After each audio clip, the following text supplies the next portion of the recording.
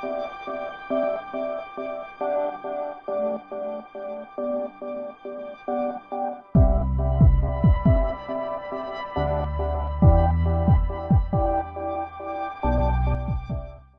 I'm Michael from the United States in the city of St. Louis, Missouri. I have 5 years of experience building applications in JavaScript amongst other programming languages, and in the past I've built some pretty interesting products with it. Two of them are called Animal Logger and Doggos for World Peace. Both have to do with animals in a variety of ways. They helped. They both had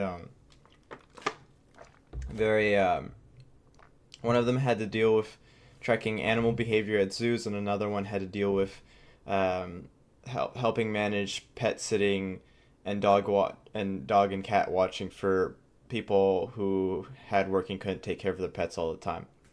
So what are we going to be building in this project? In this project, we're going to be building a tournament web app using React.js.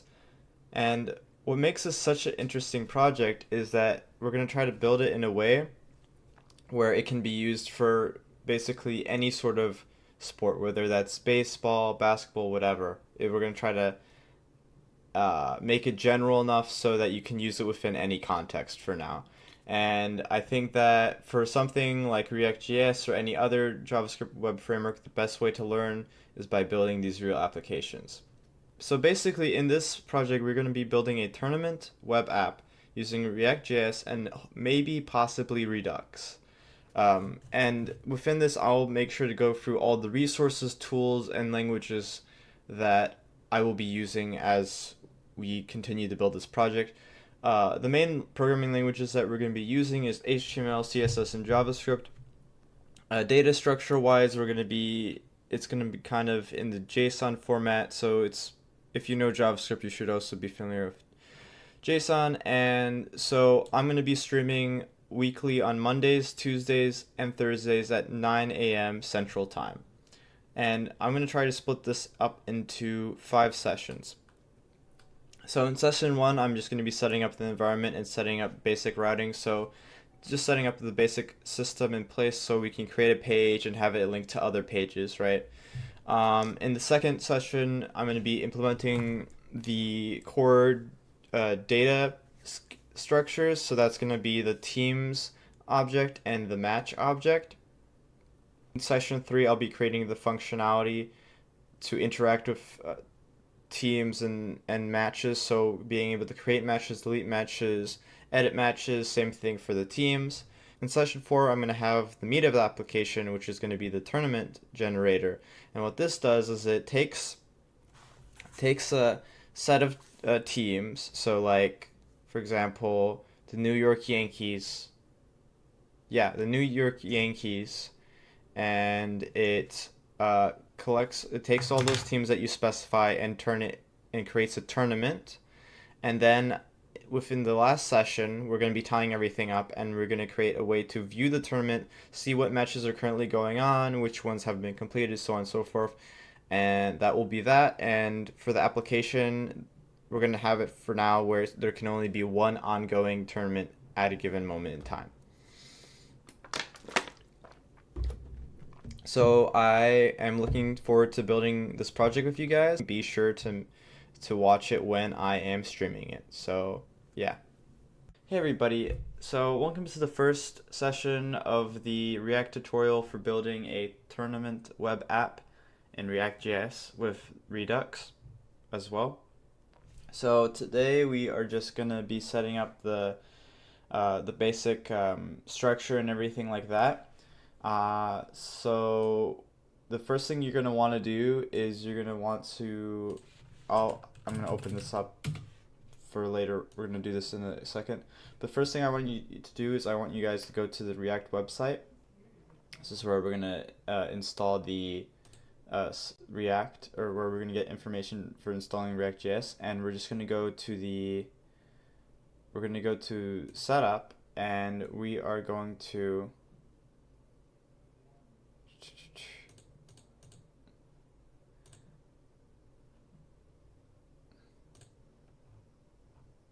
go and install the run the current install React basically. So on here it says, we're going to create a new React project. So on here it says that we need to run npx, and that means that you need to have about, I guess, the latest version of npm for that.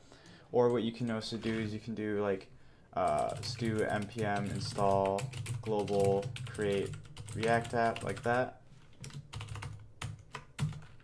and that will install everything for you. But since I have it already installed, it works. So I'm going to go and I am going to get into our directory where we're going to have a thing.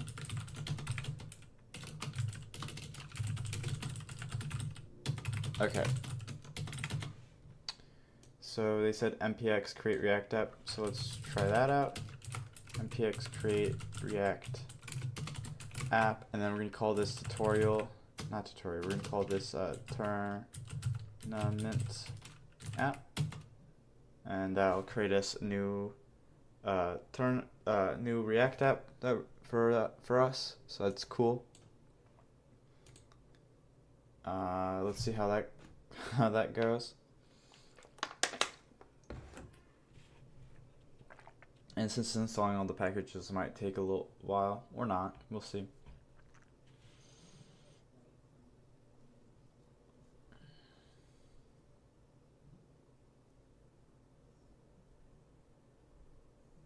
Awesome. Okay, and I'll give you a couple stuff like on how to start and everything. So let's see how our app looks. Okay, let's see how our app looks so far if we just use the yarn command. And here it is, it works, right? So far it works. So now so I'm going to go into Atom and I'm going to take a look at the project structure and just show you how the project is currently structured. Okay.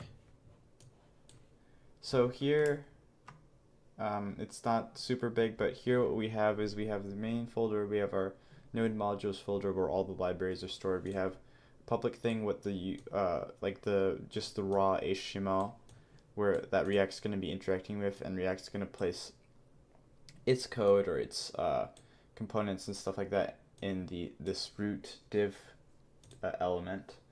And then we also have a manifest thing if you want to make it progressive web app. And then the root of the app, or all the core stuff of the application, is in the source folder. So and so far the only component that we have is this app component, and this is what is being rendered currently onto the screen. And in just a bit we're going to take this off, but we have a couple more libraries that we have to install. Okay, so I'm going to go and paste the link to what we need, the libraries we're going to need to install, and then I'll just go over a little bit what each one does and stuff like that. So we're adding Redux, React-Redux, Redux Logger, and Lodash. Lodash is just like a utility JavaScript library. It just helps do some like simple tasks that would take a little bit more time if we did it by hand, just like interacting with objects and arrays and stuff like that. Redux Logger is just going to help us when we're developing our application and integrating the Redux state container.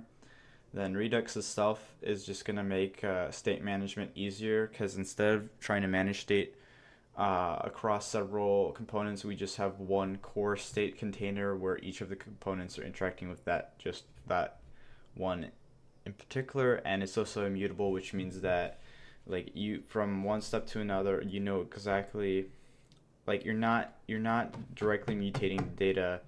You're writing functions that take the current state, and then it copies it and returns a new state instead of editing the current one, basically. So it makes some things Like when we integrate it, it'll make a lot of things a little bit more easier, at least easier to track in certain regards once we also have the logger in place and everything. Okay, so we got that installed. Gonna close that out on our thing.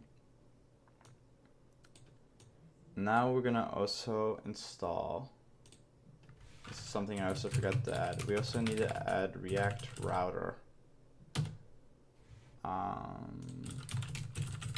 Let me double check that. We also have, what else we need to know? I also have, and then React Router DOM.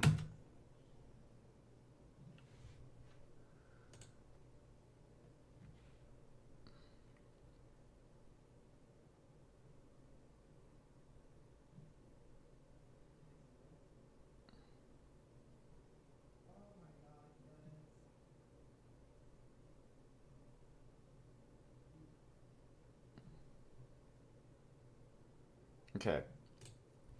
And just, I don't know if I'm going to use this, but I'll just add it in case. Wait. Connected React Router.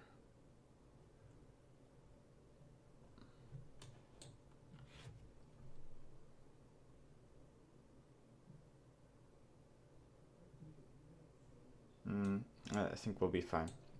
And then and that's it for the libraries. And the React Router thing is just going to make it like, now normally you're going to build single page applications with React, but in this case, to abstract away the complexity, I'm going to try to divide it up into multiple pages. So that's kind of why.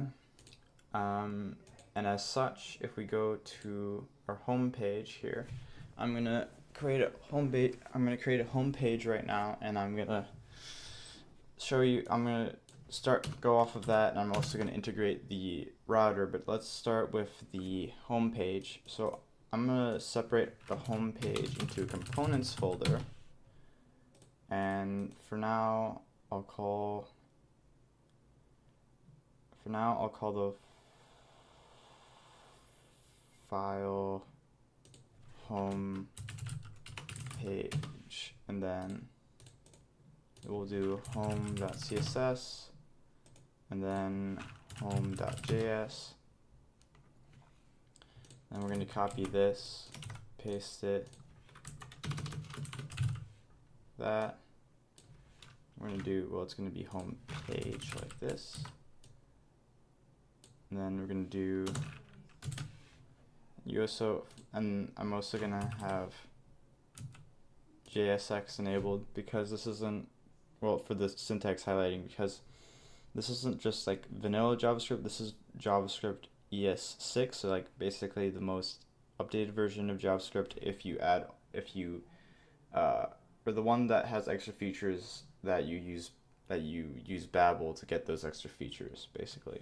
And what Babel is, it's just a system to convert like more higher order, like bleeding edge JavaScript to like a version of JavaScript that like a majority of web browsers will be able to handle, basically. So that way you can write JavaScript in Chrome and also have it work in Firefox, so on and so forth. So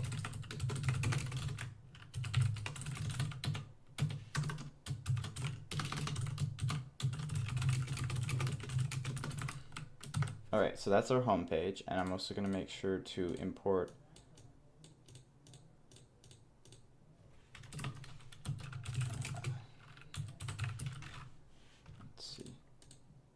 was it this one? Yeah, I'm also going to make sure to import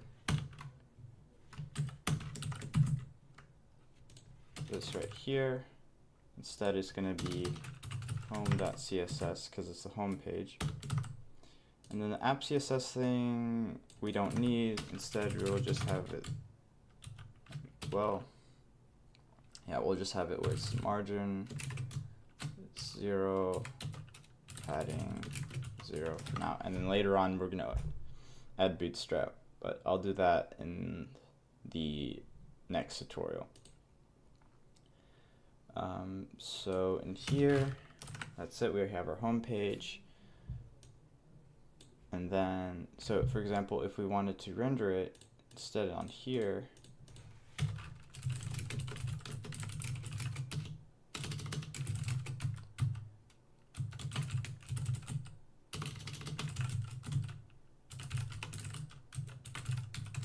we render home page like that. If we go back here and we start our web server again, that actually like generates the React application, hosts it. Okay.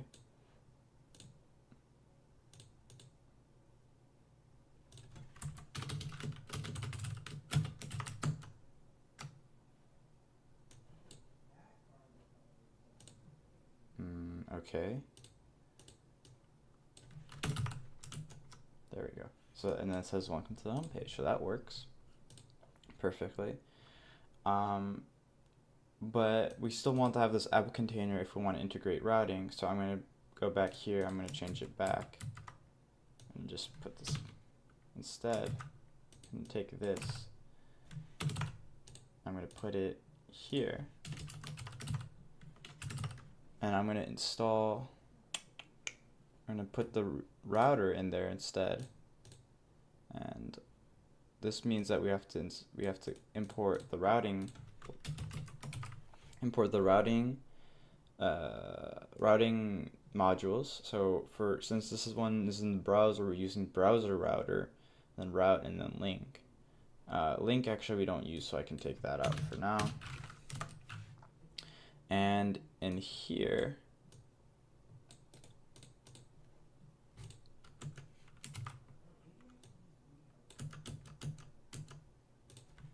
we have a router tag and the routes, and then for the component we have homepage.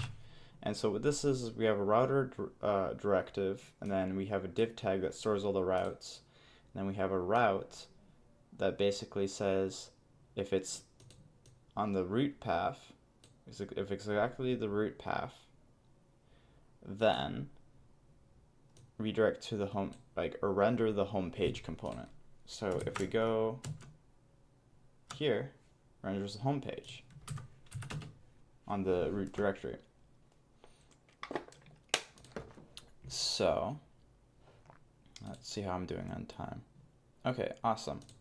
So one more thing before I finish is I'm going to also incorporate Bootstrap 4. It's just going to make styling this application a whole lot easier, and they already have a CDN in place. So we can just copy the stuff into there, and since we want this to work on the whole web page, we're going to put it in here.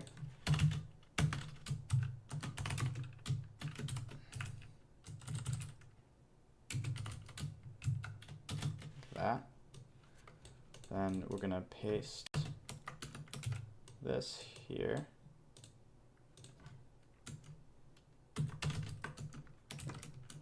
And then we're going back here, then we're going to copy this.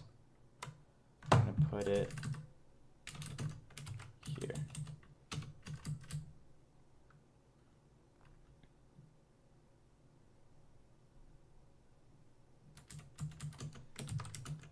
Then if we go back to our application, that's not it. You can see that now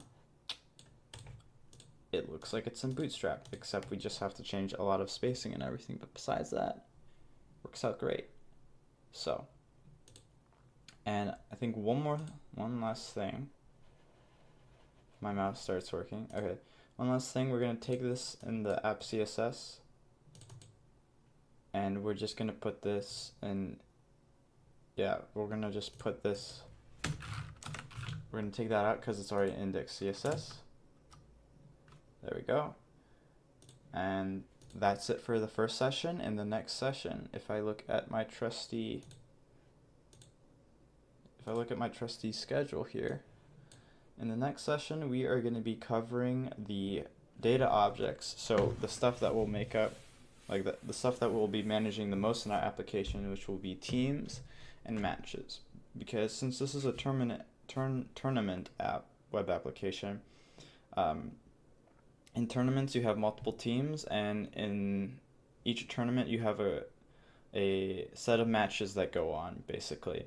So that's what we're going to be implementing in the next session. So I'm pretty excited for it. It's actually a whole lot more fun than just installing libraries and just making a very simple homepage that doesn't have any like CSS or anything. So stay tuned for that. Stay awesome, everybody. Hey, everybody. Okay.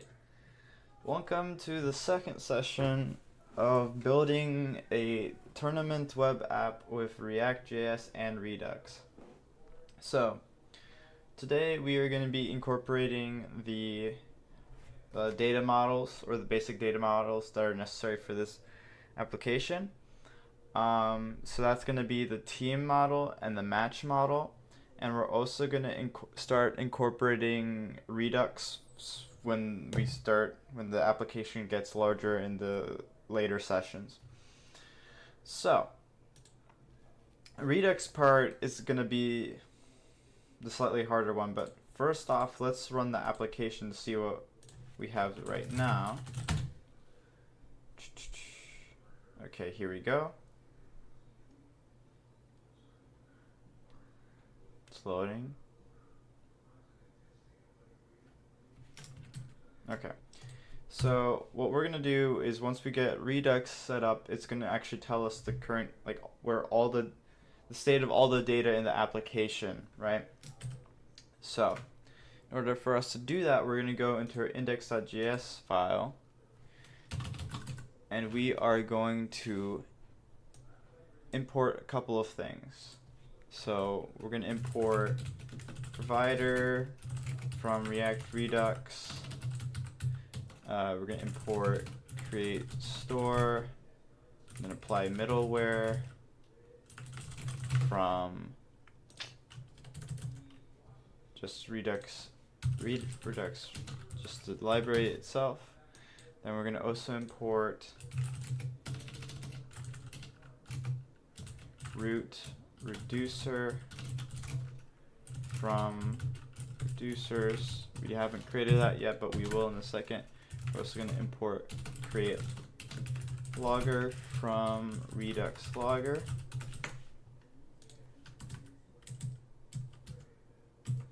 And then what we're going to do is we're going to create our store. This is basically where all the data is going to be handled. And then we're going to apply a middleware. This is just like another piece of software in regards to how we're going to handle like the state and everything.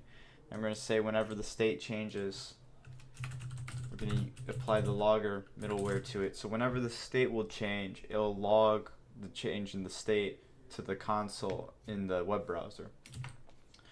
One issue right now is that we don't have, actually pretty stuff. We don't have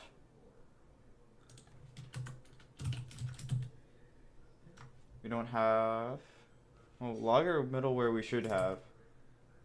Okay, I didn't import that yet. Oh, because we haven't created it. So I'm going to create our middleware right now. So now the issue is we don't have a reducer. So we're going to go here, go to folders or files, we're going to do reducers, and inside reducers we're going to do index.js. Then we are going to do root reducer, export constant root reducer. We're going to use the arrow function that takes an state and an action, and we're just going to have it return the state. So what a reducer does is it takes the current state and then you apply it, and then it takes an action and you apply that action onto the state and you return a new state. Since we don't have anything here, I'm just going to put it as this. If we go back here, it works fine. Provider is defined but never used. We're going to get to that part. reducer, expected reducer to be a function. It's a function, I believe. Yeah, it is. Function, state, action, state.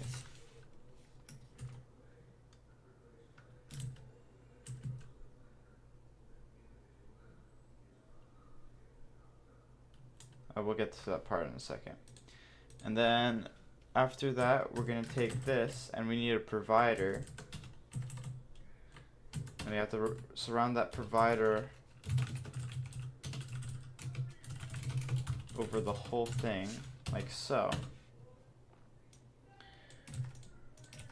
And what this does is it allows us to access our data store from the rest of the app, basically.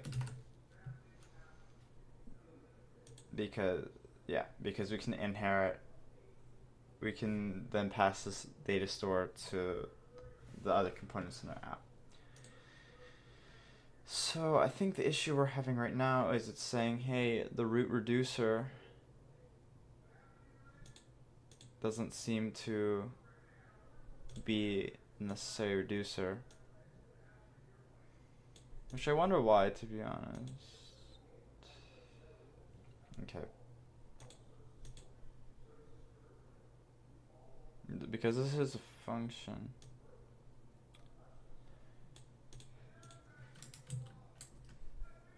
Okay, now it works.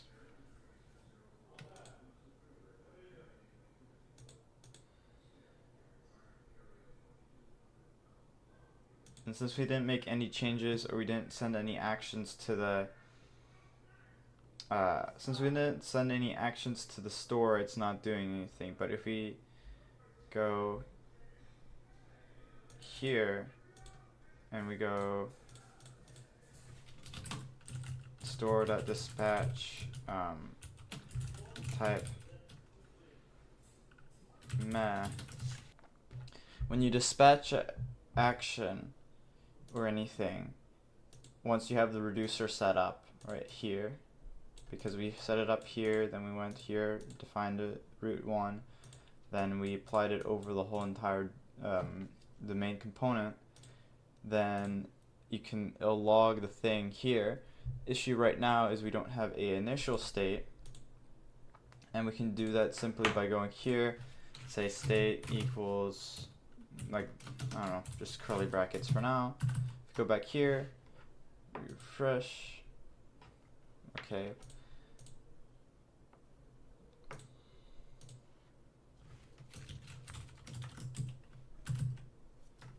Let's refresh it now.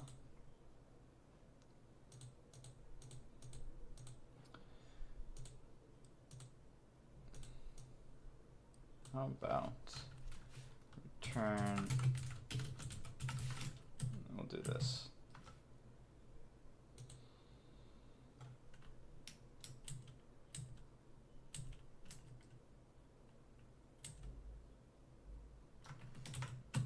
Okay, how about that?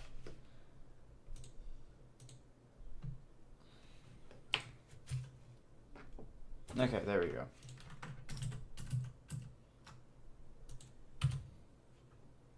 So now our initial state is that. I'm gonna just try it one more time, just returning the state like this. I'll just change this into that. Okay. Alright, and then what if we do curly brackets? Okay, perfect. So that's that for that portion. So now it's actually time to create the data objects. And data objects are pretty simple, so I'm going to try to go through it not too fast. But first things first, so we want to install this tool called UUID. And what this will allow us to do, not UUID, UID. What this will allow us to do is create unique IDs for our models or objects. And this will just make traversing some things a little bit easier and just save some space and data wise, because we don't have to we don't have to repeat data that many times. So, and maybe I don't know. Okay, so we go here and we're gonna do a new folder called models, right? Then we're gonna do a new file. We're gonna call it team. This will be export default team. Oh, we'll have class team. Let's see how it goes. Yeah, class team. This. And I'm gonna do import UID from UID like that, or that's better. Okay, and then we'll have this .id equals UID.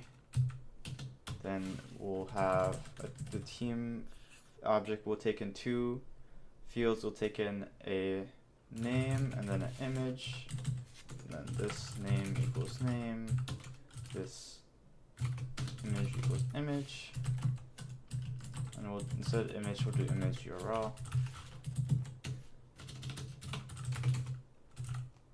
There we go. So that's that object, and this is where, so since the tournament there's multiple teams, so that's why we need to have a team object, and each team model will have a ID, a name, and then like a little image to represent it. So that's that one, and then we're going to do another one, and we're going to call it match. Yeah, we call it match.js. We also have to do export default team like that, so that way it knows what to export. Just because when we import this file later, we want to make sure that it knows that we're exporting this chunk of code right here. So then if we go back here, this is going to be another one, but this is also going to have UID from UID. Okay. Class match right here.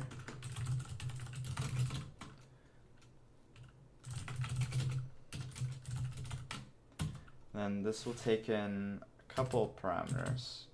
I'll take in team 1, team 2,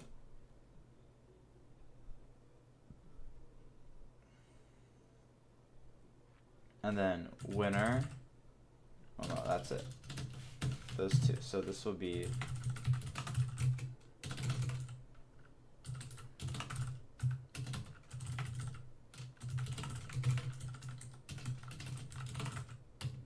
and then this dot winner will equal null, and then this dot score 1 equals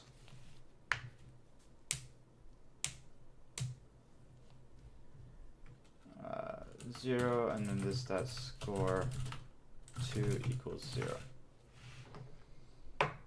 And we also want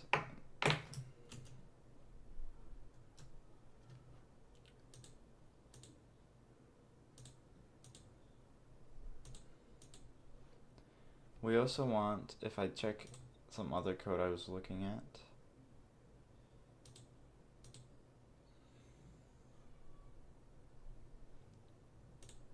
okay, we also want to have a way to set the winner. The way we're going to do this, and we'll have it, we don't need a getter for that because we can just pull it, but it's fine. Well, we'll have some extra stuff, but we're going to definitely have this static get team 1, this return team 1, static get team 2, return team 2,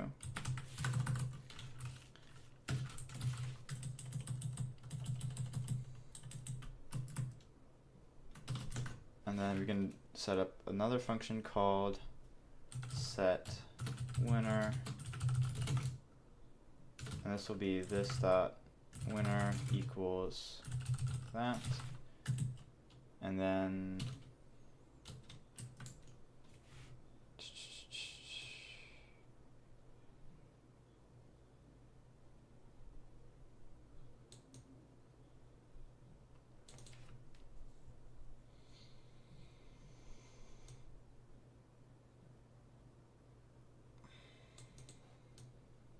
we want it to be, here we go. Well, we'll have it like this. Okay. And we might come back to this later depending on what extra functions we need to do. There we go. And then we need to also check if the match was ended, like this. But other than that, that object is basically set. Later on, if we need to go back to it, we'll generate some initial teams, right? And the way we do this is instead of having one reducer or one function that handles all our changes to data, we have multiple ones. And the way we do this is by using a function called combine reducers that combines the reducers for us, so we don't have to worry about like putting them all in one thing or all in one function, right? And then we'll do import, we'll call it what? Import teams from, like that. And then we'll have this, and this one will be export constant teams.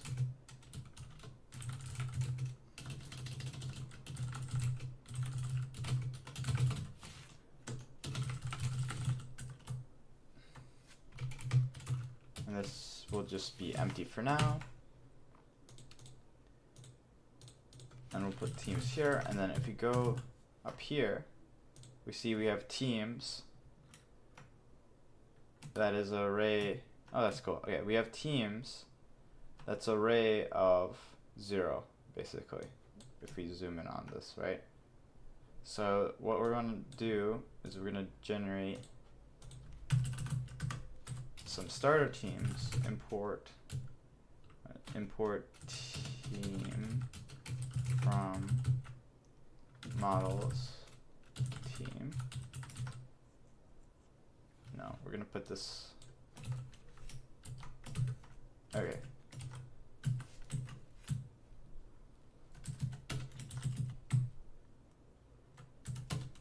Okay. So we're gonna do new team.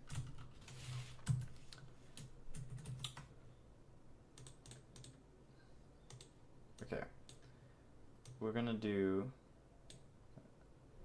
3 new teams. We're gonna have team wildcats. I'm gonna set the image to null for now.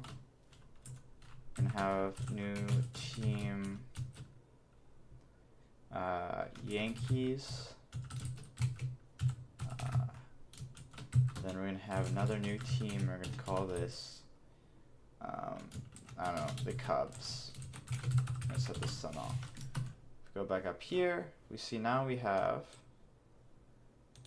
team, an array of teams that all have unique IDs. They have names and image URLs like that.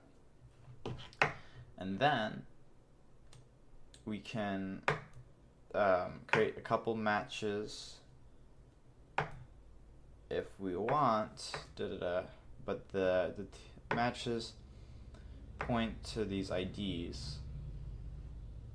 So we probably want to pull those initial, we probably would want to pull these first and then invoke an action that's like, hey, do that or something. But we can worry about that when we want to generate matches, because matches are going to be generated by algorithm, not initially. But so let me see how we're doing on time. So that's that, I think. I'm gonna add additional team here. I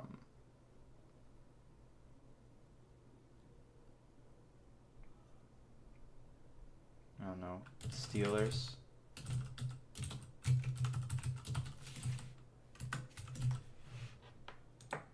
And then what we can do is, so we have app.js, right? And we have our home page, right? We can set up a container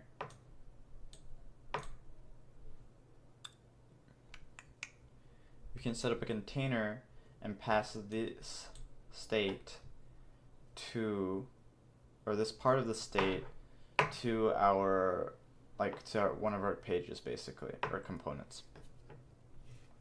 So if you want to do this, let's go to a home page. Okay.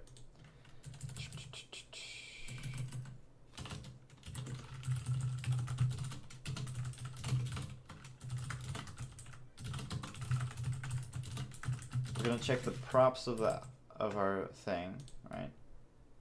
Match, static, location, history, right? So we don't have information about teams. It's fine. Okay. Class name. We're gonna put this in container. Then I'm gonna put this here. Class name. Text center. This will just make it look better. Okay. And then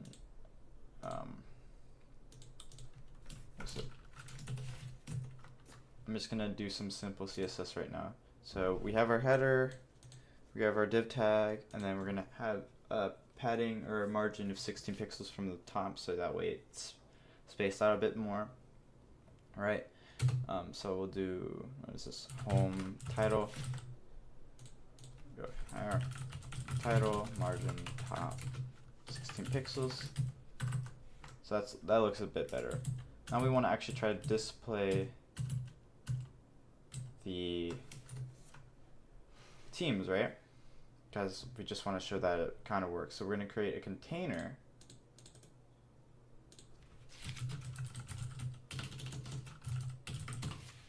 We're going to call this home container. Home container.js. And what a container does is it's like a way, it puts our component or our page in a box, and it adds a couple more stuff to that box with that page.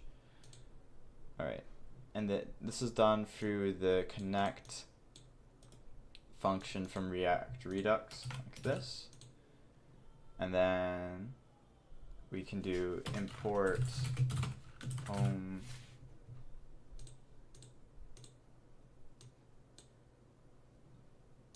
import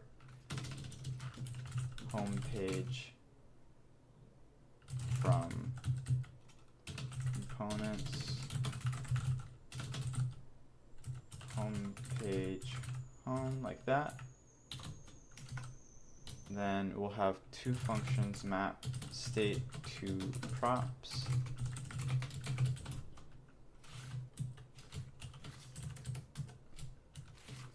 And this returns a couple of data fields that should be added to the properties part of that component. And then we'll have another function called map dispatch to props. And then this returns a bunch of functions that allows us to change the data, basically.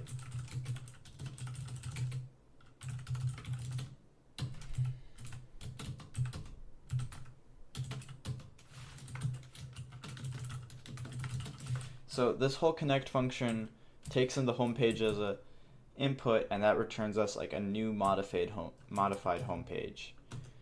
And then what we're going to want to do is we're going to want to return our teams, and this will be in the teams field, since if we look back here, right,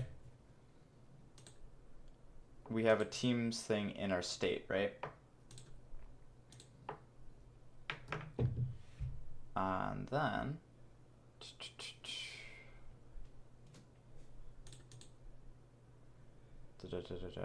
and then we go back to here, And instead we import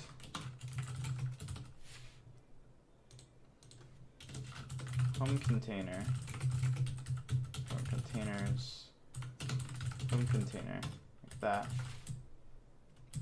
And we put this here instead of the page.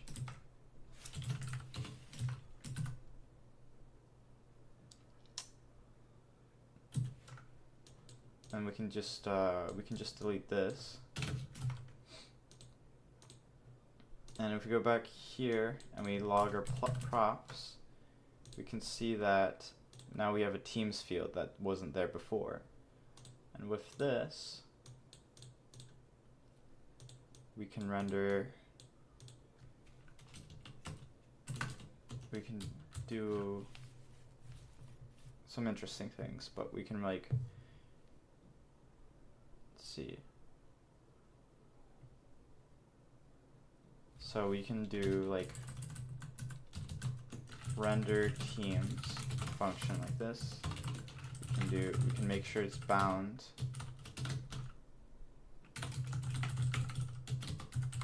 Okay.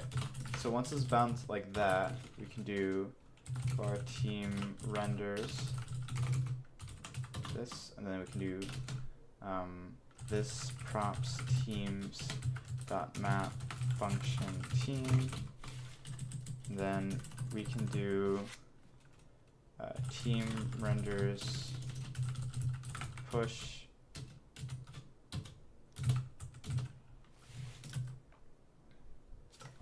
the team, what, the team name? Yeah, the team name. I think it's just one. Team name.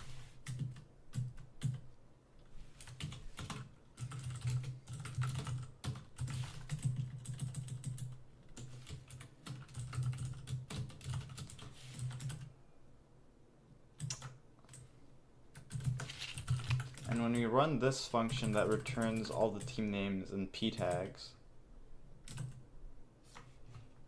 They're rendered here. So that's pretty cool. And then we're gonna probably create a, let's see.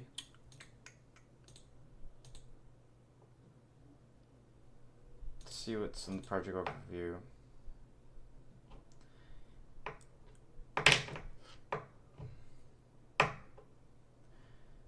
In the next one, we are going to create a page. We're going to create pages specifically for teams and matches, but we're going to do that next time. I was just wanting to show you that now both our models are, nope. Yeah, that both of the models right now are currently working.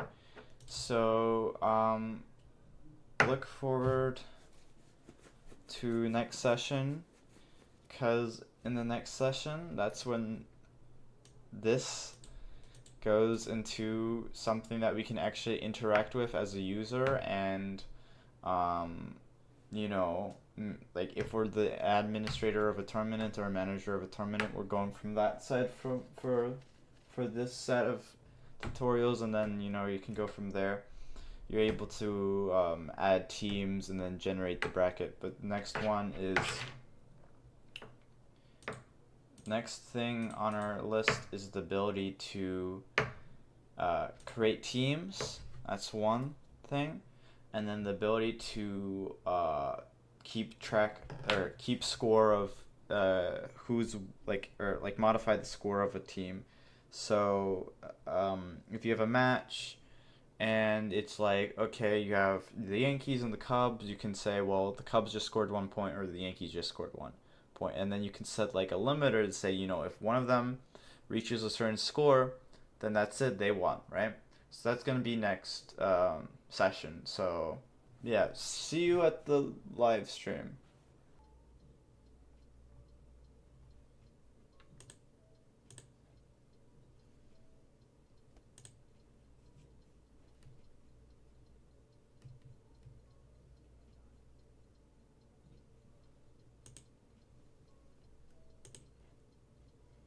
Okay, I think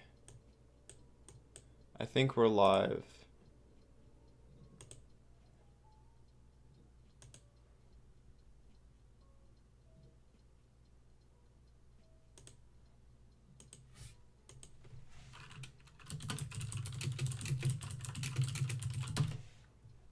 Okay. All right. I hope it's live. I don't know. Okay.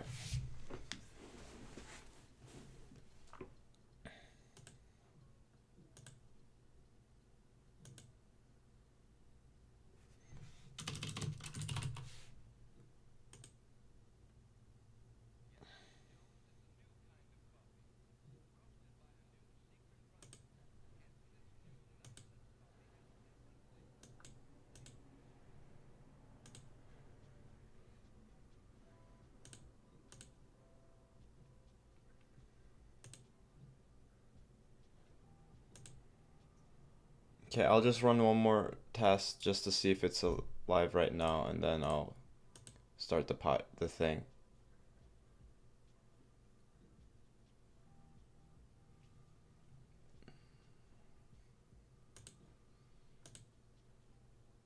Alright, it seems good to me. If it's having trouble or having problems, just write a message in the chat or something. Okay. And then the microphone should also be working too as well, so.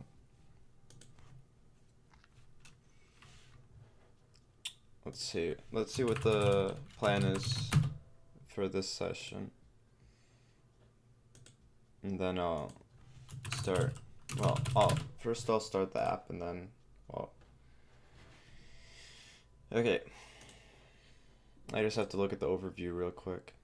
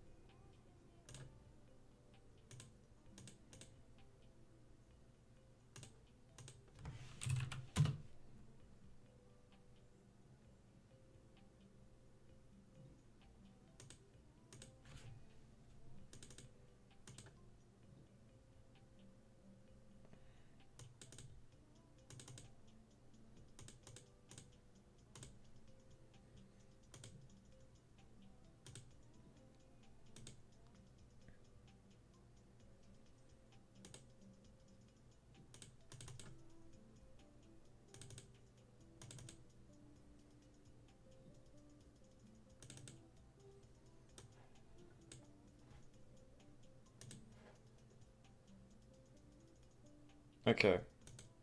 Alright, so we have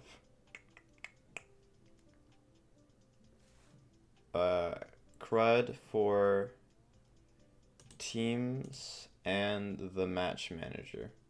So we will do that then.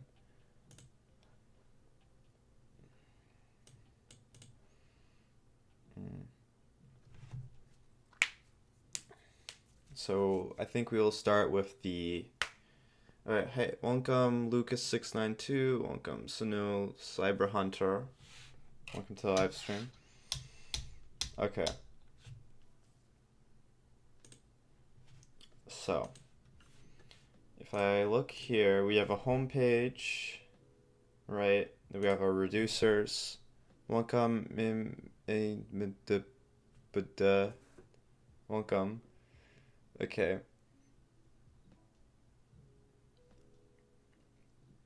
All right. Okay, so I'll start the app and then we'll see where we are with that.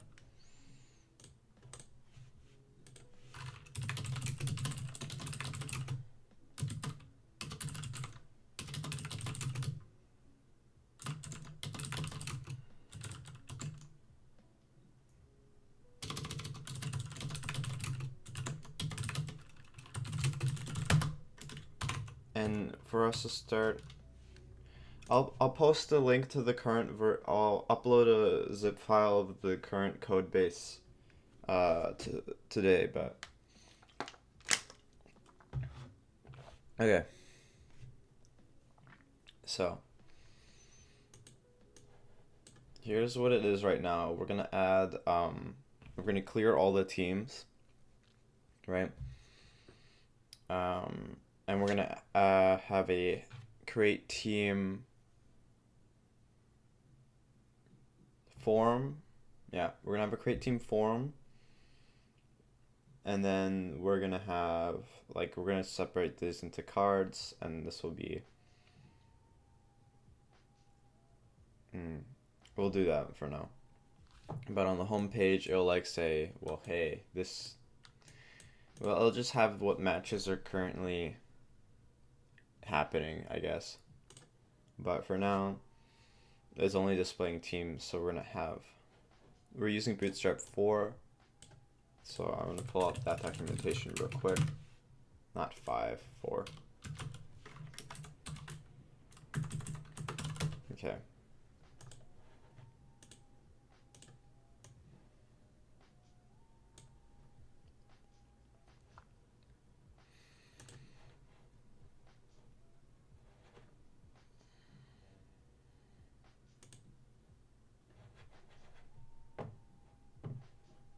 My mouse is acting weird. Okay. Alright. So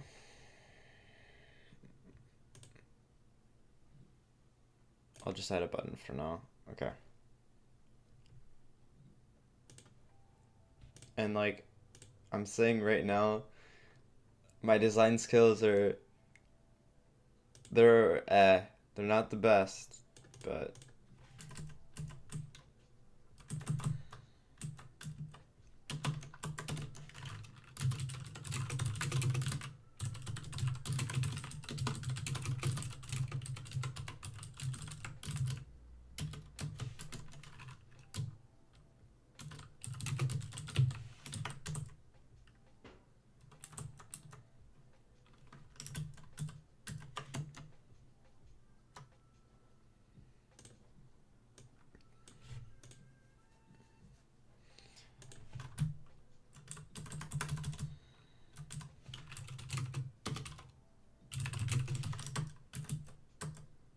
okay.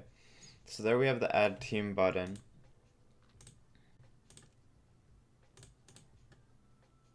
I'm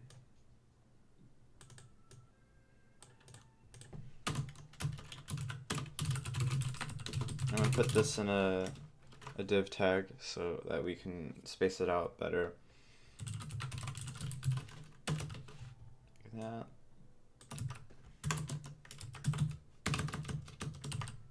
And then I'll add some CSS. Let's see, team view.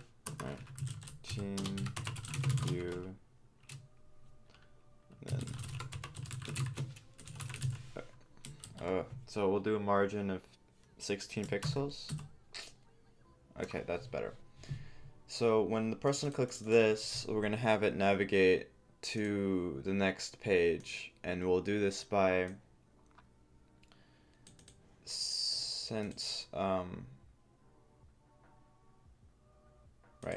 since we incorporated the React router in earlier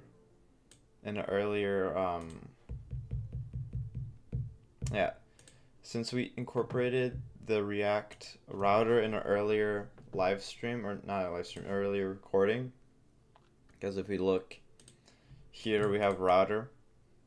I'm gonna add a new route, and it'll be what, create team, yeah, and we'll do, it doesn't have a component yet, we'll figure that out later. Okay. So we'll do a new component, and it'll be add team. Then we got home, add team.css, and then new add team.js. And then we'll just copy this real quick and we'll empty it out.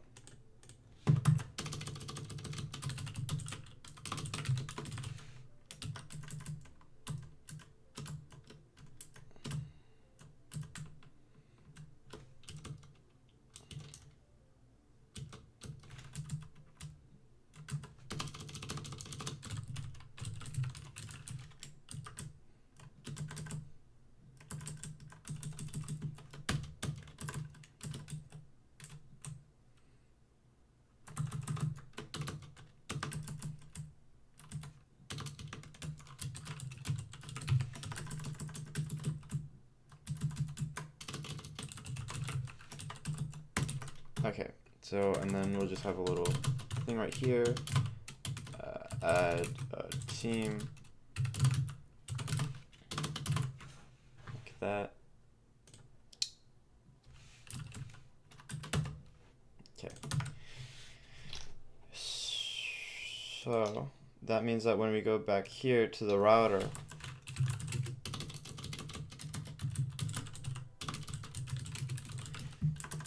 and so we have regular pages and containers. Containers actually interacts with the Flux environment, but since we're just adding a team right now, for now, we're just going to put it as a regular page and then we'll modify it later.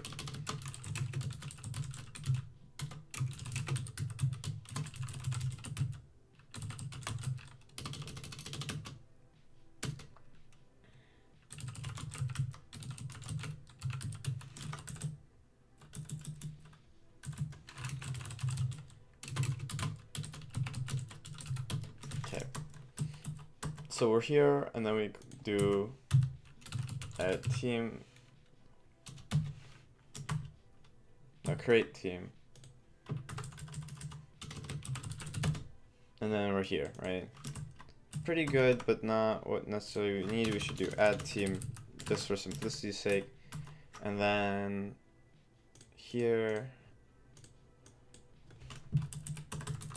I'm gonna make this center itself like this, because this is what you it's just a helper thing in JavaScript. Yeah, okay.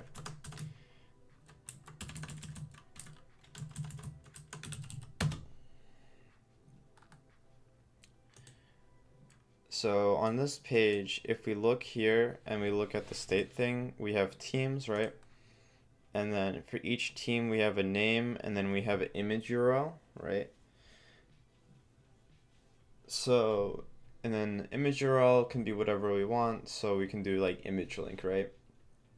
So I'm gonna put this in a container first, because this is gonna help it when we're actually adding the team. So we'll do add team container.js, copy and paste that, and then this will be add team page from here.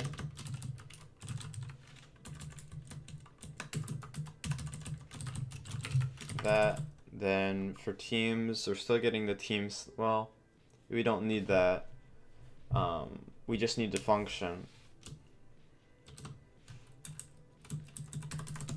So we'll have a function here. We'll have team that, and then we'll do, this will dispatch this. Oh.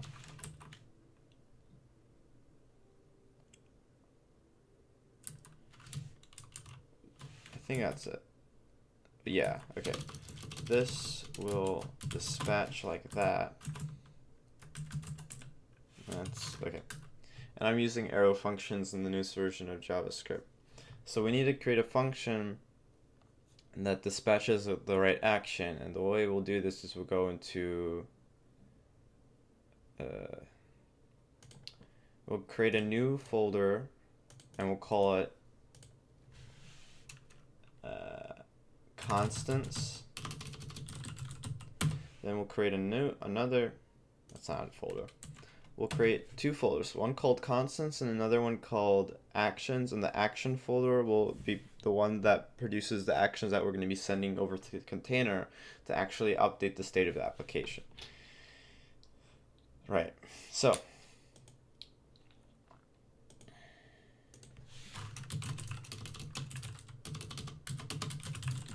we'll have this folder, and then we'll have another folder, and we'll call it actions. And with the folders, if you just want it to be the folder name, you have it index.js,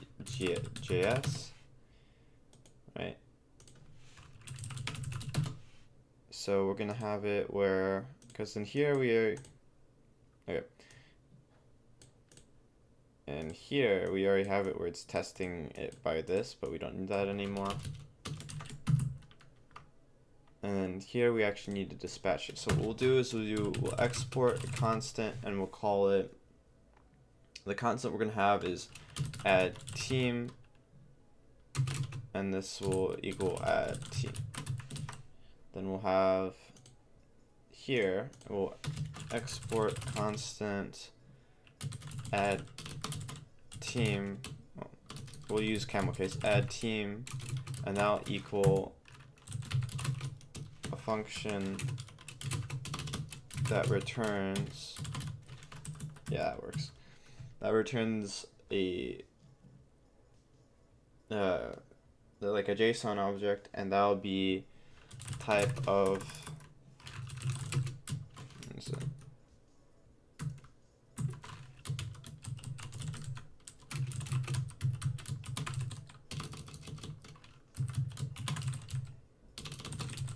well, actually before that we're going to import this add team constant here, and then we're going to put that constant in here like that.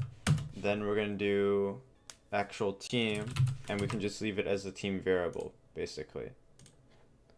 So I'm just going to check its stream health real quick right now. Okay, stream health seems okay. All right, good. So if we go back here,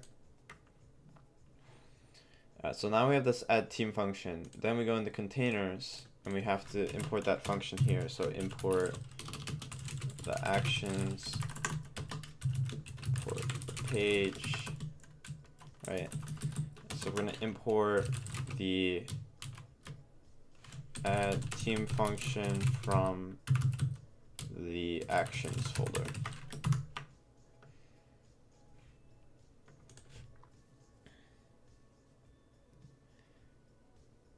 And here we go. Okay, that's better. So since we did that, we can go here and we can say dispatch the add team action to the flux container, or to the reducer, right?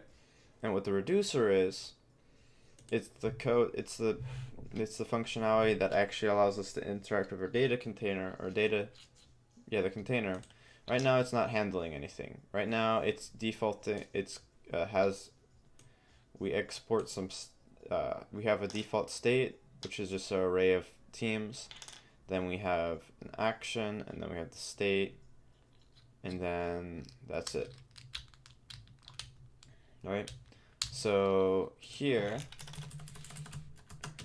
now we can do switch action.type, and by default we're just going to return the state, right? Hello, Andrew06 from the chat. All right, but if the action.type is equal to one of the constants that we put in the constants folder, and that constant we did was add team from constants, right? If that's the case,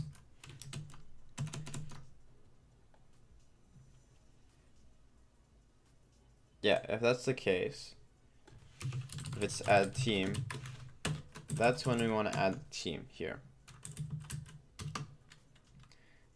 And so I think it would be var teams would equal ... state. Then we do teams dot push action dot, we do var team, we do team equals action dot team, right? Then teams will equal ... state. Hello, Harzika2345. Thanks for being the first one to write something in chat. Okay, and then we're gonna create a copy of the state. Well, it's the ...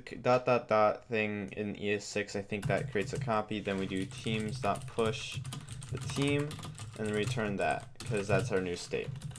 So in theory, that should work. That takes in a team as our. It takes in a team as our variable, or it takes in the team as the action. Then it sends it over, and then it appends it, right? So we go here. Then we need to render some. We need to redirect to this page, right? So let's see. We are in. Well, first we need to actually activate this container so we actually get the variable. And it already connects, it should connect to the, what do we have? Add team page, right? So back in our router, instead we should have add team container. I think that's what it is.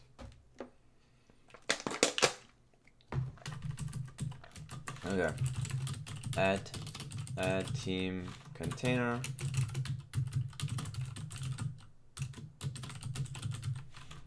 Alright, perfect. So instead of this, we have the container here. So if we test that here, it's like, oh, it failed to compile. Unexpected token dot dot dot dot dot dot dot dot dot dot dot.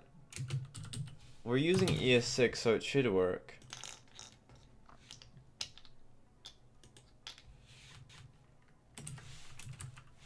It's called spread operator, right? Okay, I get it now. So we have to, since it's an array of teams, right? For our spread operator, since this is like something new in ES6, for the spread operator to work, we have to actually put our this in an array like that. Okay, unexpected token, expected comma. Why?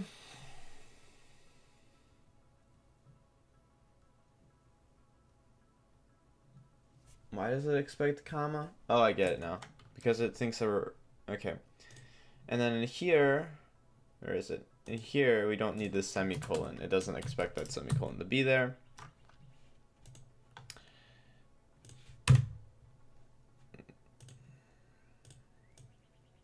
Okay, I got a better idea. Do this. Dispatch.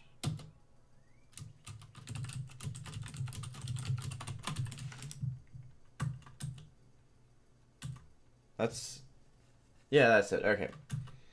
So now we're here. I'm gonna go, and then since this is within the container, if we go to our page here,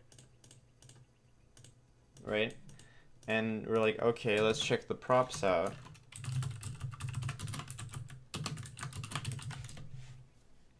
What should happen is now we'll have a new function. Right. So now we'll have a new function. So you see in here if it's visible. Well, here. Okay. Yeah, it's. If you look here, now we have this function called add team, right? So that's great. So we're in here, but now if we want to add a team, we need to be able to somehow redirect back, right? Or redirect to it. So if we go to home page, right?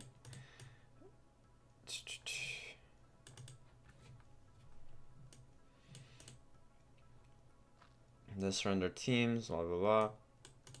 We're gonna have a function called, well, we want a function that triggers, right? Okay, so if we're here, right, then we should have an onClick function here. I think that's what it is, right? OnClick, and then we'll do, we need to do,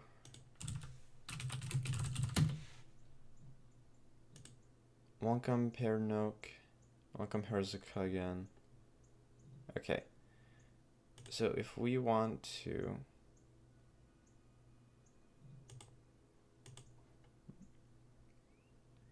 that's not it. I'm looking at the docs for it. So if we go here, put this in a separate page. Okay. And then I'll put this in a separate page. Put that in separate page. Okay. We go here, right?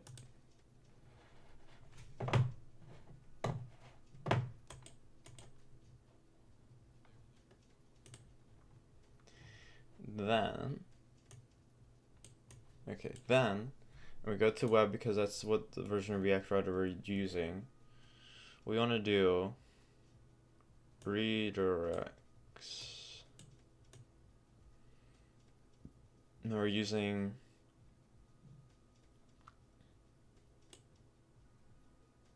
this. Okay.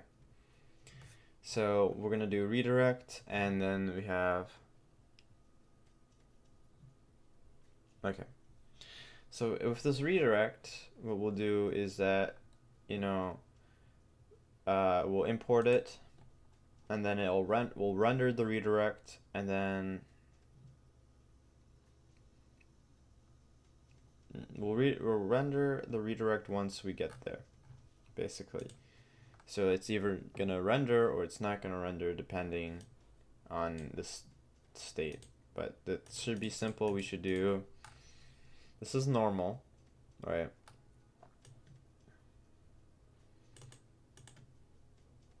If it goes, what is it? Go to team, add team, right? We'll have a state here as well. Well, yeah, we'll have a simple state for now. Just for redirecting. Redirect to add team, and this will be false, right? So, and then we'll do this dot set state at team equals true, or var new state equals this state, and then new state dot add team equals true, and then we'll do this like that, right?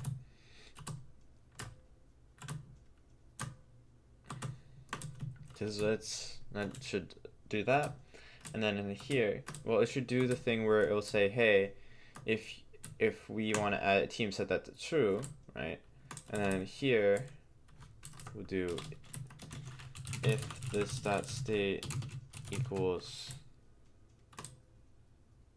or no, this dot add team, that's when we're gonna render the redirect here, right? So this function here, we're gonna bind it so that way we can actually have access to the appropriate function. So if on the onClick thing, this would do this dot add team.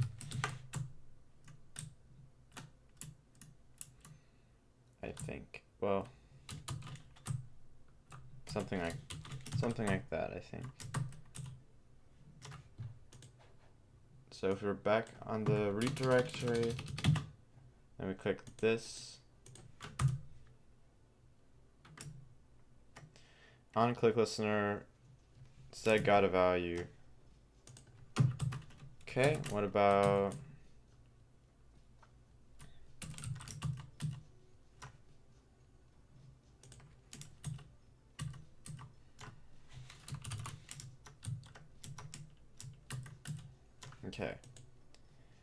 expected on click listener, set guide string.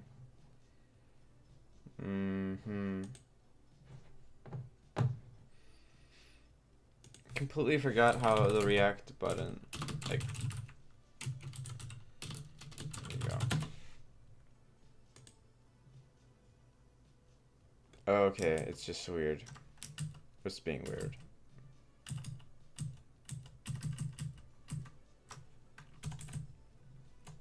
We actually don't need quotes. We can just put this like that, and then it'll work, right? Okay, so we click add team, then it goes to redirect, right? So here, that's when we actually want to import the redirect code, which is, okay, yeah. So we need to import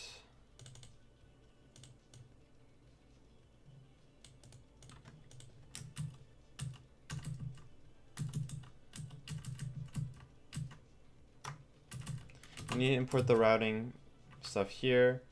We'll take this.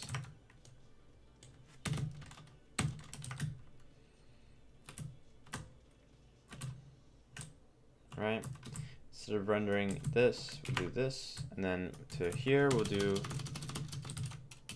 add team, and we're going to push it to the redirection stack.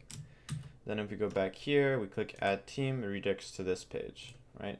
Perfect. So now what we can do is we can do add a team, then we can do a form. Inside this form we have button like that, and this will say what, submit, type equals submit, and this function will do, what is it, submit team here, and then we'll bind that here.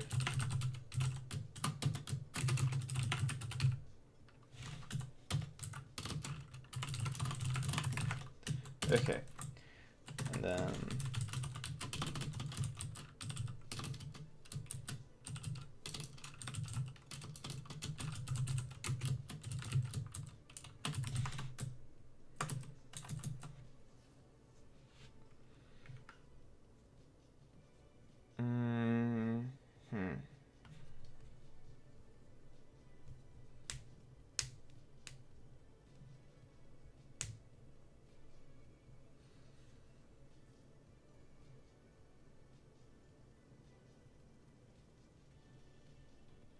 yeah, okay.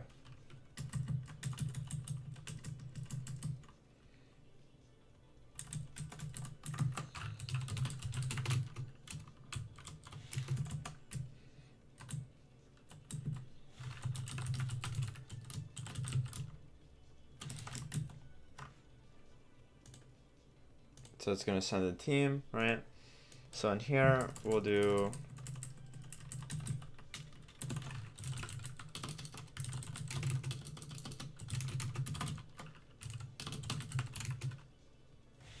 and then we also need the team object, right? From, what was it?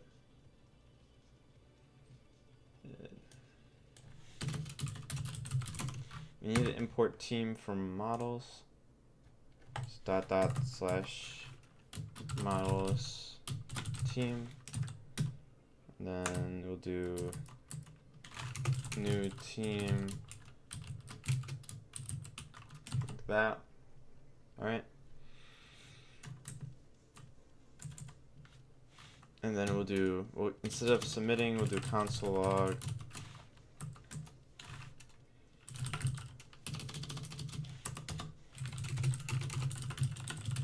Okay. We'll do that and see what happens. Cannot resolve models team. Okay. So what it's saying is that if we're in here, then we got to go twice because we have to get out of the add team folder and then we have to get out of the components folder. So now,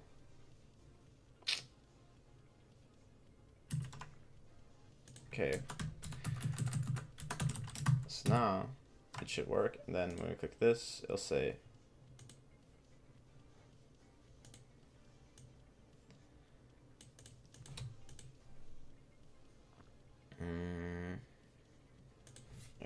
we'll turn this into a div. Well, we're gonna take this part out. Okay.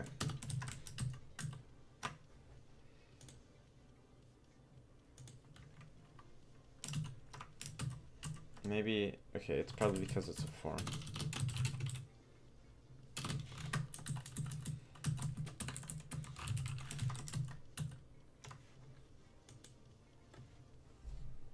So that we see now that it returns. We see now that it returns the team, right? And the team has an ID, it has image URL, it has a name, right? So that's okay for now, but that's so we'll do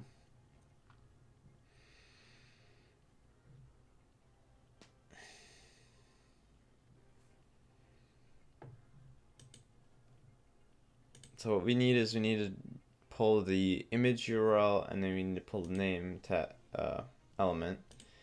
And so the way we'll do that is, and we also need to update them if they change, right? So we'll go here, we'll do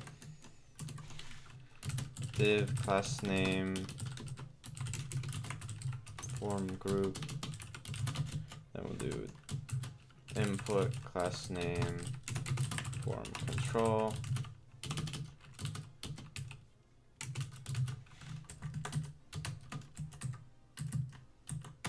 we'll do label, and then the label will be name, right? Let's see that. Perfect. Then we'll have another one here. This will be image URL.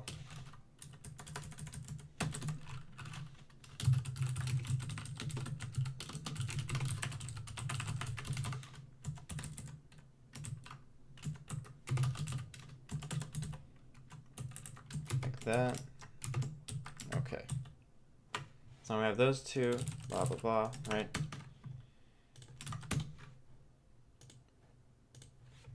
So, and then what we'll do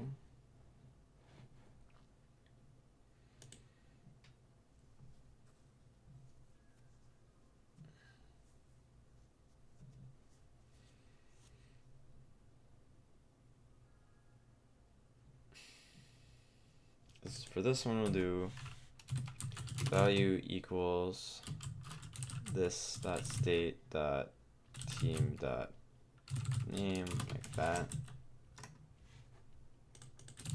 right? And then we'll do, for this one we'll do value equals this dot state dot team dot image URL, like that.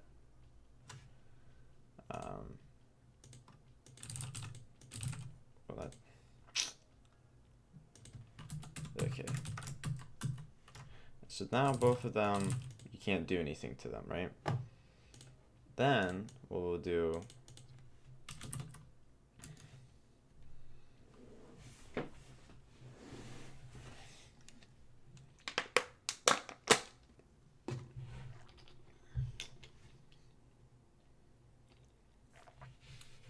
for both of them, we'll do on change, or on handle input change, like that, right? And then we'll do type, and then, or no, e type, like that.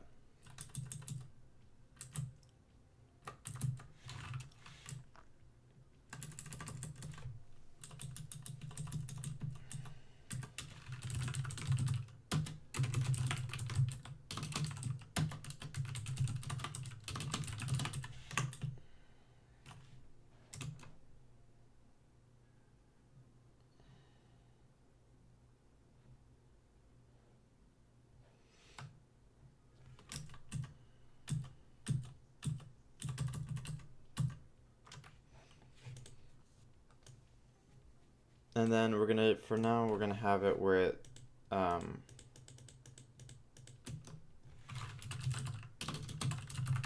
it logs a type like that, okay?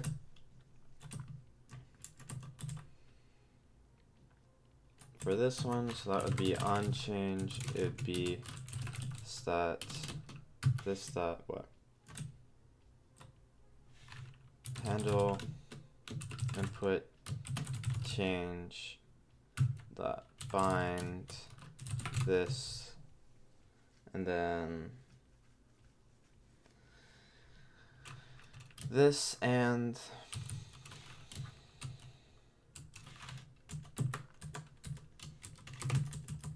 then the type of what this is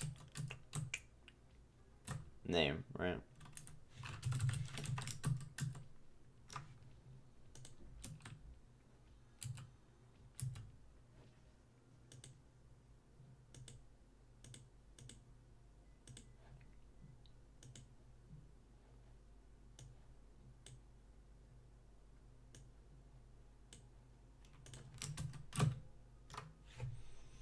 Well, it partially worked, just not completely.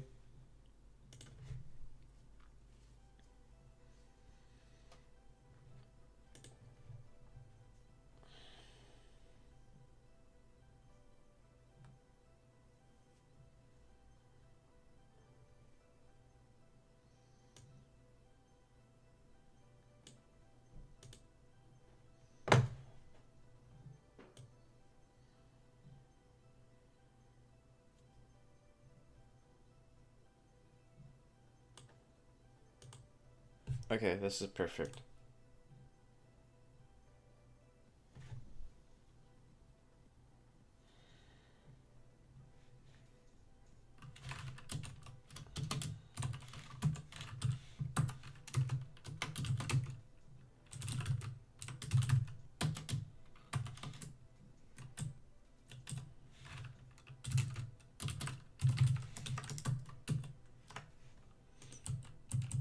So we have that one, and then we just do the same thing here, except that this one is, what is it, image URL,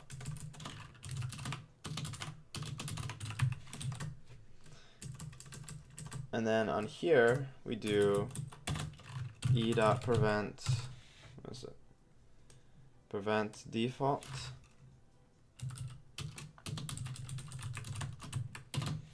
and then we do var team equals this dot state, then team type equals, and then var value equals e dot target dot value, I think, like that, and then we'll do this set state.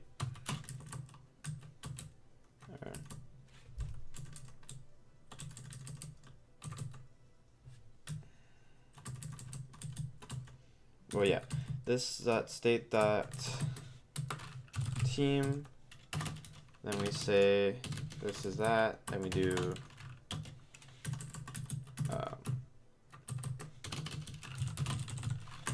and then we do new state dot team.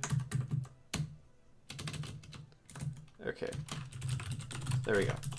So we get the new state, we tail the team of the type or whatever it is, its value, then we do this dot set state new state, like that. That works perfectly, right?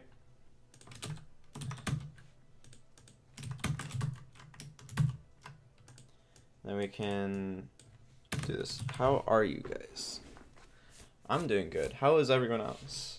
Because it's getting there. We're like,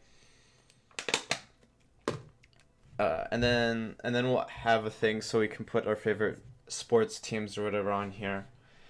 So when the person hits submit, right, then the team will be that. Then we can log the team. Okay.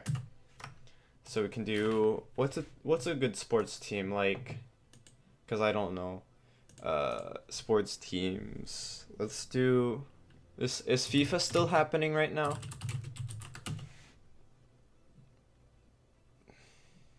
Oh, okay. So let's do France.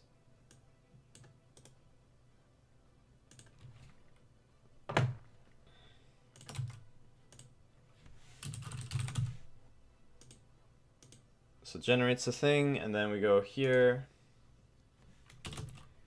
and then we do this dot props dot what?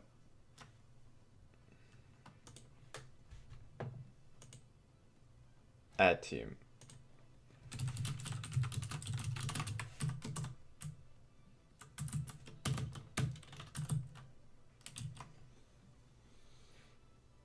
And so, once we do that, we can go back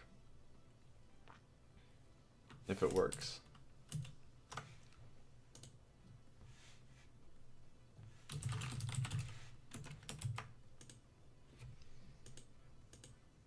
Awesome, so it works, and then after that, that means that we can do a variable here, we can do team added, and we can do false.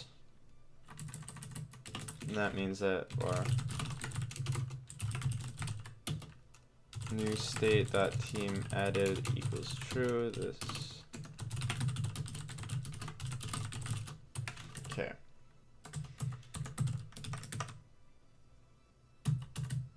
And then we have to do a redirect again.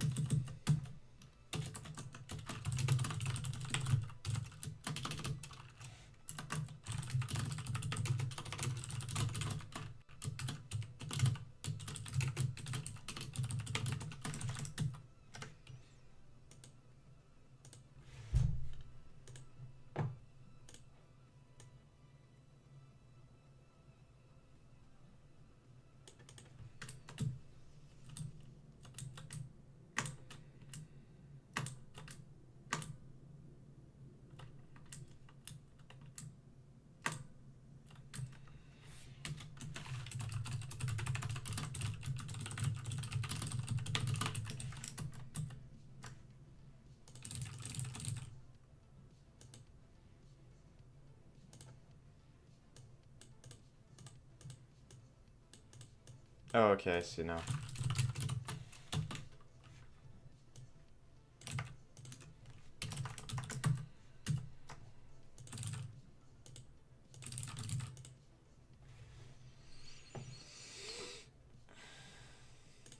So that means I have to redirect and do another redirect again.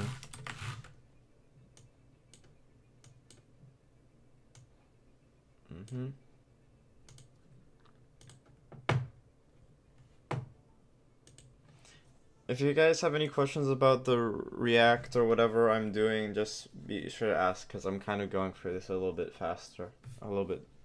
So, but I'm gonna upload the code of this session today. So.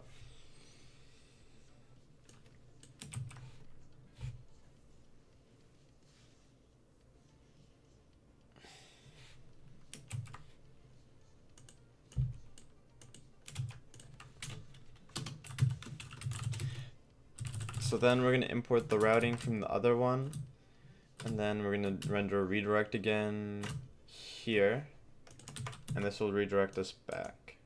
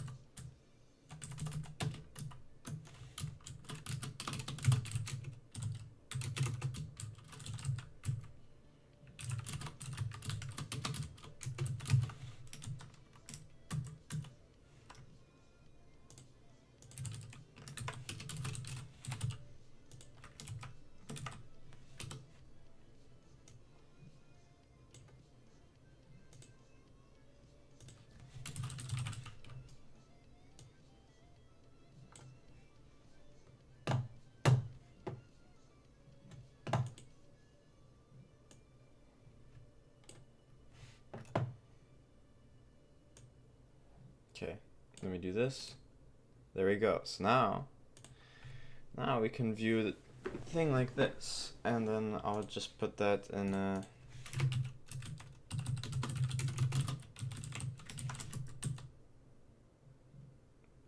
okay.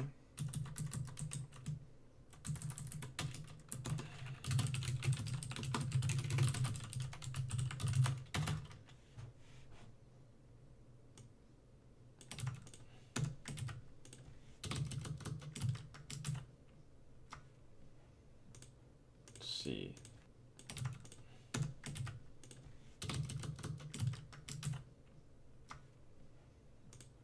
See. Do, and then div class name card, and then card team. Okay.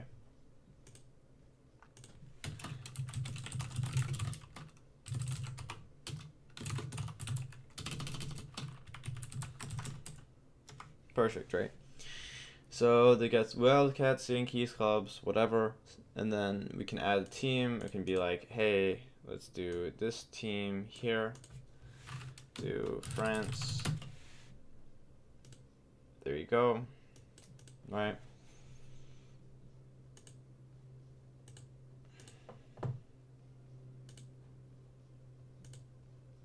Oh, we can do.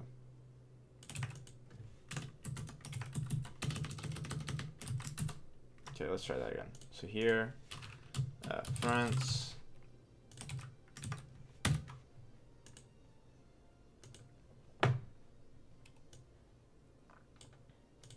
France, right? And we can do another one. We can do Portugal.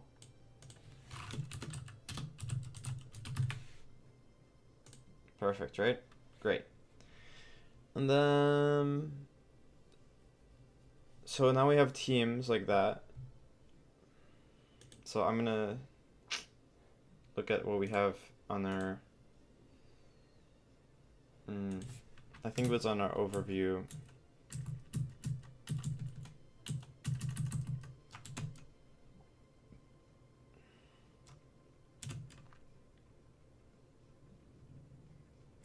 Okay, so let me check the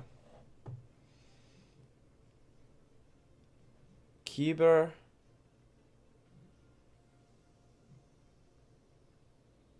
Keyber Kairos donated $3 to support streamer. Oh, cool. People are, oh my gosh, that's awesome. People are donating. Oh my gosh. Well, one person donated, but still, that's like, oh, that's a lot. $3 I can buy like a coffee or something. I don't know.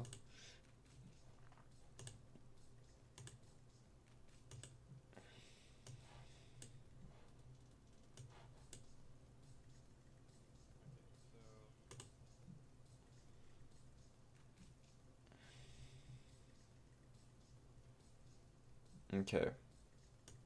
How's the, let's see. Connection looks fine. I just hope it's not too bad. Okay. So we got through, okay, we got through one half of the thing. Now we have to be able to add the ability to change match scores, right? So the way I'll do that is, right now we have matches, and then we have teams, and then we have one reducer, we have a teams thing, right? So, and the way the team thing works, the way the match thing works, if you go here, it has team 1, team 2, null, score 1, score 2, right? We're gonna have it where the team 1, team 2 is the team 1 and team 2 IDs. Yeah, so we'll have a way to, I don't know, we'll find a way to traverse the list by just the ID, because that just makes things easier. But we'll do, since it doesn't matter, right, I'll add one example team, and that one example team will just be, well, we can, hmm.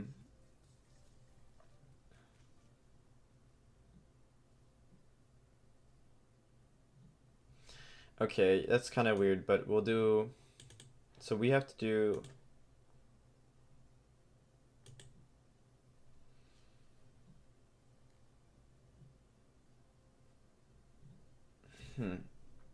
add ability to change match score.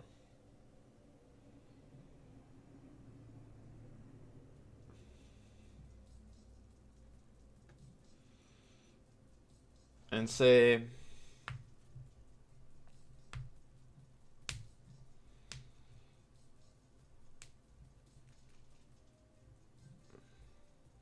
and then we'll have a way to like hit end the match, and that's it, right?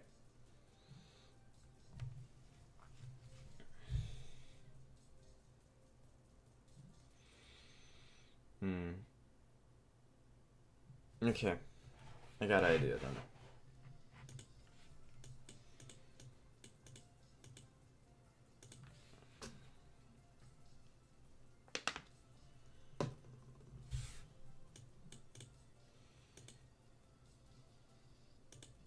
So in here, we'll have a new reducer or new thing.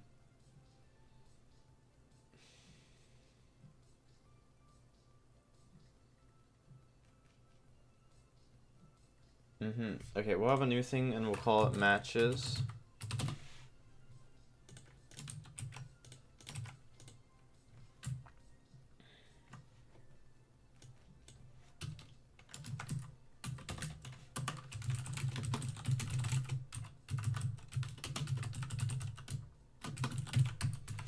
I think it'll come together. I feel username not available. Ooh, that's a good name. So we'll have it where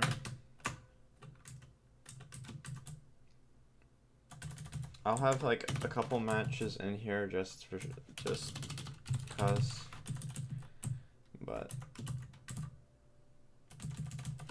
we'll have like one test match. No new match. What is it? User match. Okay. Match, and then we'll do score 1, score 2. We'll do, so for this we'll do blah blah blah blah, because I don't know, right? And then here we'll do that, and then we'll put this in here.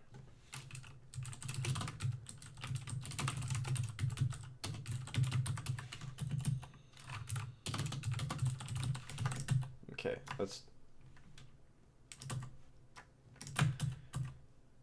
not found. Okay.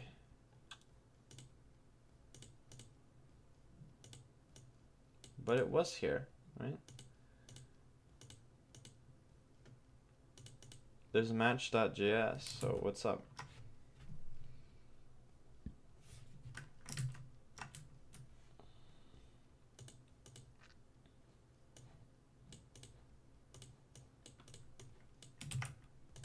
Okay, we'll fix that then.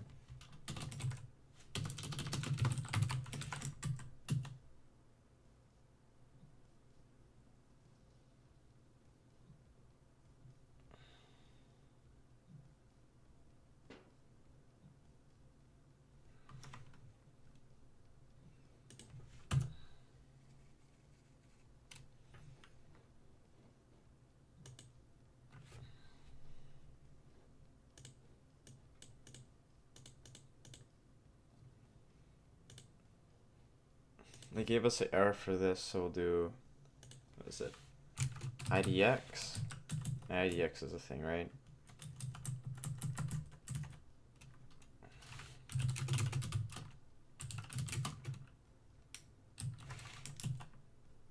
Okay, better, right? Okay.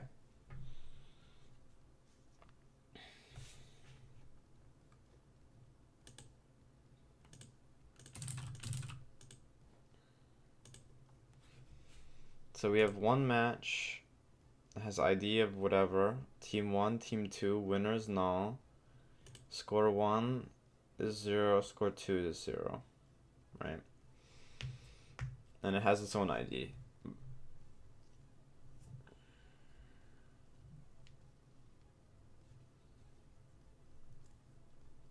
Okay. So then we can we'll add another button.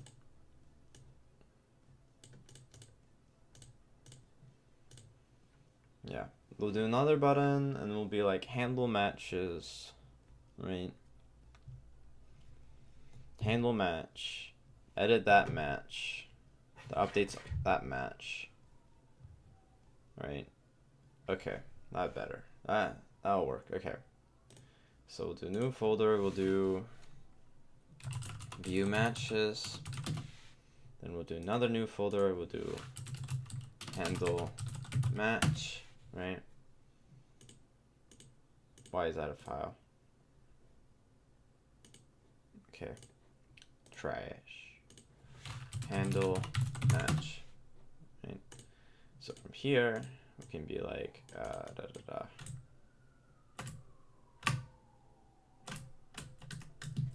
we'll do blah, blah, blah, this dot view matches, type equals button, class name,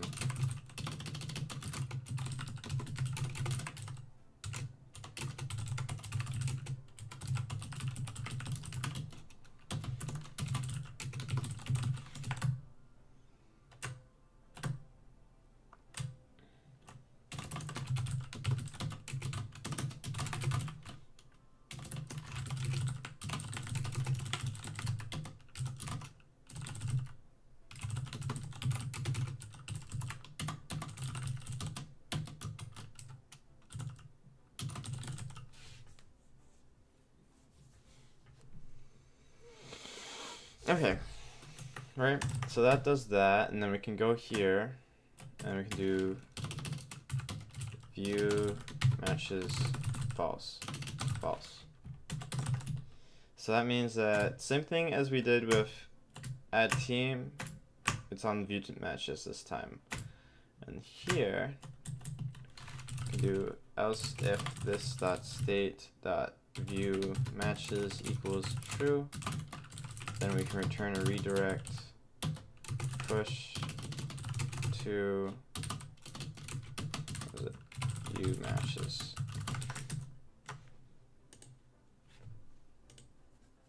And then since that's okay, well then that's a simple fix, right? We didn't bind this, so we have to go here, this view matches, this dot view matches dot bind this, like that. And we go here, click it, there's nothing here, so it doesn't do anything, right? So we'll do a view matches thing here. So we'll do view matches.js, view matches.css, copy and paste this thing, do view matches page, take a lot of this out because it's unnecessary.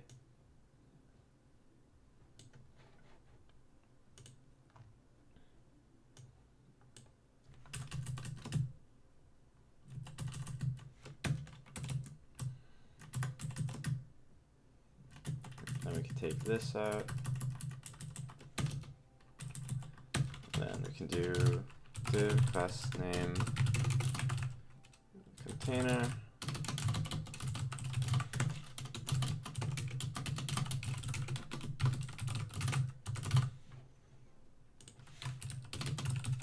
Perfect.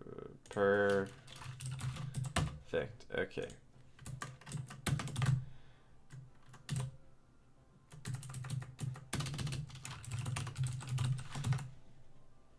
And then in our router, where's our router? Here.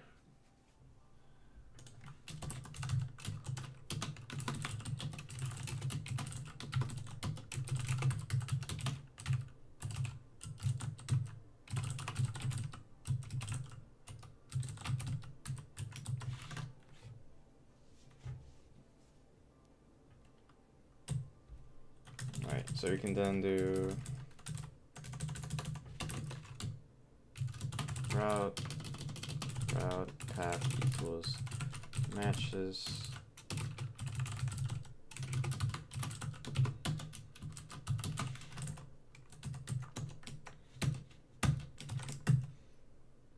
view matches page is your render.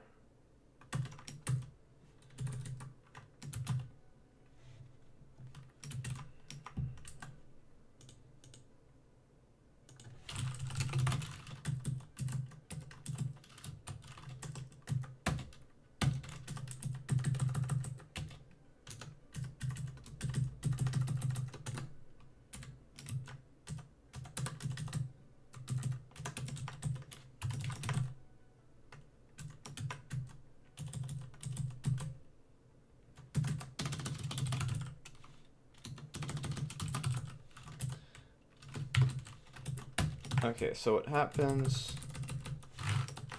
is that we have a view matches page, right? We define whatever, then we export it, go here, we import it, then we do that. Now it's a route.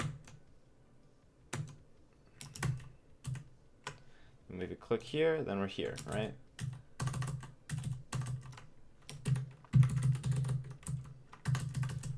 Then we can just do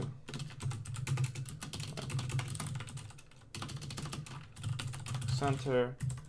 Then we can do, what is this? This is view matches page for styling. Style that thing, right? And this is what? Title. Go here.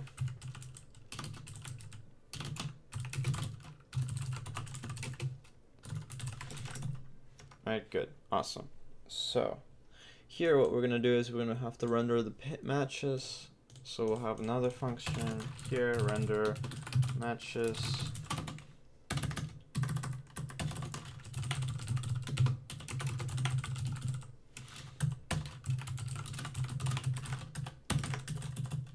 Right, so that means that we need to have a new container, right? And do, what is it? Match view matches container, right? Then we're going to copy this one, put this here. We don't need this. Then we're going to do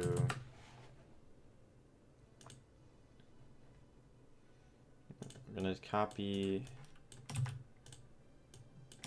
this. And then we don't need this either. And then this is just view matches page, right?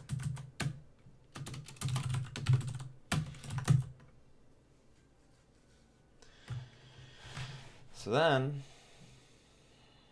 and then for here, we'll just do matches equals state dot matches, I think.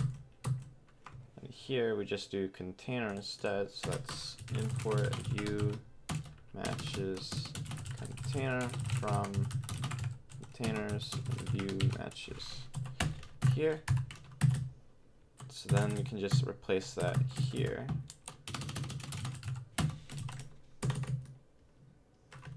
And then we're going to log the properties so we know what's actually happening.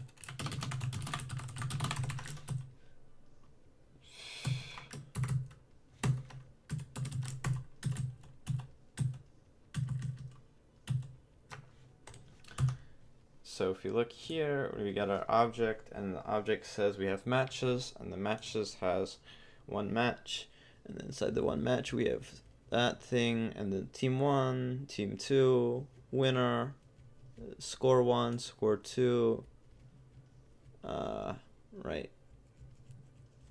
So it's okay for now.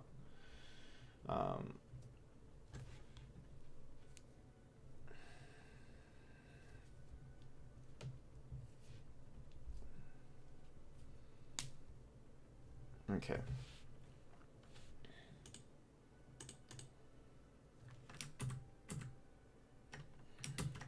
And like we'll go back once we actually have real matches, we'll go back and, you know, do it. So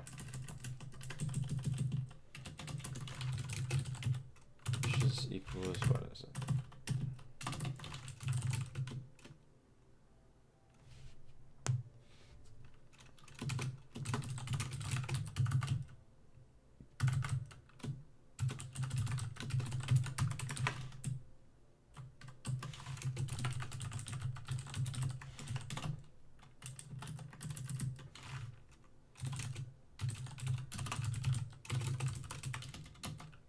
Then we'll do what? Matches dot map function match idx matches dot elms dot push the class name mat card match, then what? Key equals idx div class name card content. Then we'll do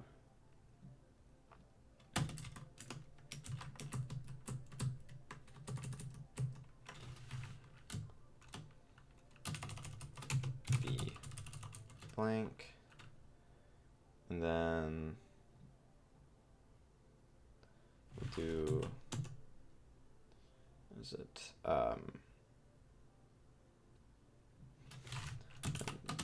do match dot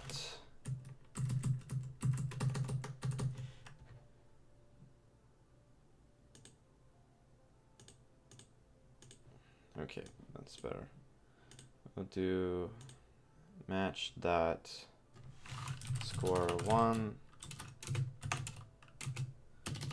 and then we'll do match dot score 2, right?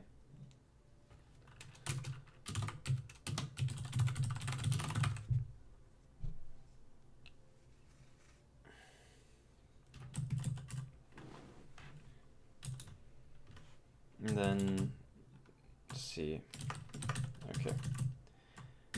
Here we'll do this dot render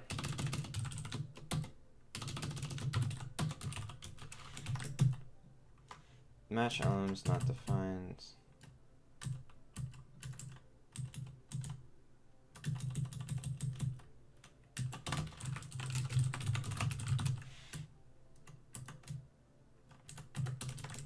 Okay, perfect.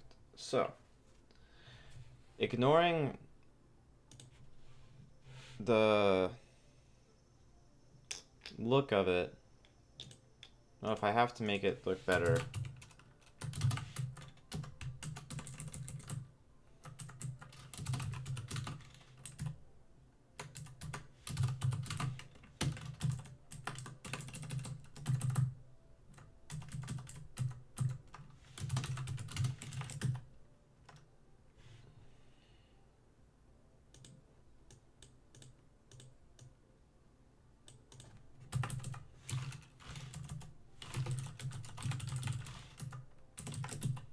okay, ignoring the look of it, we have a match, right?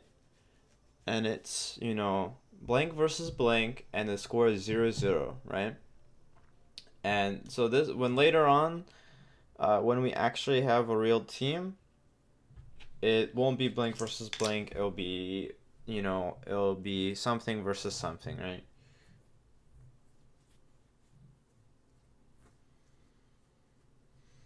But for now, it's blank versus blank.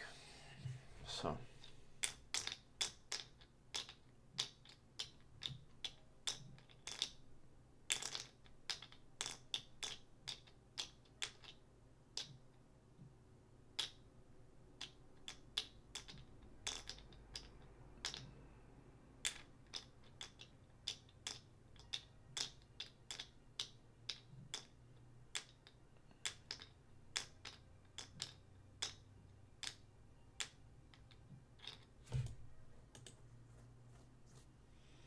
Okay, so what we want to do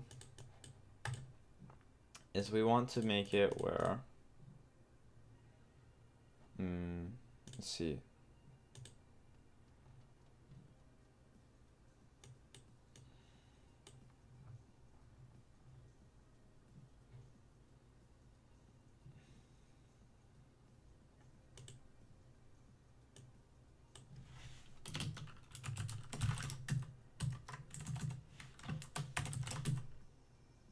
that's better.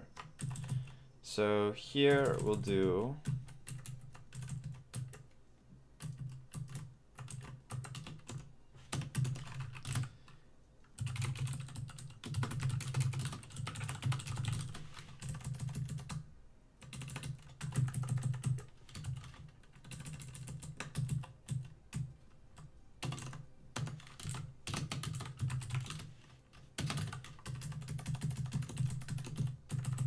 so we'll have a button here.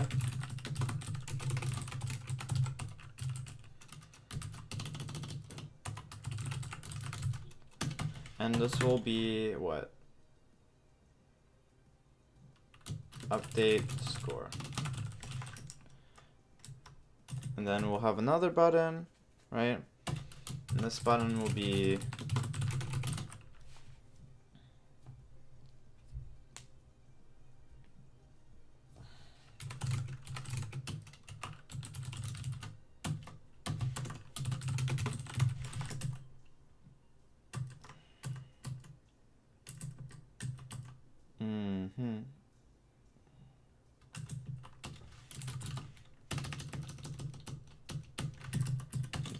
have this div class name match buttons.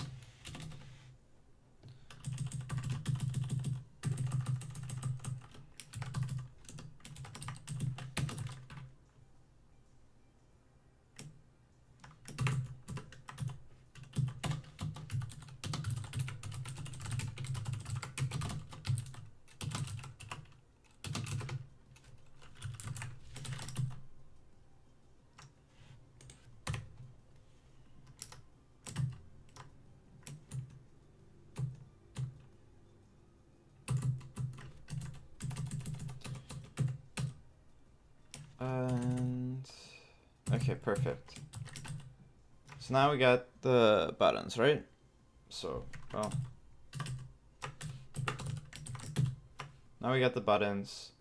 We got update score and match. If you hit end match, then it sets it to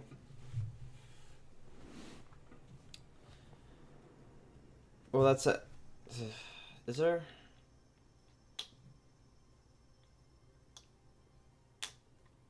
Yeah, so we gotta do for this one it'll be if match dot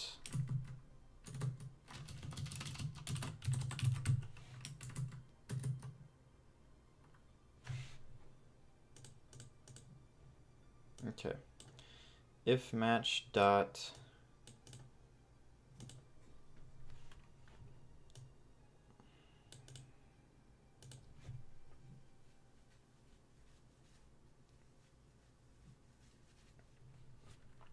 match dot winner equals null.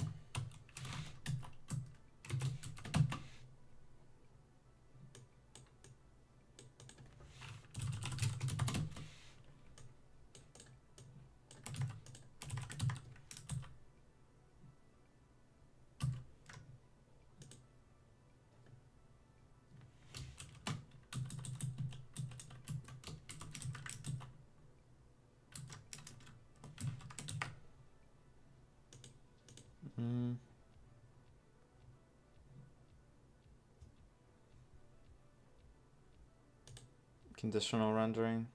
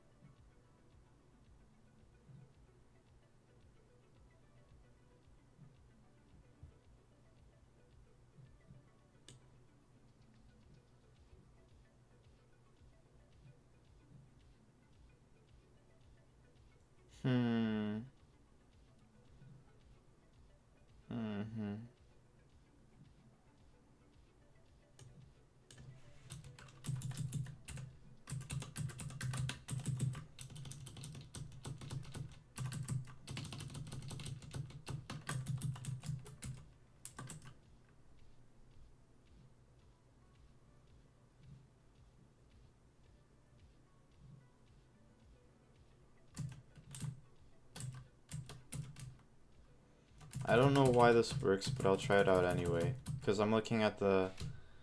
If we go in here, and we set this to, well,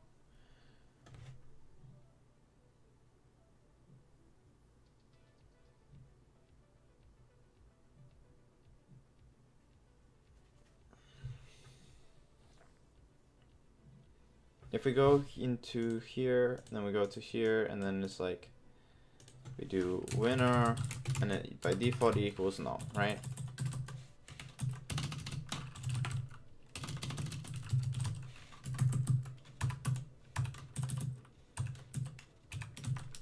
So by default, it was null, but here we can do like that. Now it's not null, right?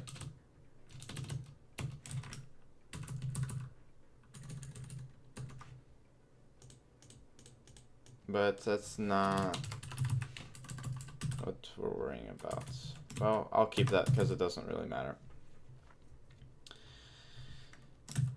So, but if you click end match, we should be able to end match. And to do that, we'll have what? We'll have a new thing here. We'll have an end match. What you might call it? End match action, right? We'll have two things. We'll have export constant end match, right?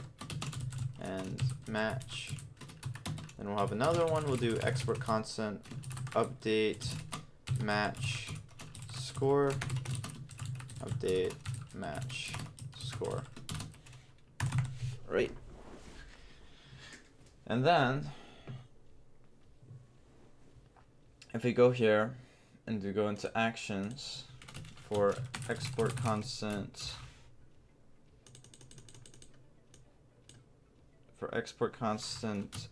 and match, it'll take in a match,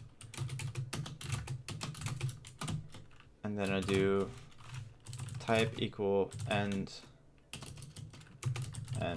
match, then match here. Import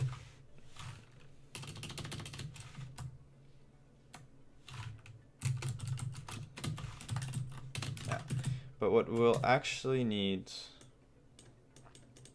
is the match ID. So if it does give us a match, then cool, right?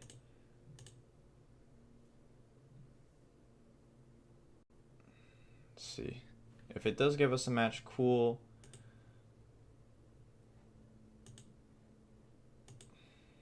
But we'll just do this.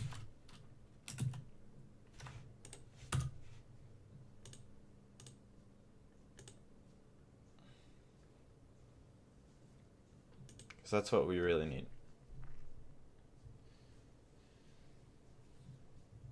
And then we'll do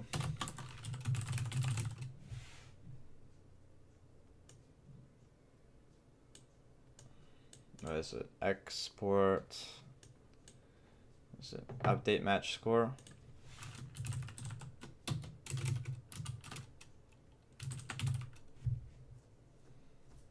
And this will be the new score, and then the team. So type equals update match score, then the match ID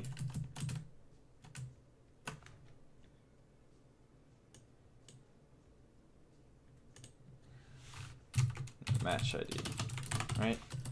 This will just be match ID too, because why not? Let's just save ourselves some time. So we'll have match ID, new score, team, This will be in the payload.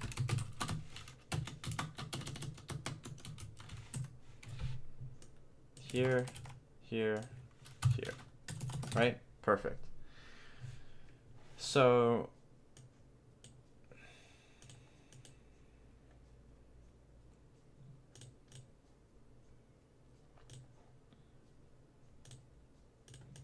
the main thing we want to do is we want to do the end match one, right? So the way we'll do that is we'll go here, here,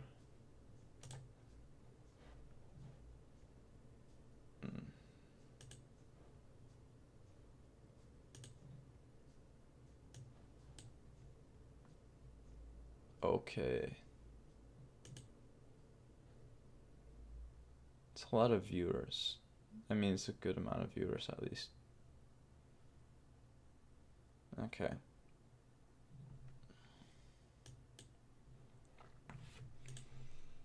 That means the stream's still working. Okay. So I think the microphone works. Okay. All right. So okay. We have to go back. We have to go back to the. Okay. There we go. We gotta go back to here. Well, we have to go to this container.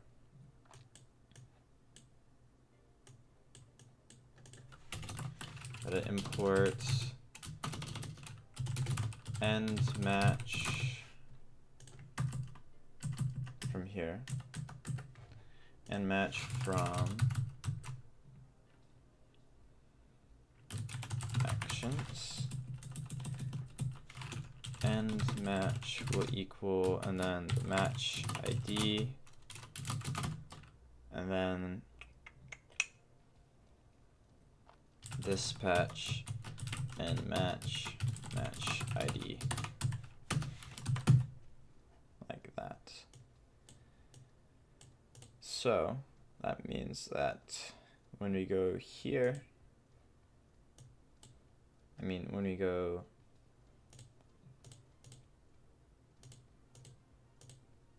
here,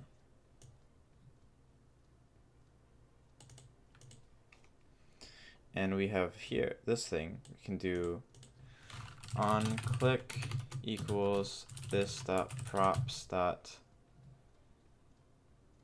or no,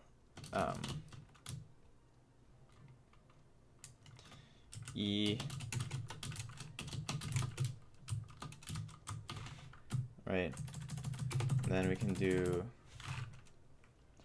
this dot props dot end match, then match dot ID, I think.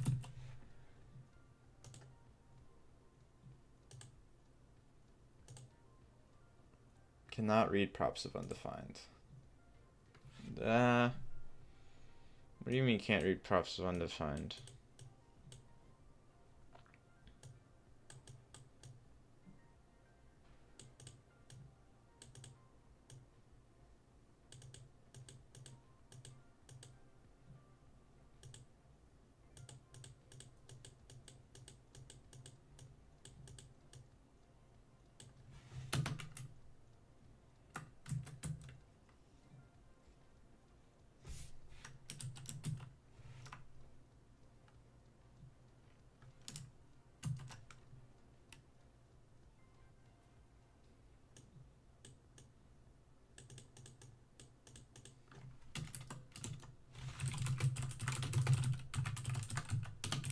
Just being weird. Okay.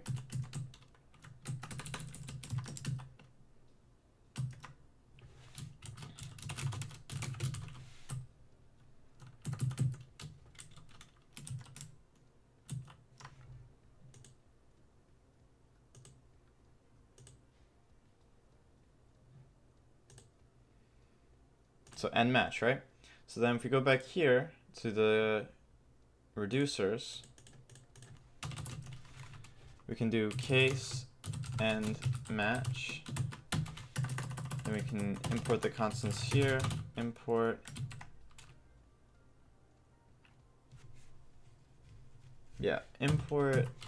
from reducers constants. We want end match. So if it's a case end match, we'll do console log end match return state. So what we'll do is we'll do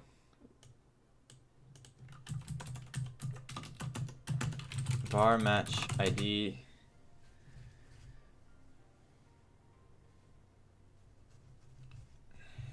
equals action dot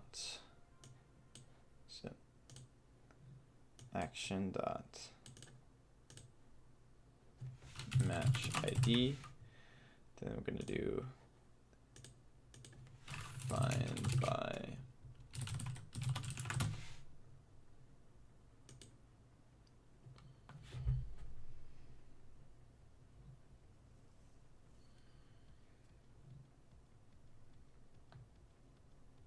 we don't want the value, you want the find index. Right? Okay.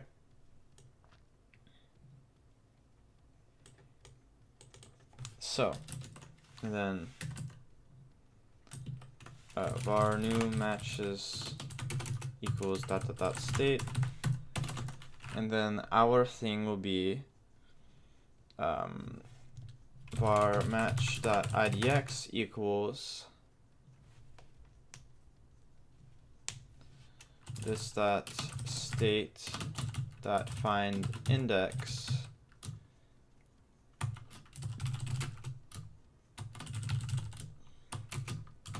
and we want to return the element dot id, which equals match id, right? That means that in here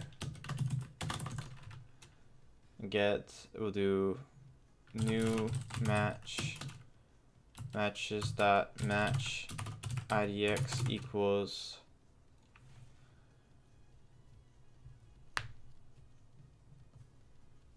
we'll do var updated match equals new matches,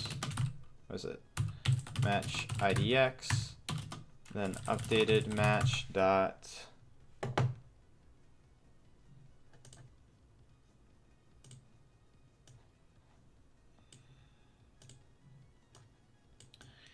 updated match dot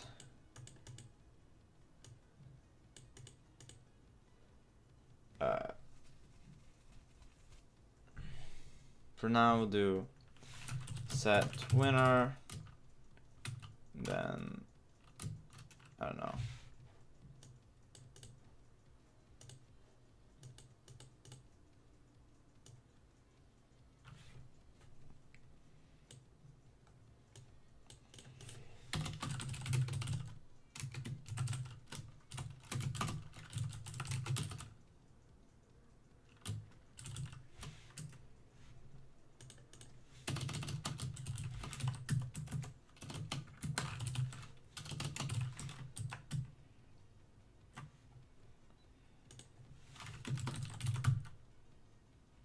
and that's match dot tie,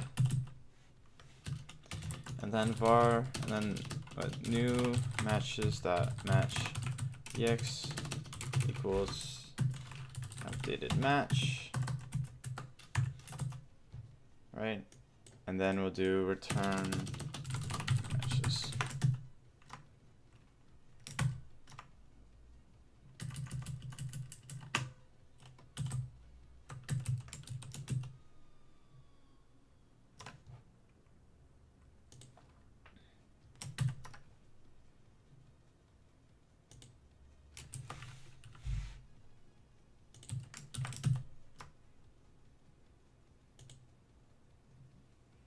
Cannot find property, find index of undefined. Cool. Great. See, now it ended, right? And then if we go here, we look, we see that the match was a tie, or the winner was a tie. No one won. And if we want to reinforce this, what we can do is we can do if updated match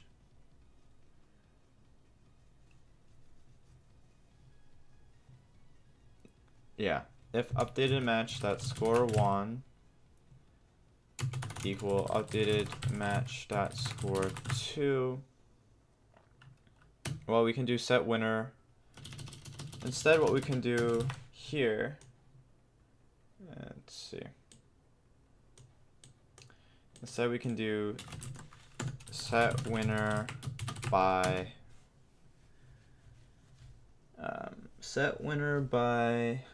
score, right? And then this will do if that this dot score 1 equals this dot score 2.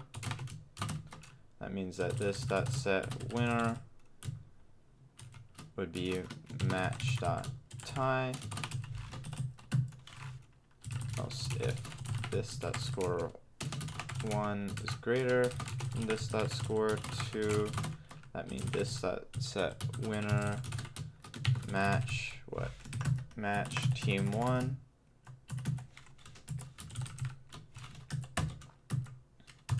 And then this is the last one, score 2 is greater than this dot score 1. Or the other way around, we can do like this, because that'll just look more organized. Match dot team 2, like this. Which means that we can do, instead of set winner, we can just do set winner, what? Set winner by score, right? By score.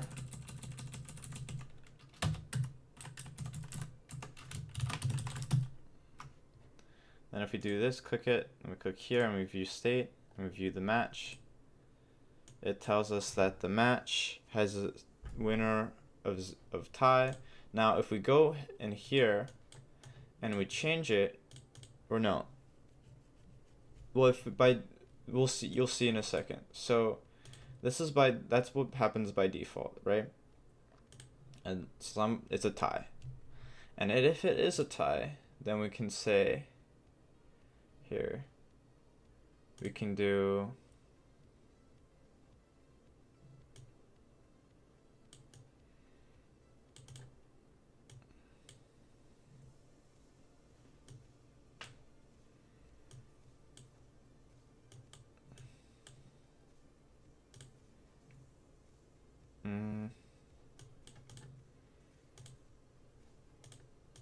okay, if it is a tie, we can go here to the pages.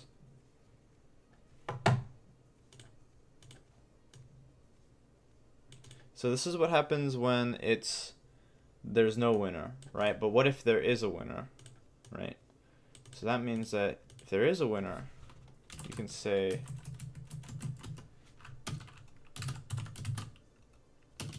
you can do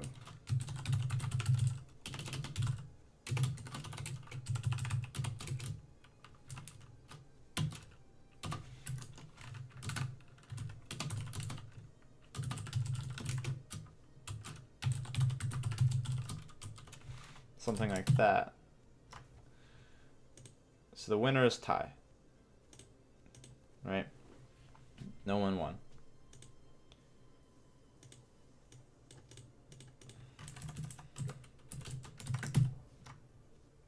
Perfect, right? And then, okay, and then what we want to do is now we want to actually, I'll be right back. Now we need to actually try to figure out a way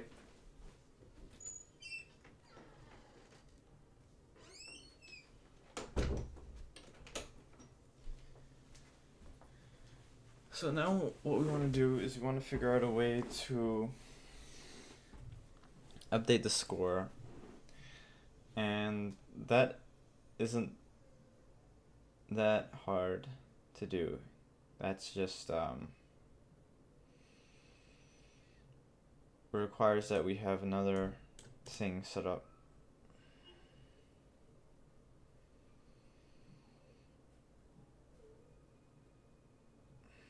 So here we can do like, I don't know what it's called. Selected match, right? So, okay. So if we want to update a certain match, right? We gotta go to reducers, we gotta go here. We wanna do selected match, right?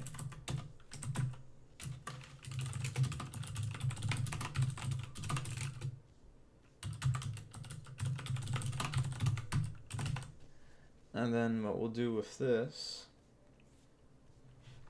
is we'll create a new one, new file, selected match, and then we'll just copy and paste this. Didn't do anything.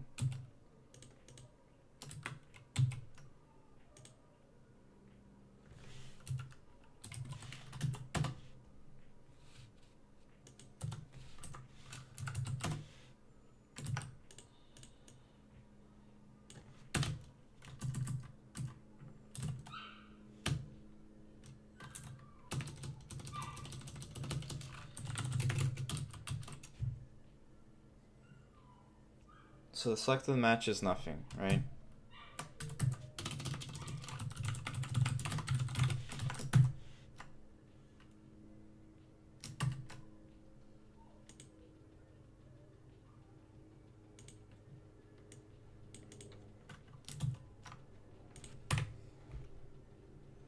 No such file. Yeah, there is. Selected match right here.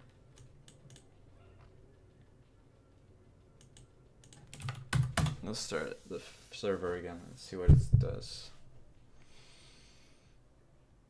Okay.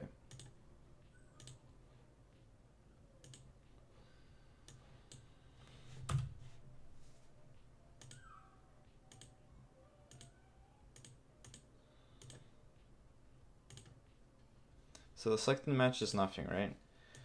And that's where this update score thing comes in, right?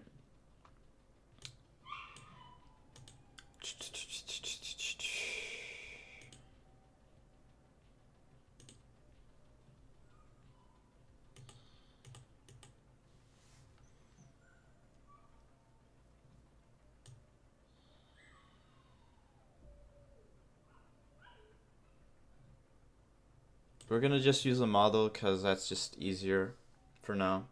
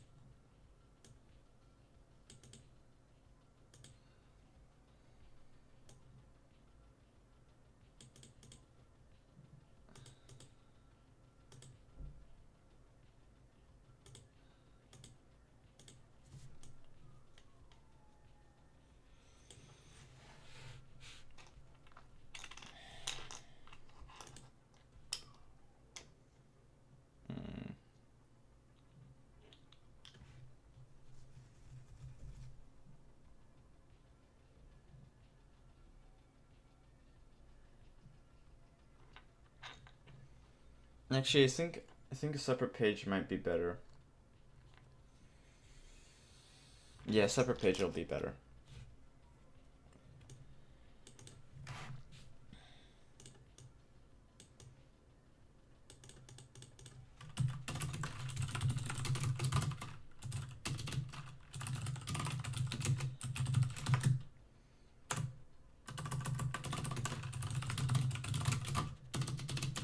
So what we'll do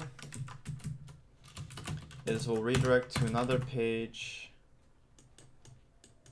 and this page will be in charge of handling updating score, and it's just a very simple page. Like later on we could probably change it to, if you want to do it or not, I don't know. Later on you can change it to a a mobile, but since I'm live streaming, I just want to do what I know I can code in a reasonable amount of time, so.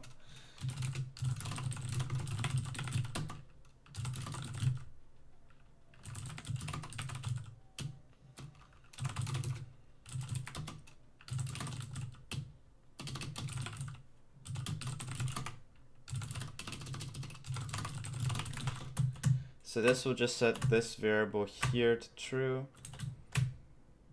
And then, yeah, we have route redirect in here.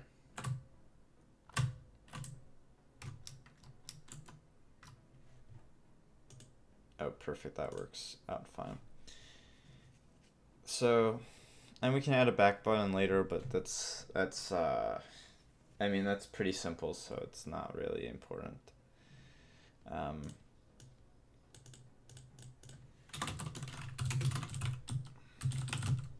What is it? Update score. And then da-da-da-da-da-da-da.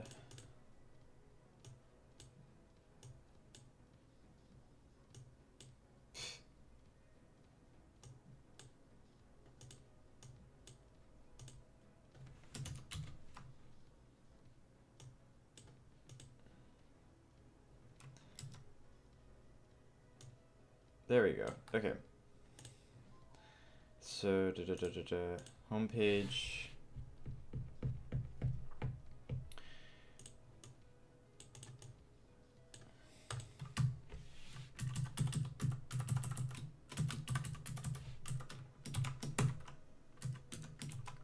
And this one we'll do handle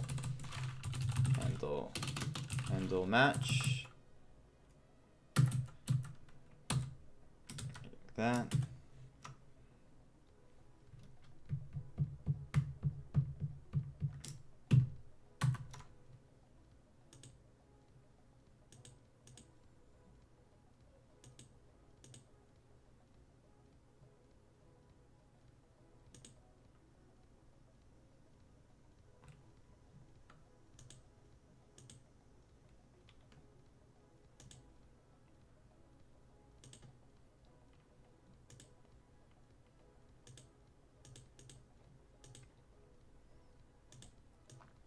So we just have to run this function here, and we'll run the function here.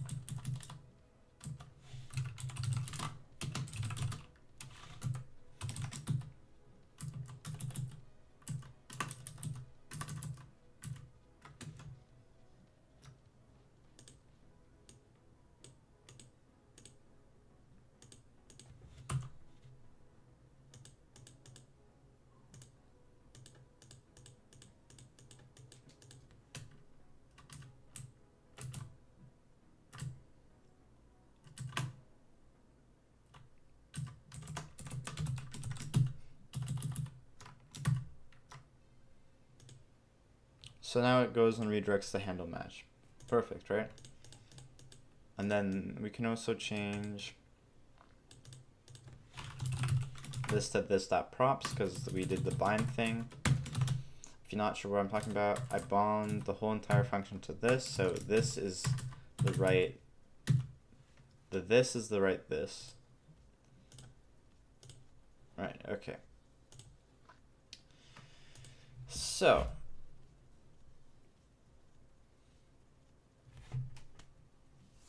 now we have to do the handle match stuff. So we'll just copy there. I'll just do handle match.css. I'm gonna do another one. There'll be handle match.js. We also need a new container. We'll do handle match container, right?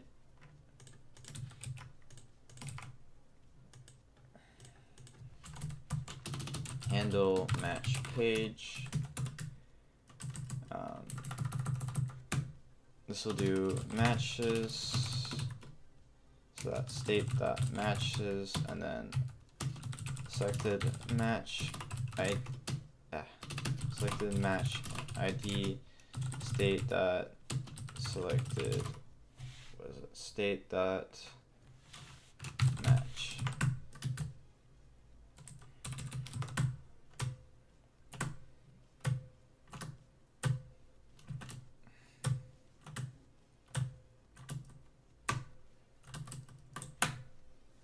Well,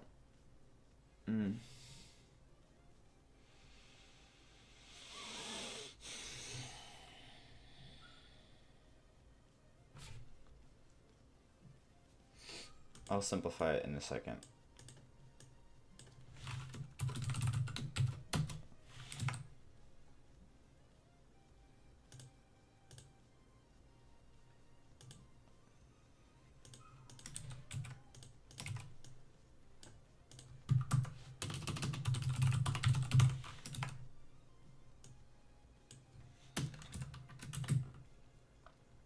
So I'm just going to create the handle match page here.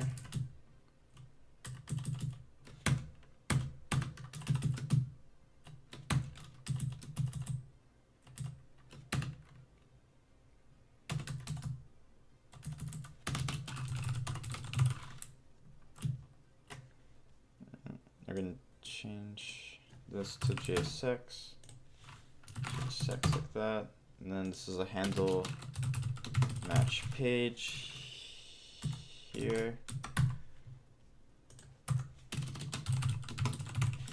Okay, and then we'll do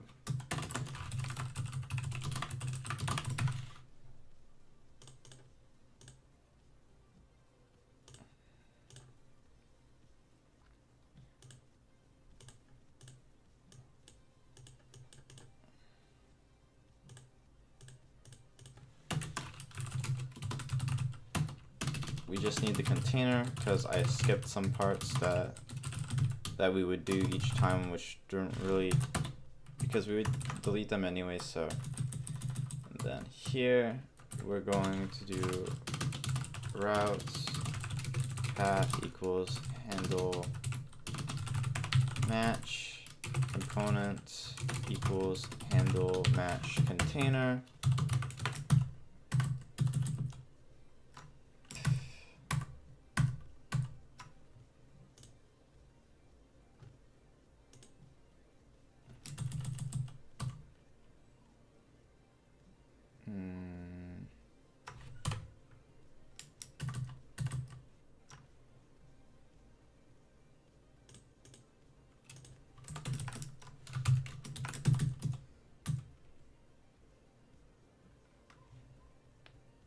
Cannot read property map of undefined.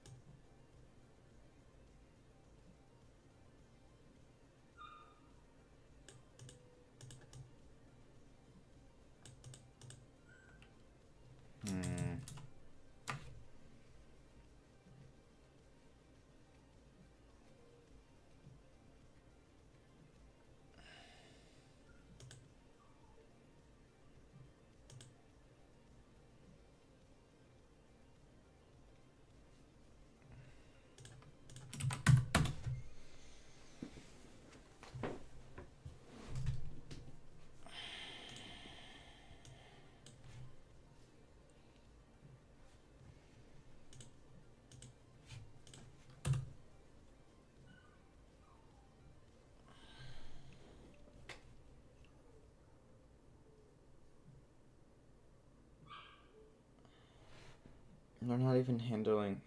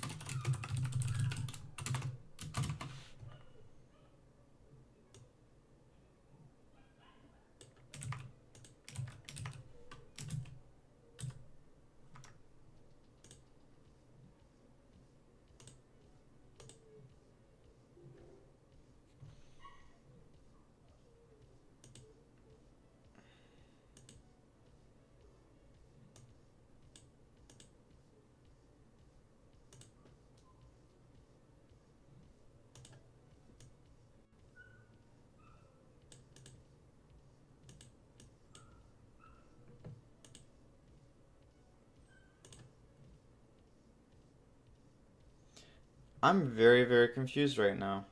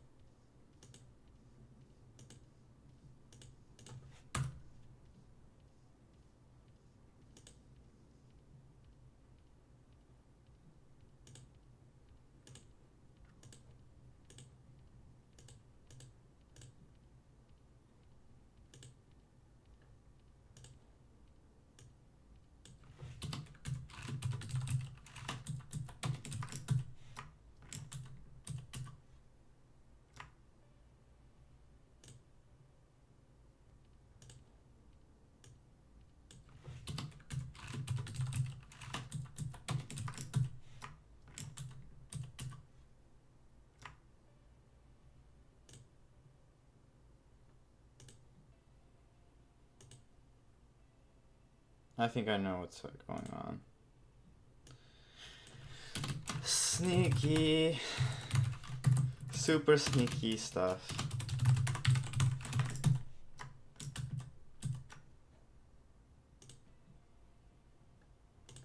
I was like, shoot, that would have been bad.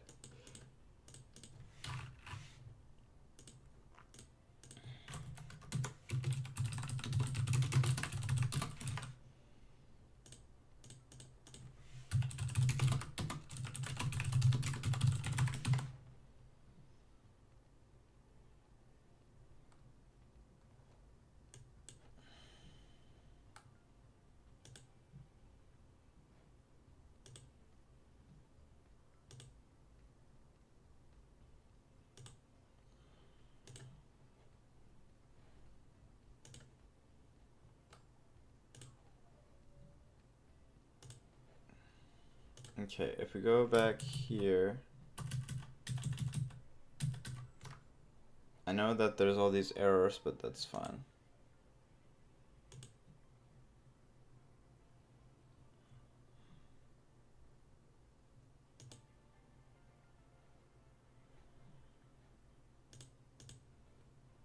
Okay.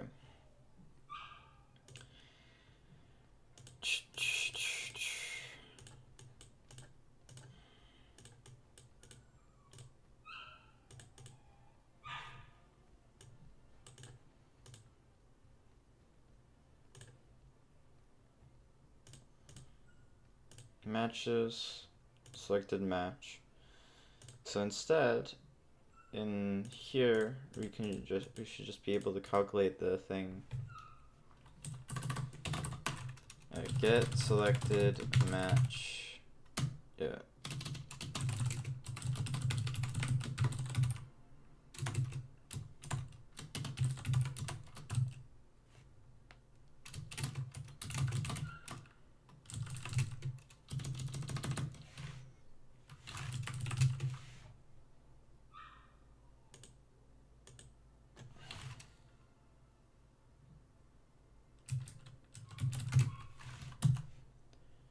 So let's see, it'd be the matches dot find function match return match id equals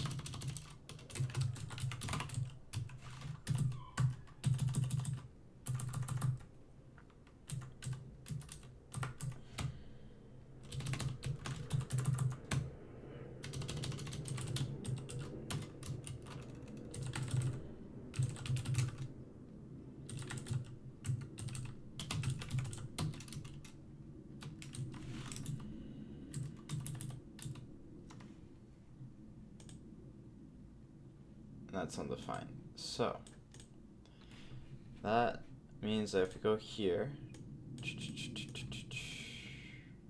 here,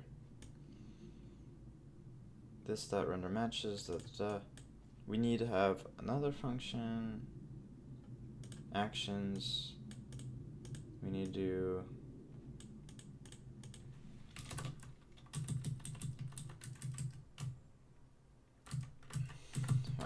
update match. We need to do export constant set selected match, and that would be match ID, and then type set selected match ID.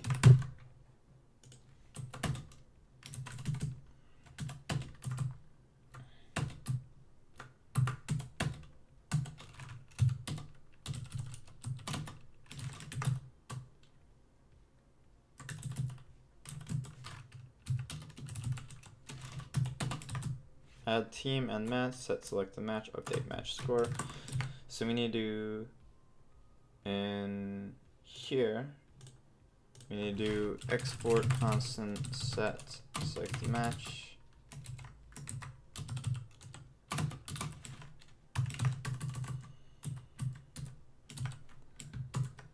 That means if we go to view match container, we do set selected match ID, dispatch set selected match ID. So that means in here, we go here, set selected match, and then in the reducers, case set that.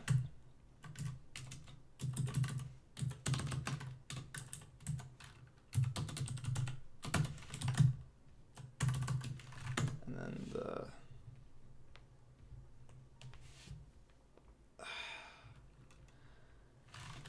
return action dot match ID.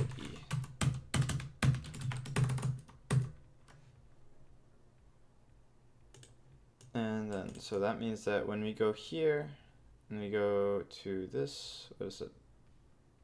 Update score.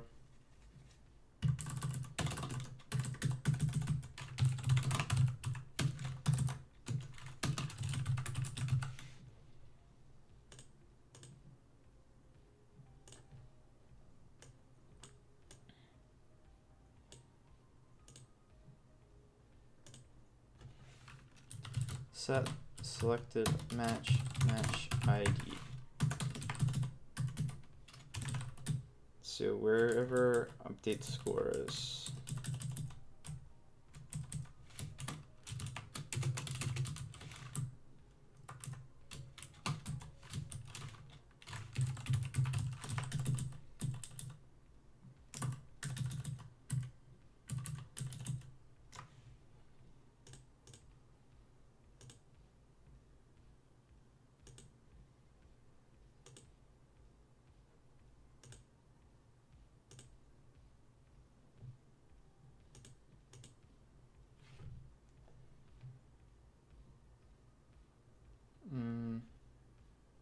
Yeah, there you go. The selected match right there. So got score 1, score 2.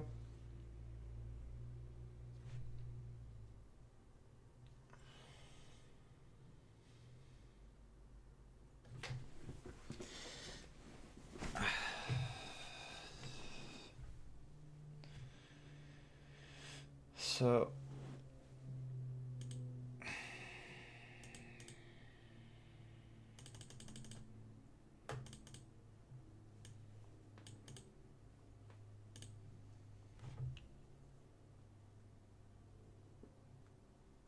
okay.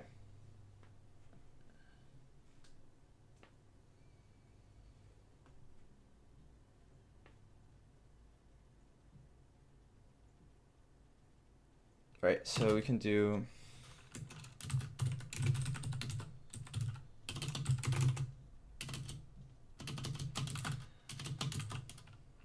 team team 1, and then we can do this props dot score 1, and then h2 team 2.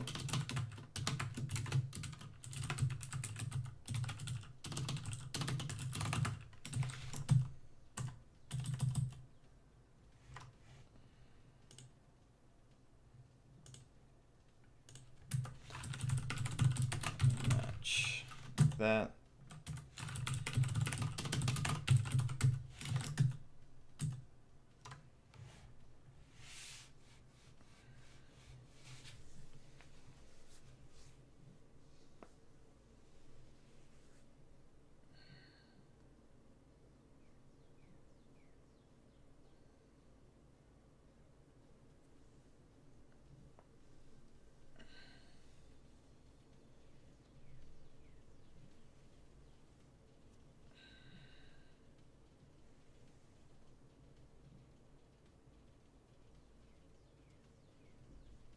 Okay. I think so. Instead of doing this, what we'll do is for the selected, where is it?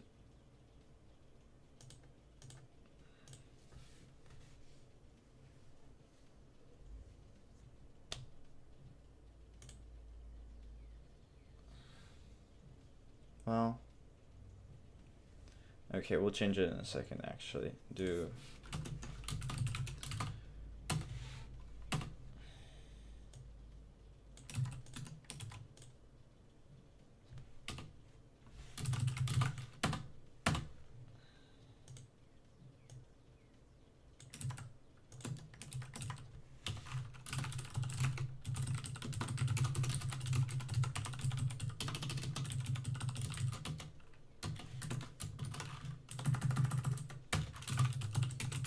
so we're gonna add 2 buttons, one to add to it and then one to subtract to it. And we'll just put this in here too.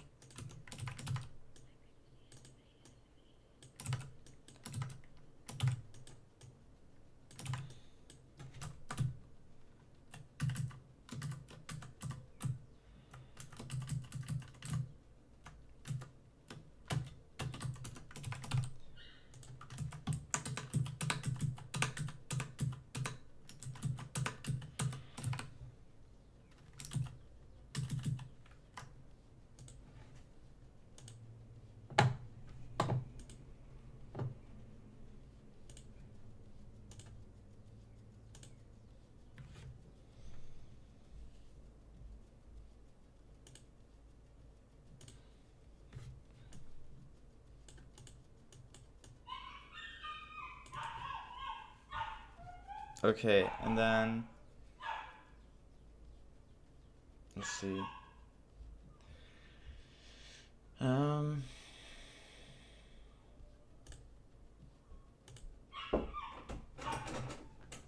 Wait, I'll be back in like 5 seconds.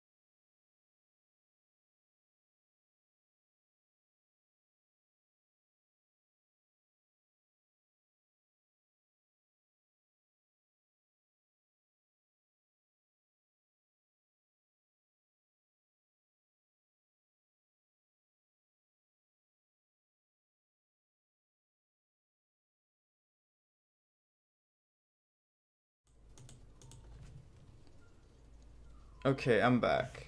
So we're almost there. Okay. Um, let's see. What's this? Update match actions button margin 4 pixels. That's good. So team 1, team 2, team 2, right? And then we'll do one more button right here. Button class name button primary update score.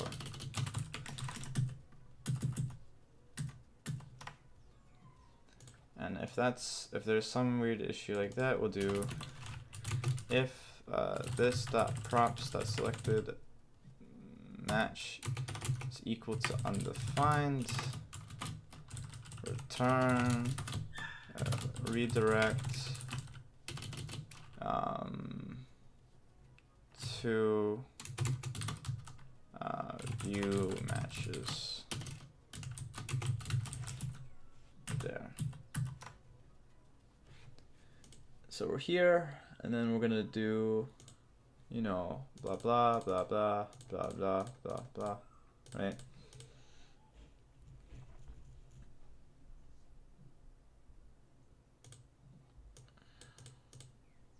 And do update score,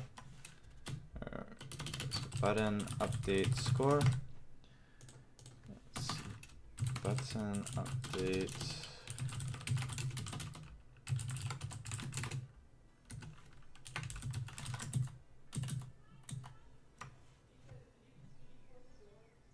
Okay,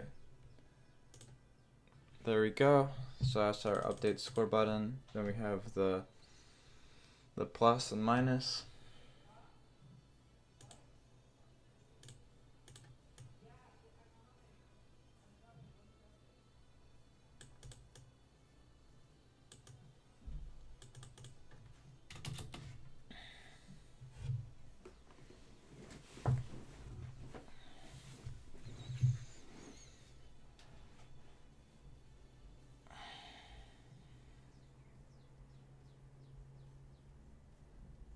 Let's see. So we got select the match, and then we're gonna modify it, and then we're gonna update. Right? Yeah.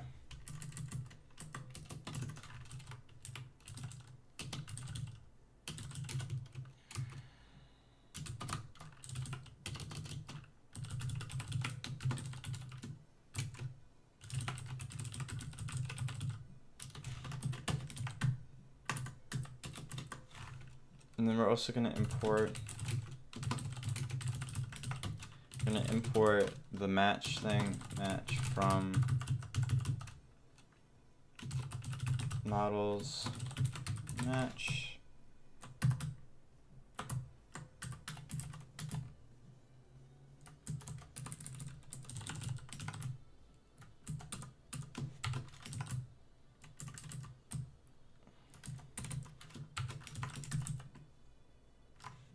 Okay, then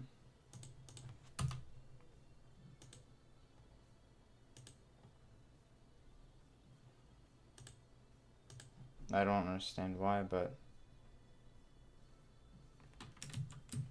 okay, it's better. So here, now we have to do modify score, and this will go, it goes score type, and then method, or no, score, yeah, team, then type.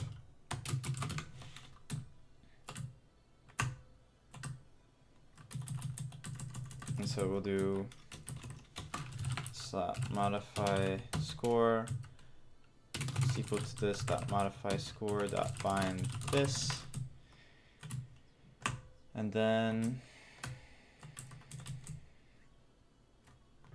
we'll do equals e, and this is what this dot, yeah, this dot modify score team1 add, right? Then we'll do this one, we'll do this one, subtract,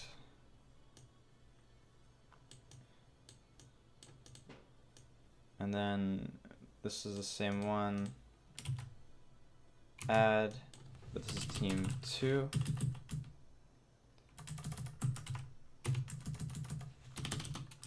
Right, and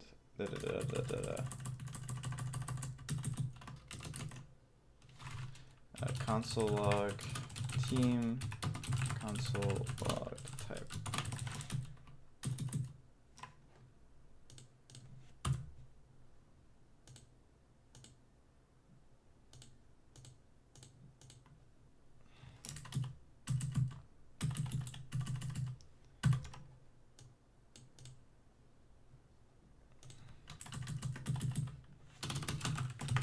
And then, here we go.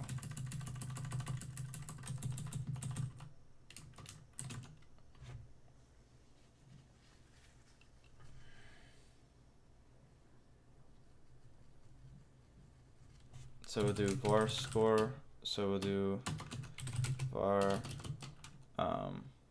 score to update equals, so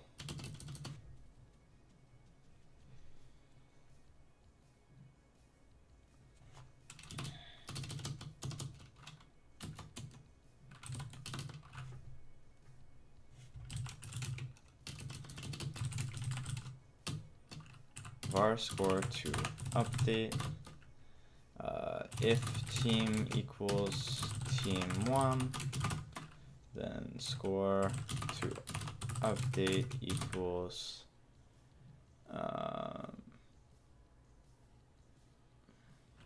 score 1, else if team equals team 2, then score to update equals score 2, and then we'll do var unupdated non-updated score equals this dot state dot selected match score to update, and then let's do that. here.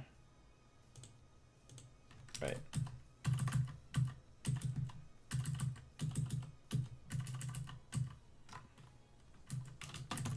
So then we can do if type equals sub and updated score, and updated score is greater than 0. Oh no. But yeah, if it's greater than 0, then updated score equals updated score minus 1. Else if type equals what? If we did add, if type equals add, then we can do updated score equals updated score plus 1, right? So if we go back here, I'll like, this is a lot of code, so I'll explain it again once I do it.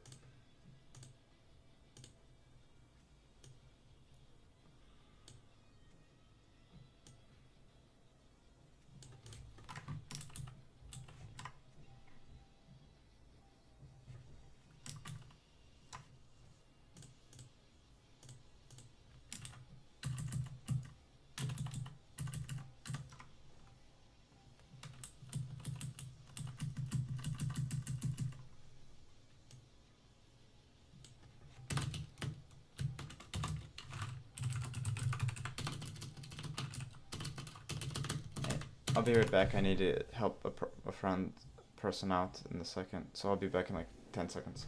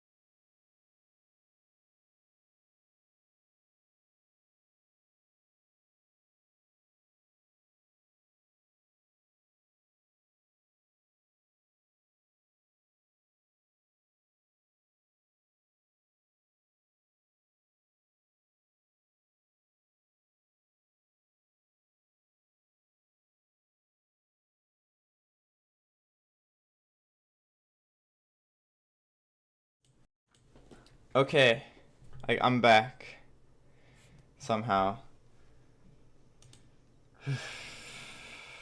Okay, so if we update the score,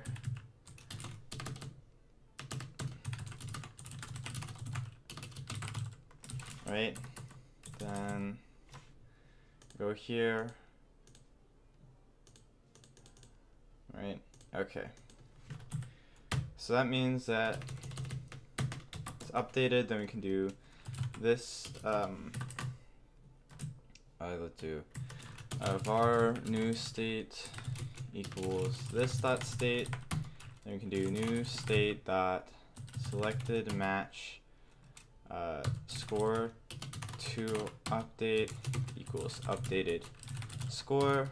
This dot set state new state. All right. So then we go here. right? Then we can go back here.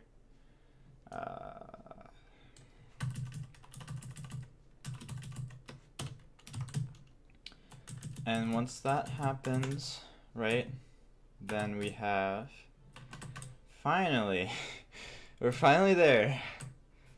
Then we have this thing, and this is, we'll do, here we go.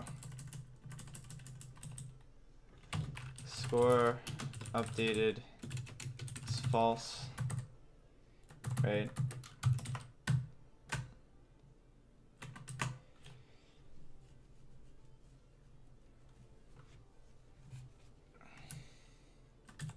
Then we have update score,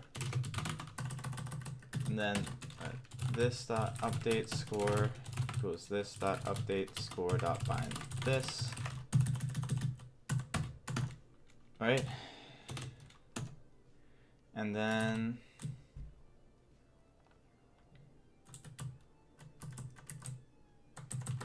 on click equals this dot update score.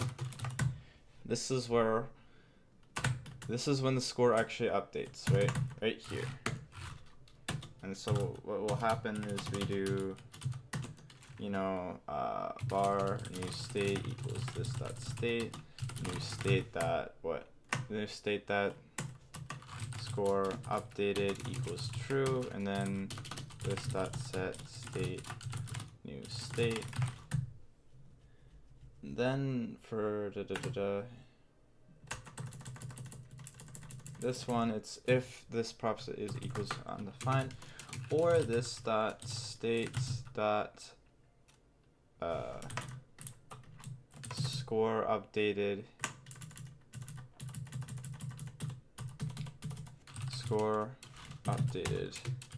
equals true. So, and then what it means is that in here we're going to update the score. How are we going to do that? We're going to have action called update the match score, new score, team, match ID, right? Well, we're going to update both of the scores. So we're going to do, instead we're going to just do score 1, score 2, right? That's it, and then score 1, score 2. So that's to update the match score, right? And then if we go to the container, select the match, and then we're going to do update score. It's going to be score, it's going to be, yeah, score 1, score 2. And then it's going to be dispatch, and then import the action, which is import update match score from actions. So that means that if we go here, it's going to do update match score, score 1, score 2. And we also want the match ID, so match ID, like that. So that goes, it runs this function here, and it dispatches it onto the the reducers. So you do update score. That means that you go all the way to here. Then you do update.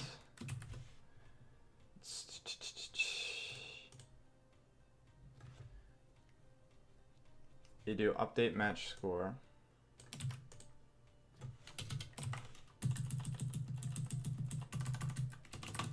Case update match score here.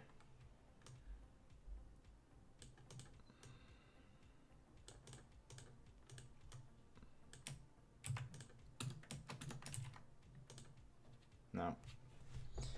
Okay. And this, that,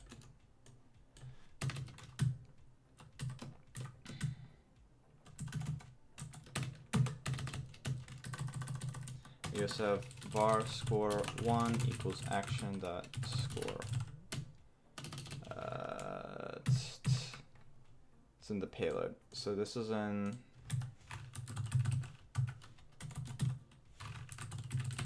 the score 1, and then var score 2 equals action dot payload. Right?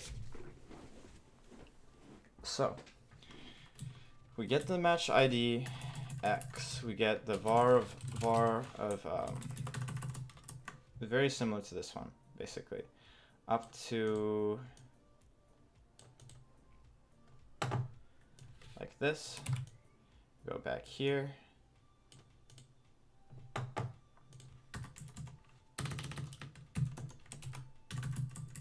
Only difference is right here. We do var score 1 equals score 1.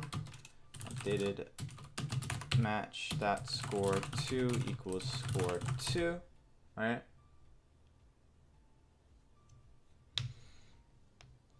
And then we update it, and then we are good.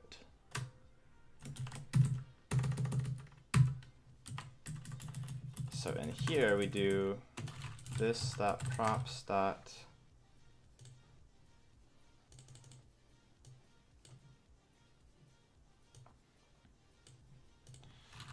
update score, and then we do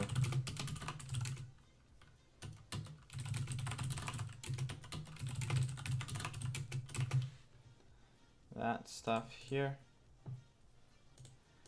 Okay, we're gonna put this out. So we're gonna do what? This state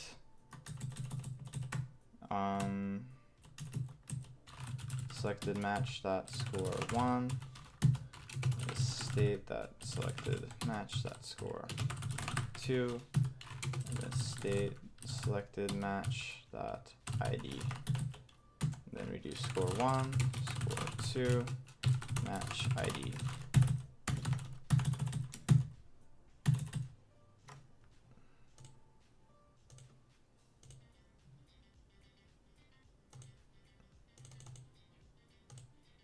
Right? Then we can click on end match, and it says who the winner is, right? And if there's a winner, we shouldn't even be able to update the score anymore either. So I'll fix that real quick.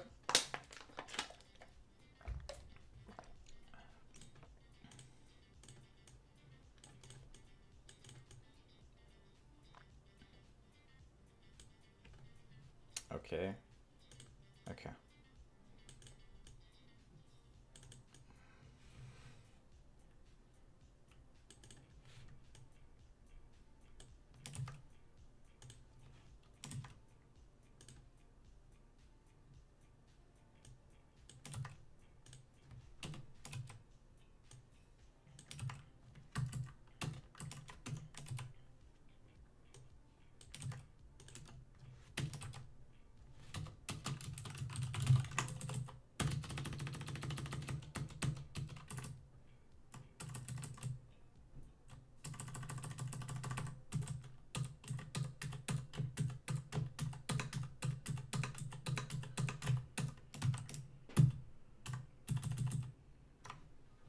So we can update the score, blah, blah, blah. And that's it. It tells you who the winner is. And that's it. That's the third session. This is probably the longest one. Maybe there's gonna be a longer one. I don't know.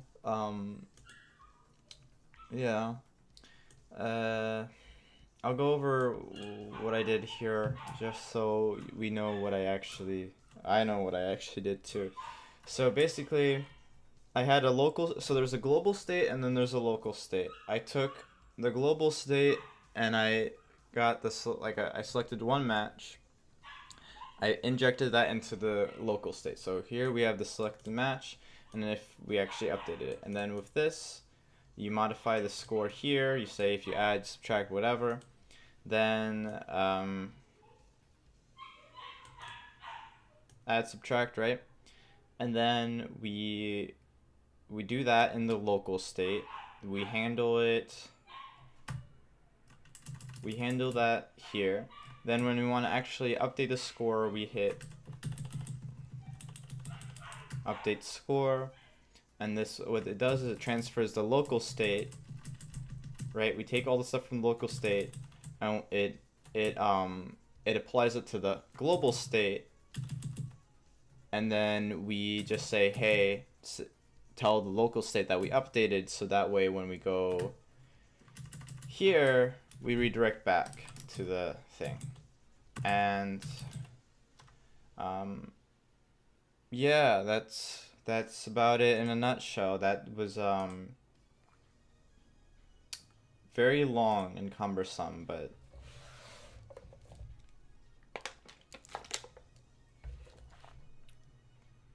I don't know. I have to look back and see what took so long. We went from 9, 10, 11. It's like good 2-3 hours, 2.5 hours. Yeah, I think I'm trying to think of what the hard part was. I don't know.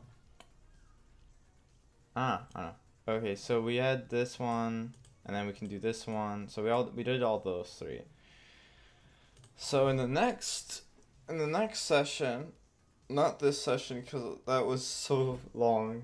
In the next session, we're gonna implement a tournament generator. We're gonna be able to start a tournament based off of, the teams that we can select. We could probably have it where you can select teams as well, but I don't know, that might be optional.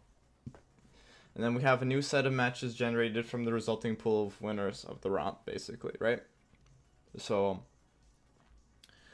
you'll have the matches, and then you'll have the bracket, and then all the matches are there, but they're also part of the bracket or something like that. And then the matches that are happening or whatever, or all the ones that are active, get smaller and smaller, and then the bracket finishes. When the bracket's done, then, and then that's that. Because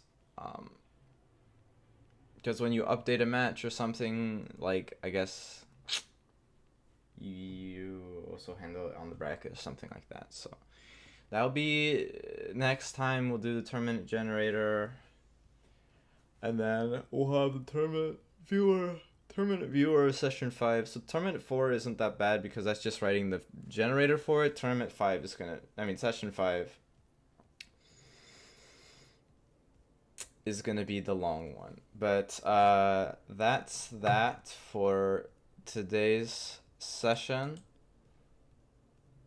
If you liked it, or if you like the stuff I do, I also be sure to follow me and stuff like that. And then the next 2 sessions, I'm probably gonna record those, so look forward to that. But I'll probably upload the next 2 sessions will probably be uploaded sometime.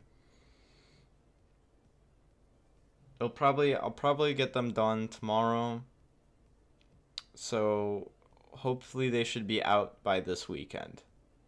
And then after that, the tutorial's finished. And make sure to just leave. Hello everybody. Welcome to the 4th session of how to create a tournament web app in React.js. So, what are we going to be doing in this session? Glad that you didn't ask. Alright. We are going to be writing the tournament generator functionality. This is like the key part. Well, mostly the key part. Now, I'll describe it as I go along, but it really goes off of really just like it really goes off of, if you have 5 teams or 8 teams, right? How do we generate a bracket off of those 8 teams, right? And so if you have 8 teams, you're gonna have to use if you want to get it to 1, you have to do 8, then 4, then 2, then 1.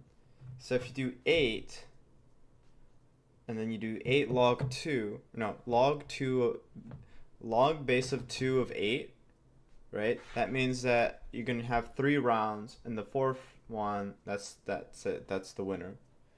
So it's a cool trick you can do, and there's some other math involved, but I'll explain it as I go along, because I've written the code out before, but in a smaller way, so I'm gonna I'll explain as I go. Let's go with that.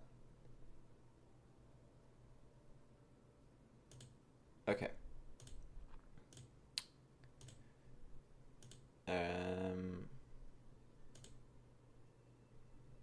Okay. So we're gonna create a.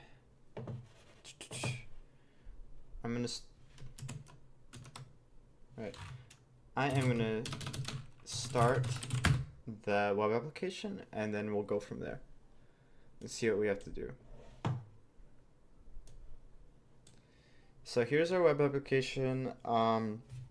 If we're gonna generate a tournament, right? We're probably gonna set up a system where a person can say how many teams are gonna be in the tournament, and then they can select which teams they can do that. But before we do that, we're gonna actually, because that's not that difficult. The generator part, that's the difficult part, and then we have to write a reducer for it, obviously, right? So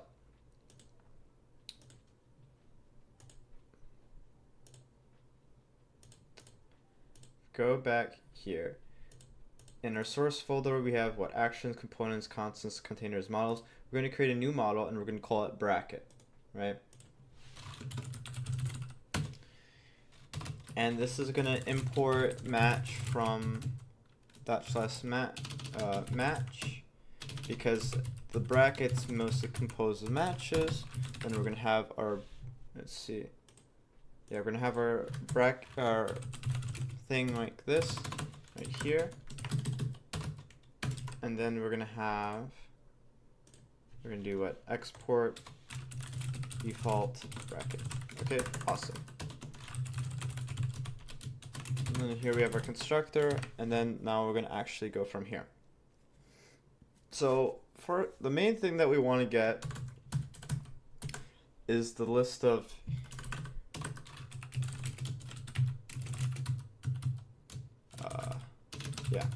what we really want to get is we want to get the list of teams. So we're going to have teams list, and we'll have this.teams list equals teams list, so we can access it later.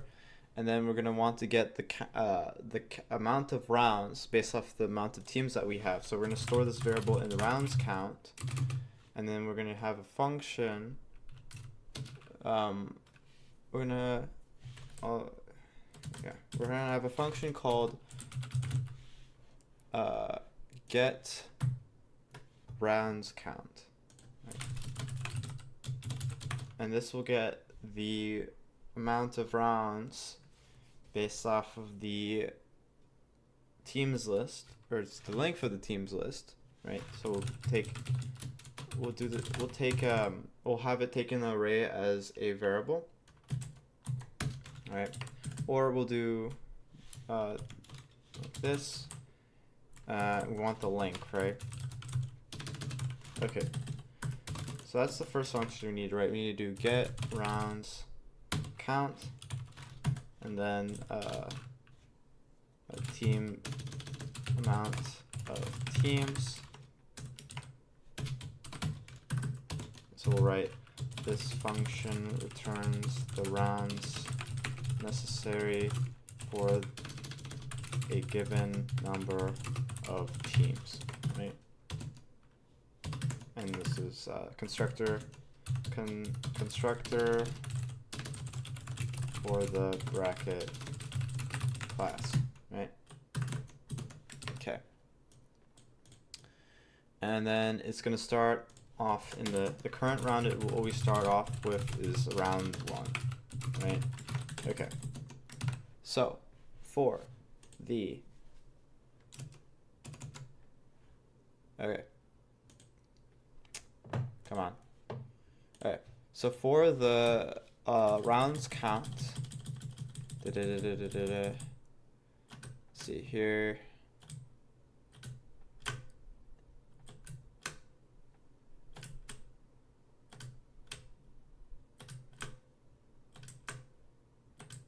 Quite a lot of functions. Okay, first get rounds count. This static function does not depend on anything, because we can actually in ES6 we can do this, right?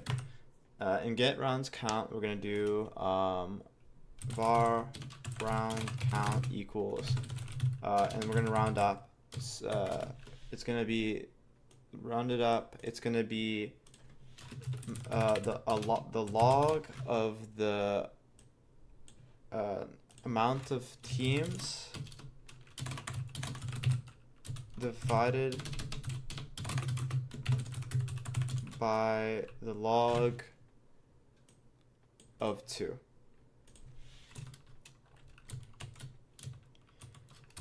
And that is basically log base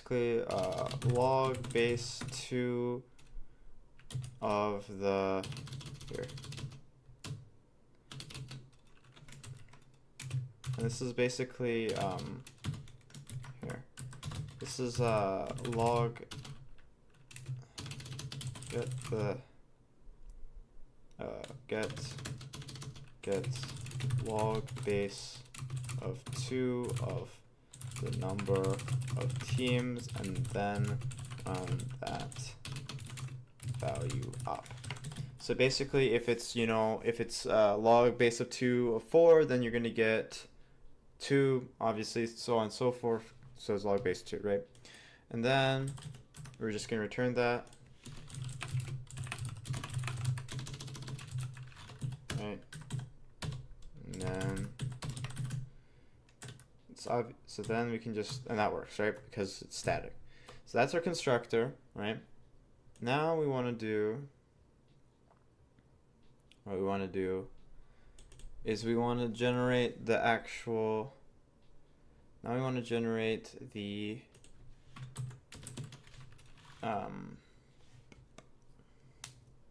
rounds count. So this, yeah, we'll use that later on. So then we want to do rounds list, which will be bracket generate starting bracket. Generate starting bracket, and then teams list. And we don't actually need this because all our teams will be in the bracket anyway. So this is just gonna, when we're traversing the structure anyway, it'll show up. So now we have to write a function called generate starting bracket teams list, and it generates the tournaments starting bracket, right? So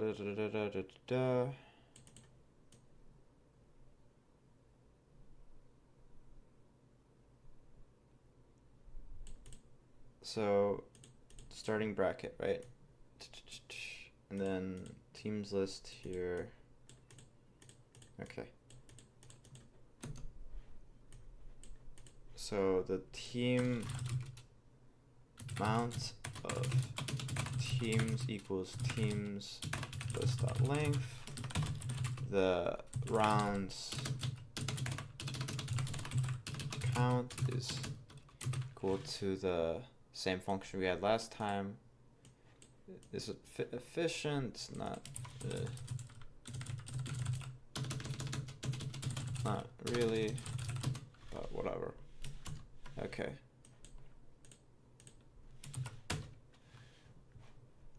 We can, I don't know, feel free to, this is just going to be for teaching purposes. Later on, if you need be, you can always optimize, but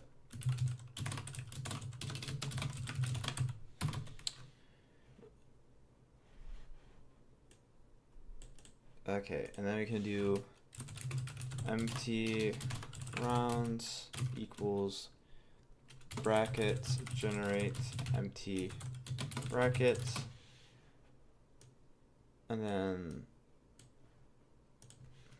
the amount of teams, and then the rounds count, right?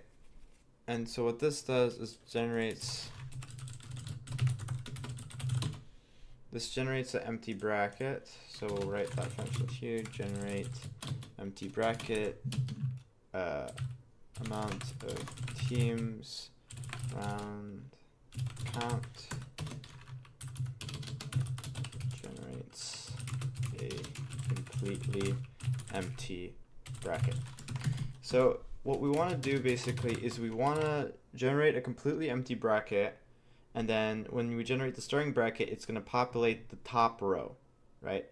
And the top row is basically where all the beginning matches happen.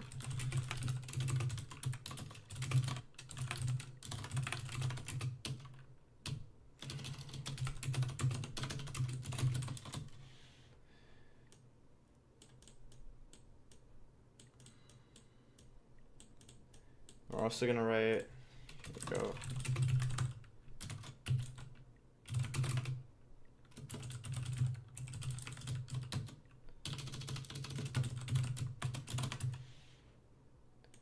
and then this is another helper function, a lot of helper functions really. Then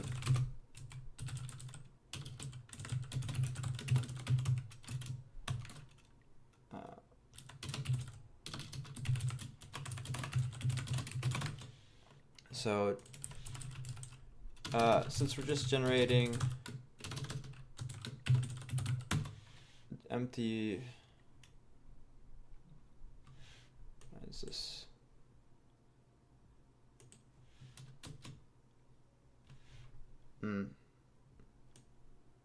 This basically a lot of for loops pretty much, but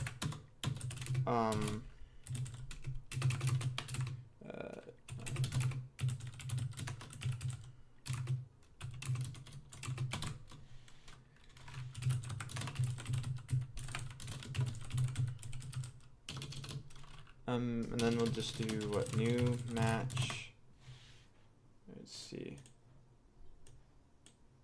new match, we'll just do static empty, what's this,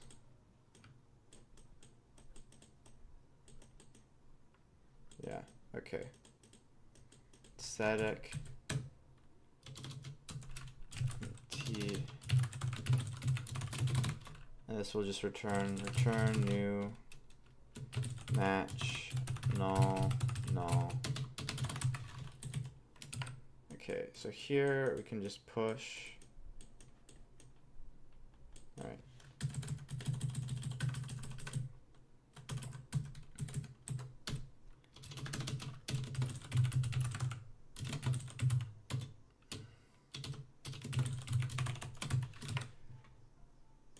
Alright, so basically what this does is generates, so it gives the amount of empty matches.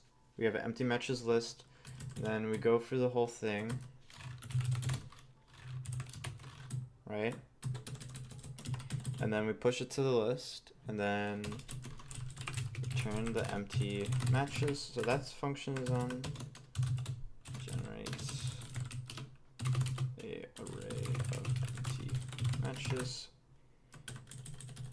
Alright, and so in here we have, if it's just a rounds count of 1, if it's just one round, then you only have one match, right? Because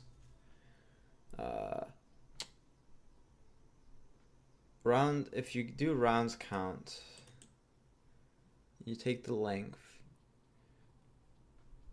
Yeah, basically that. So when you have a rounds count of 1, you know, one round, that's it. because the final round doesn't count. Because final round is just a round, that's it, right? It's the match between two people, and then the person who wins that match wins.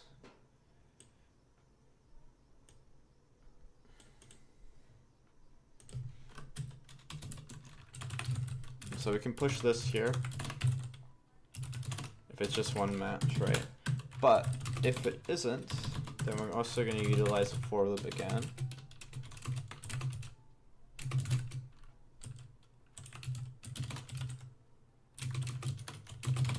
Right? And then var matches for round amount equals math power. Gonna do some super cool math. 2 rounds count minus 1 plus I. This basically makes sure to generate the right amount of matches for the given round. Then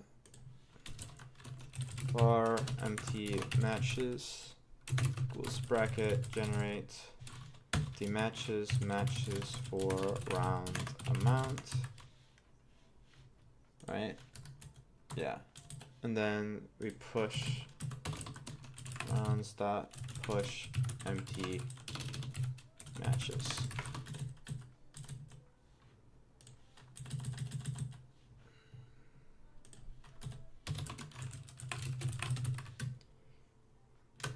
So basically, if it's a round count of 1, just 1 match.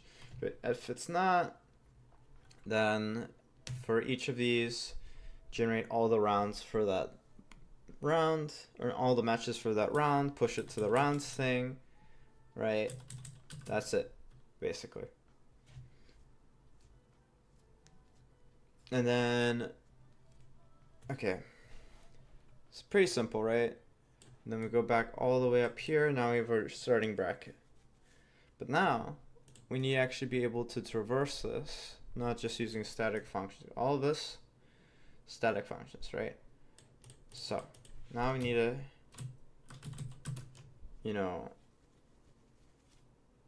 so like, what is this? Helper functions.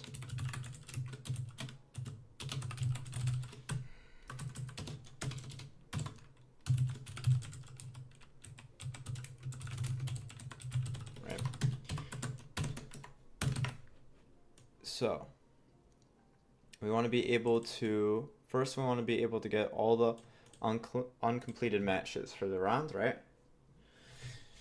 So get uncompleted matches for current round.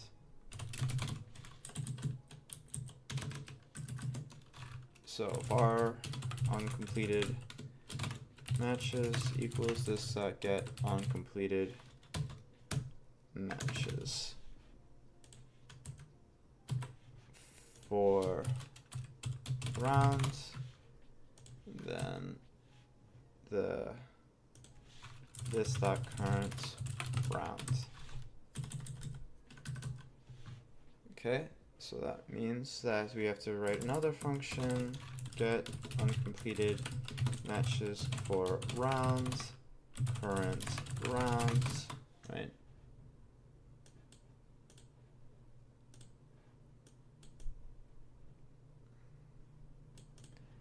That would be var matches equals this dot rounds list, then current round minus 1, because that's how arrays work. And then we're gonna write a function, or we're gonna iterate through some stuff.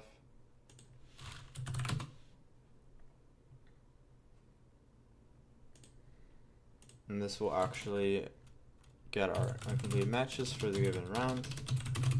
So matches dot map function. Let's see. And then the match index. Then var the match equals match. Well, do we need a match index?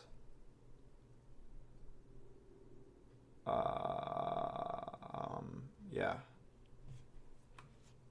So the match index equals index, return the match,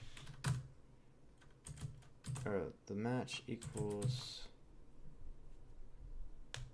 I don't know, same thing, right? And then dot filter function match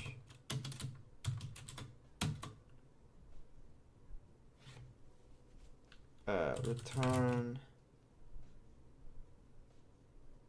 match dot, and then we have to find out if the match was ended, so match ended right here. Match ended like this, and then we can just return uncompleted matches like that.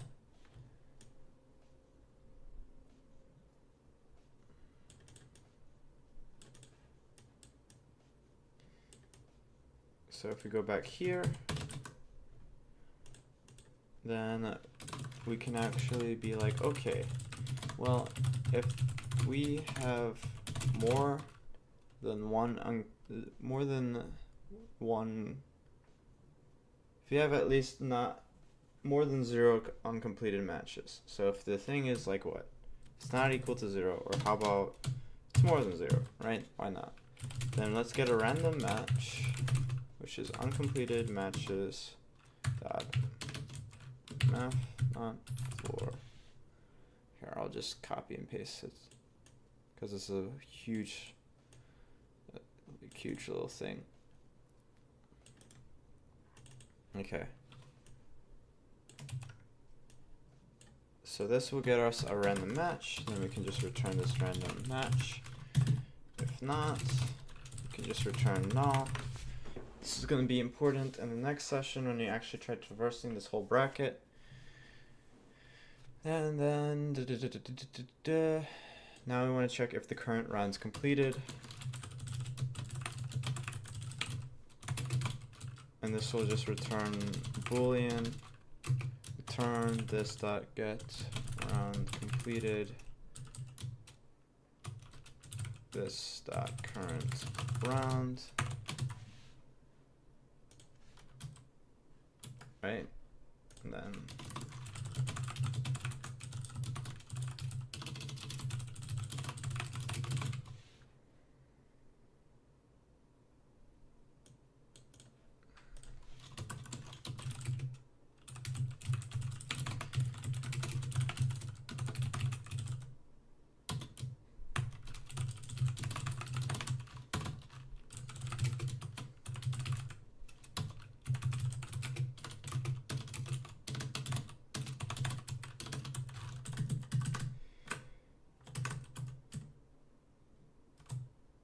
right, so that basically is like, okay, check if the current round's completed, check if any round's completed if we use that, right? And this is what we're going to be calling once we want to progress to the next round. So to do that, we have to generate the next round. What we have to do,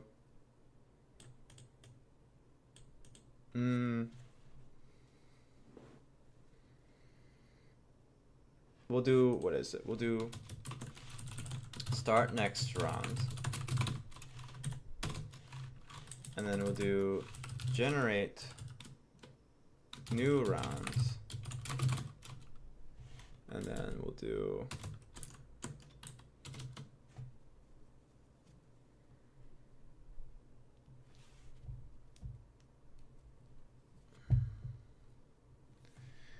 generate next round, and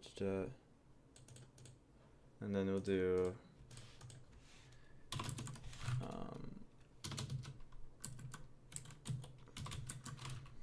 if this dot current round not equal to this dot rounds count, this dot current round plus equals 1.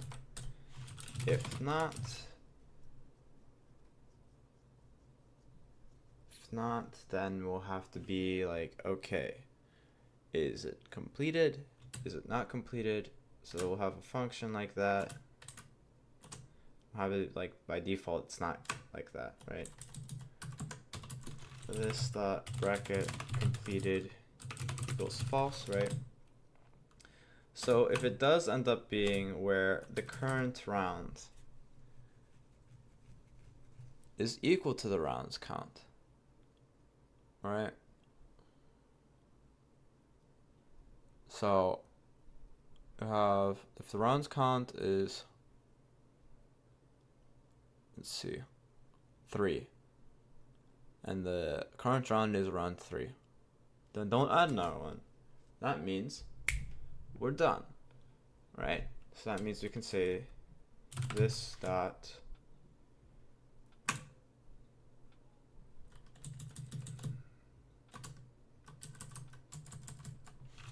bracket completed equals true, return, right? Oh, you don't even have to do this, but still.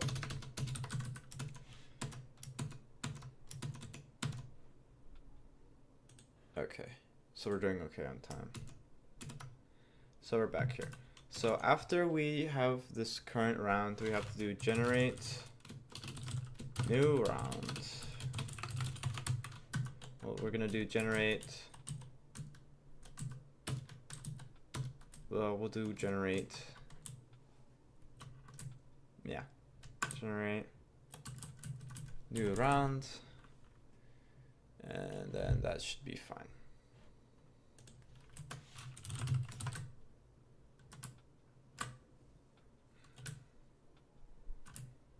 It's not, yeah, it's okay. Okay. Let's generate new round. So.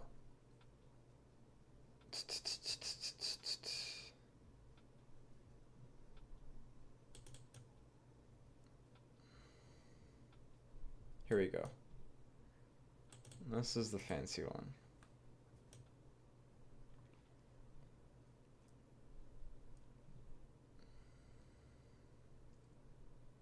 Wait, did we even do? Oh, shoot.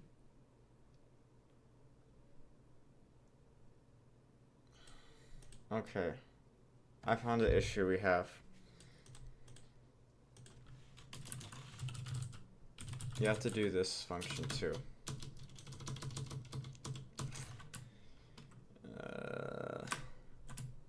Yeah, okay, I missed something. So before we do this, we have to do generate starting bracket, which we have not completed. So var completed rounds equals mtu rounds dot slice. So this creates a copy of the empty rounds thing. Var players left equals amount of teams list dot slice, and then we're going to have a huge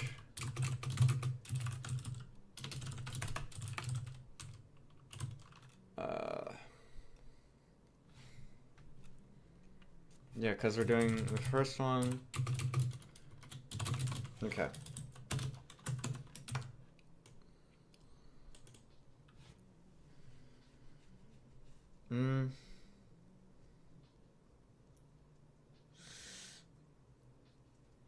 We'll see. Okay.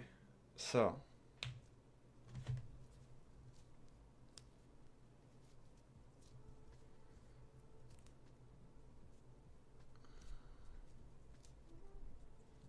I feel like I can do this with recursion, but that feels like too much. So.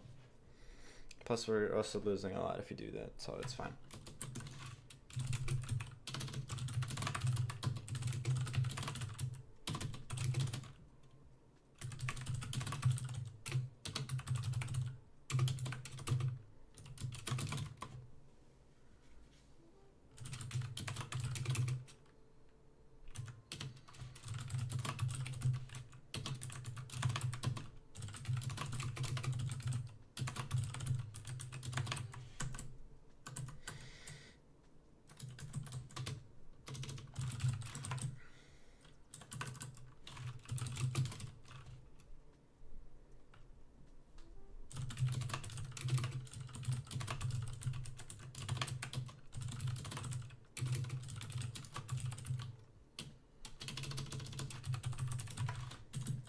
Okay, so basically what this is doing is it's checking how many teams we have left to generate matches for.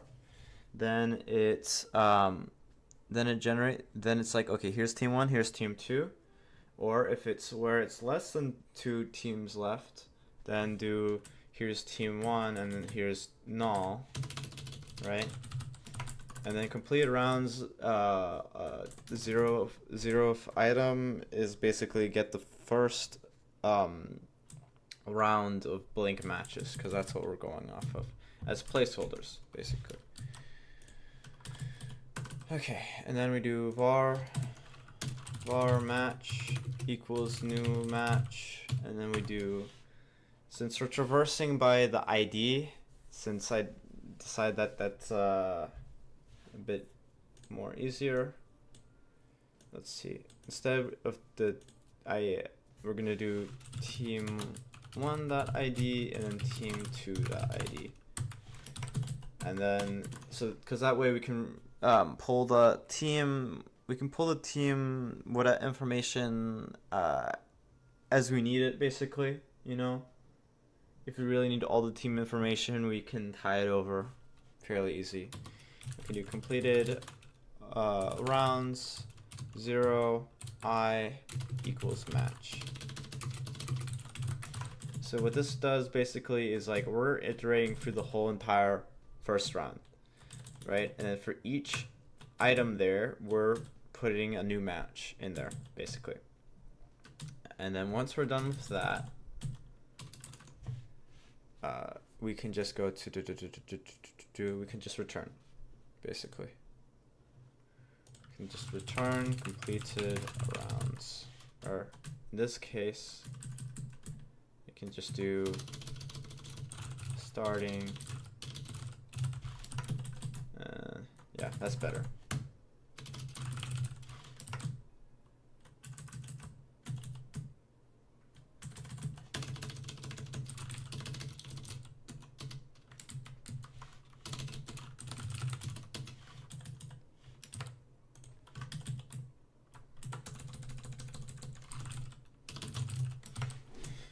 So that's for the starting bracket. Then we have generate a new bracket, or well, that's for starting round bracket, or starting bracket. Then we can do, here's this.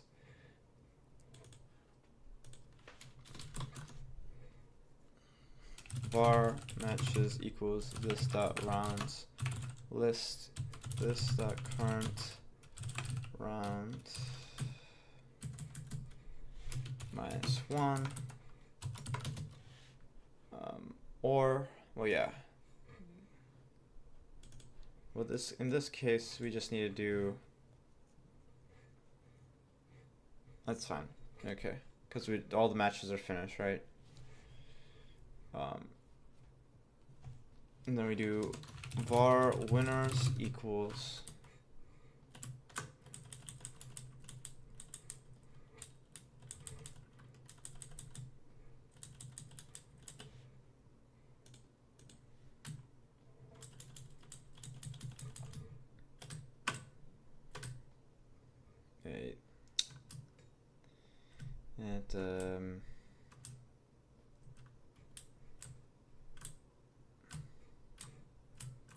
okay, I got it now. All right. So, var winners. It's a mapping function where we map over something, and we return the new one. Return match dot, and then here we go. And return get winner.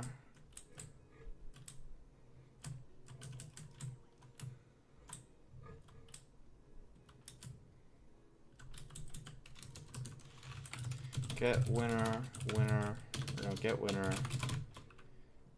If this dot winner equals, what is it? Match dot tie.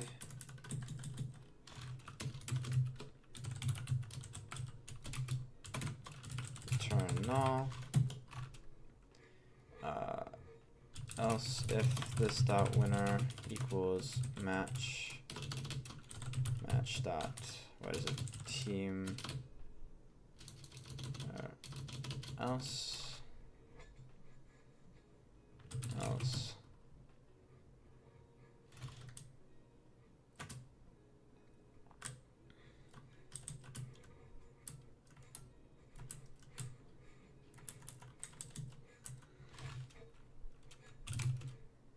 if this dot winner equals match dot team 1 or dot winner equals match dot team 2, then we can just return this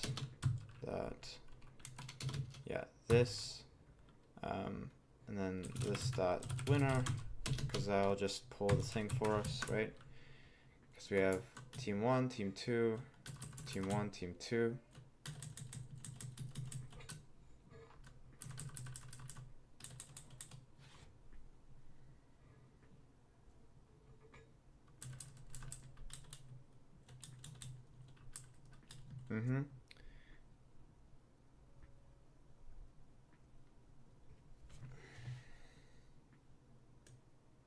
And then that's it for that.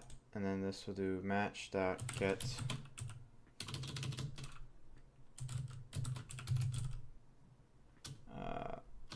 var winner ID equals match dot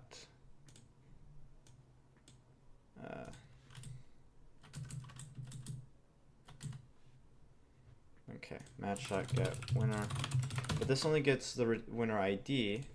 So that means that we do have to go back all the way here, set this for future reference, and then go all the way back here, and then this dot teams list. Yeah, is it gonna shoot an error? No, I don't think so. We'll see. If not, if it does shoot an error, we'll figure it out. But in that, just in case, just do let that equals this, because I don't know how many mapping functions I use.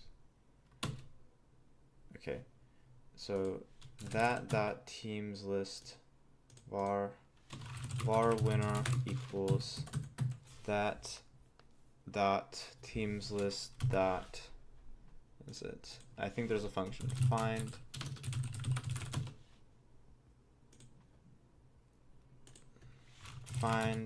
function team, and then return team dot ID equals winner ID. Then return this winner. That's where we get our winners. And then var winners left equals winners dot slice 0, var next round matches equals this dot rounds list, this dot current round slice 0, then var updated matches equals next round matches dot map function, and then match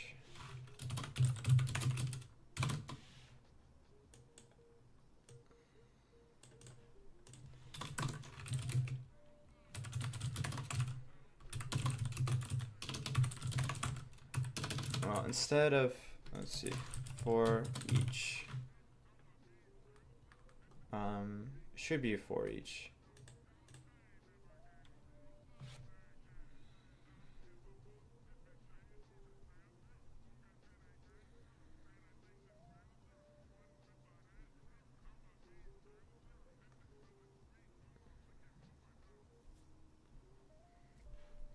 Okay, and then, well, team 1, team 2, team 1, team 2, and you can tell like this is super similar.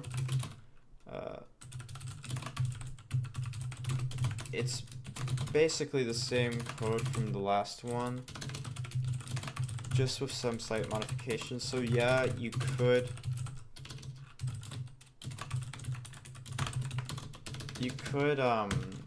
refactor it into one function, but I'm not going to do that just for sake of time and clarity, because like it's more, I don't know, it's more evident what does what. New match player. So team 1, team 2.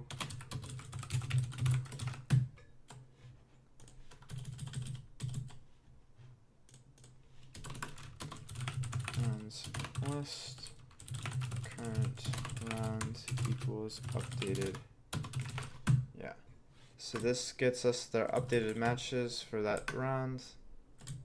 The next round, and we know that it's for the current round because when we go here, we added 1.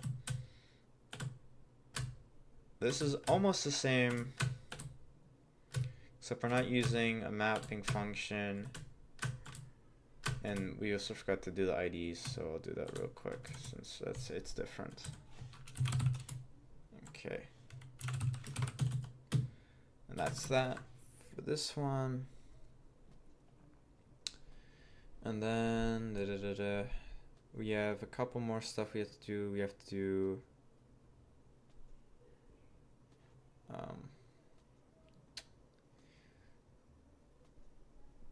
get bracket winner, get bracket winner here, then bracket ended we don't have to do, but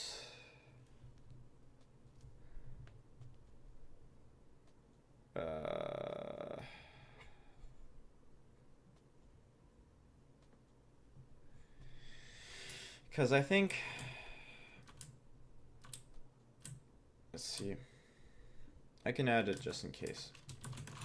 So bracket ended is another function we need, and this basically says, hey, has it ended yet? Right?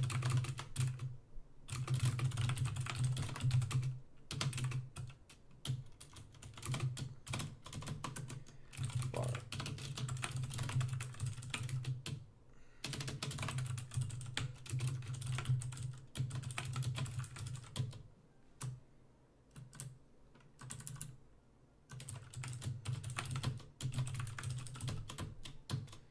Okay, we do have a function to check if it's completed. So get round completed I, since we're starting, well,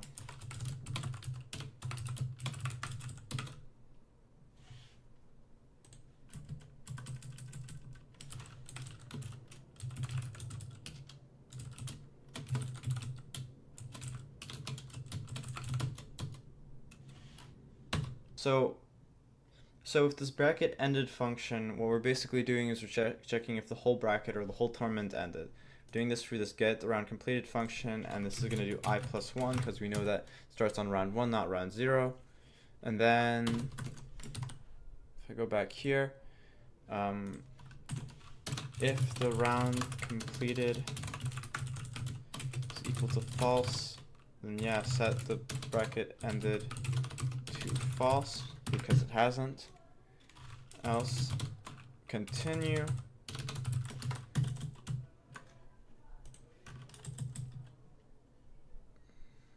So basically what this is doing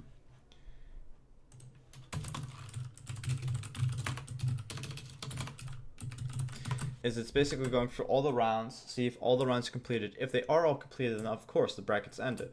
So then if you go to start next round, we can say this underscore bracket completed is this bracket ended.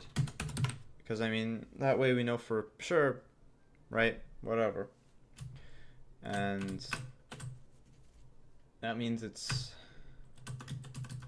bracket completed, bracket underscore bracket underscore completed. Great.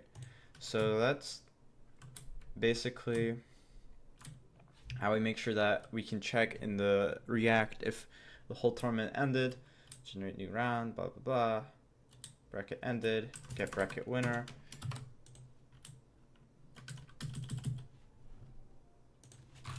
If this bracket ended,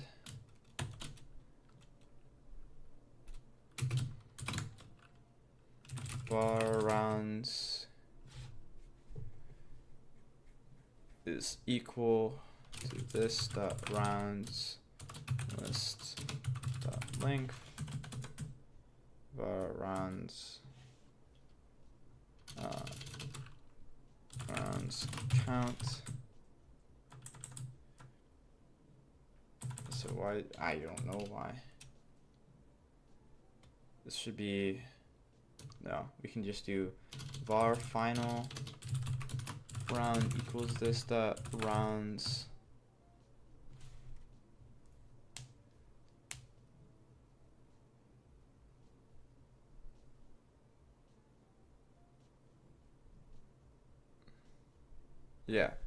var rounds list this dot rounds count -1, and then var winner equals final round gets winner.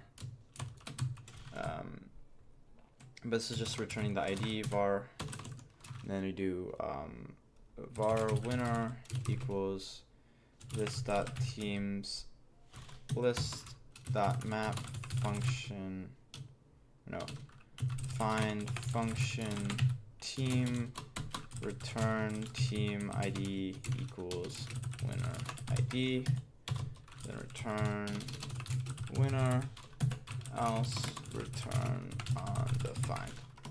And that's that. That's the whole shebang. That's how, if I'm not mistaken, that should handle the whole bracket generation thing for us. So in that in mind, we can go here, we can do reducers, we can do a new reducer called bracket.js. Yeah. Put this in here, put this in here.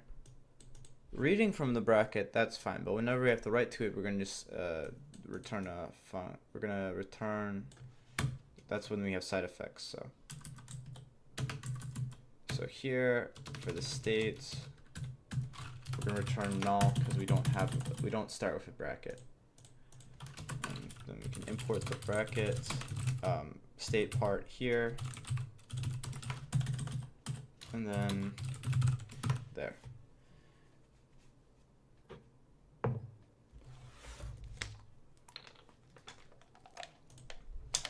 Let's see what's up. Bracket does not contain the export named bracket. Well, it's not really good, but okay. Okay, so that means we just have to do well,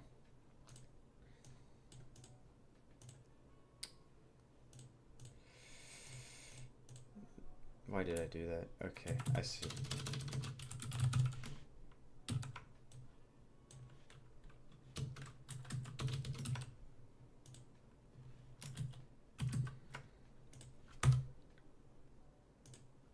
So we go here, then we can see, or when we get the initial state, no, when we issue a action and we go and check this state, we see we have a bracket and it's a bracket of null, right? So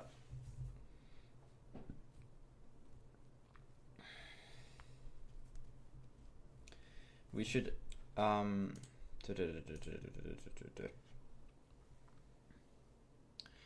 we have the bracket. So the next thing, the main thing we want to do is we just want to be able to generate the bracket, right? So we'll do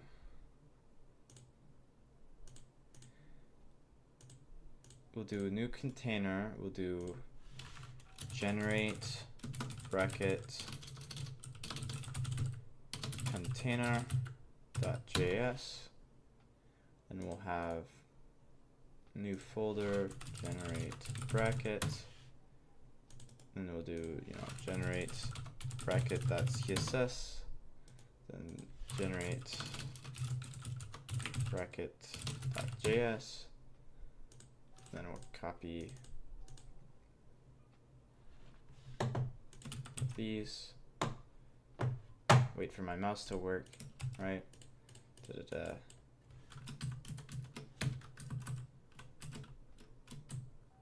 Then we're gonna delete these because we don't need it.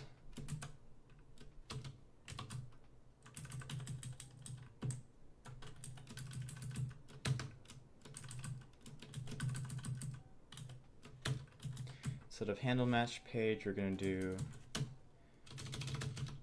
generate bracket page, then brackets / generate bracket like that. Then we can just take one of these. Let's do this one. I'm gonna do generate bracket page. I'm gonna take this all away, right?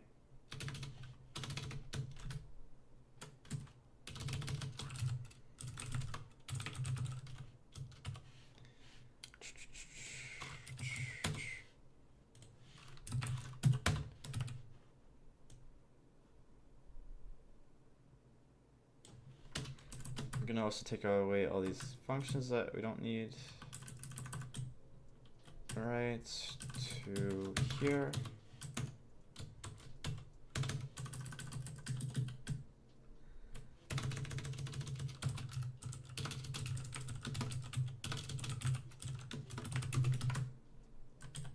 Now obviously we also need to take this out, replace it, right? So that's our generate bracket page. This goes into this container. And we gotta just change this so it's connected to here. So that means that if we go to app.js, we can just import so, import it from the appropriate container.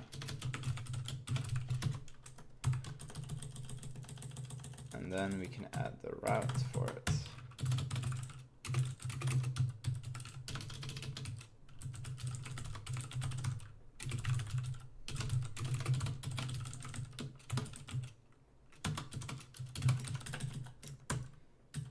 Generate bracket page is not defined. Generate bracket page is defined. From where? Right. So then we go to generate bracket, met with this page here, which is actually just this one.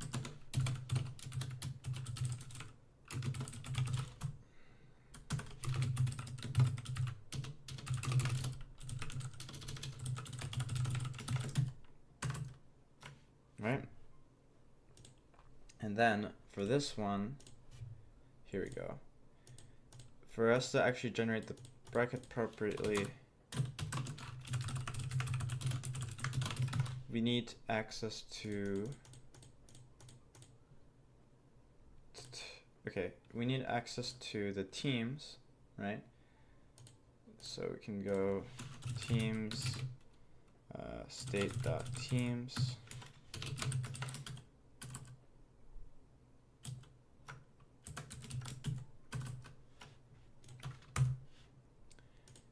And here are our teams right here, right? So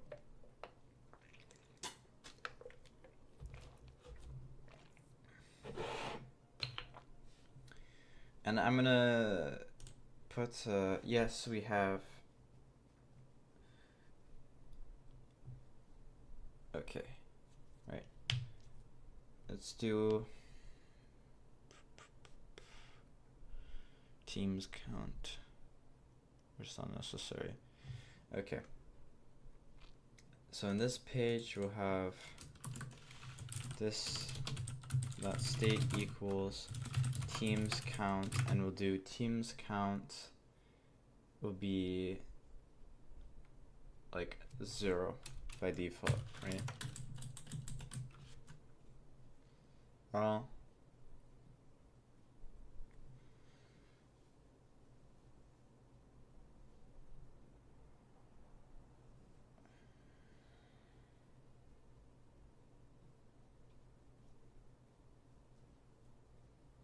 that's interesting. Okay, so we can do,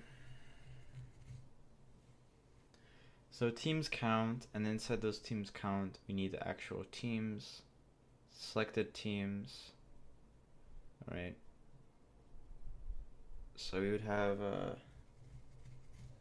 I guess we'd have another reducer, or not, because that doesn't matter, since the state's just that, it's temporary.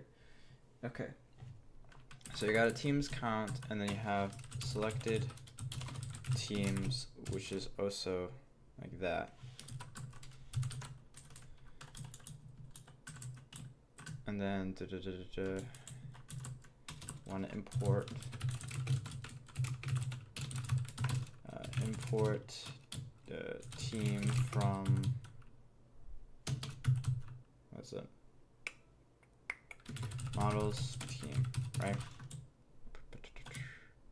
So by default, teams count is 0, selected teams is also empty, right? And then we'll have a div class name form group, div, or no, input class name form control, and then we'll do like what, name equals team count, and then yeah, that's it. And we'll do another thing, we'll do a label amount of teams. Cannot resolve dot dot slash blah blah blah. Okay, so we need 2 dot dot slashes then.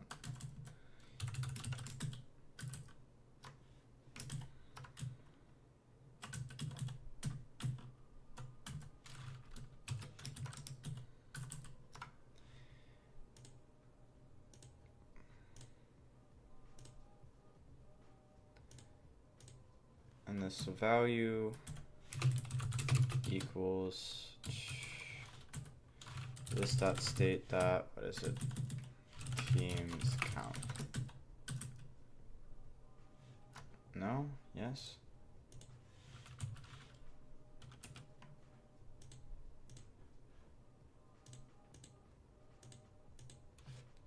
I think I got an error.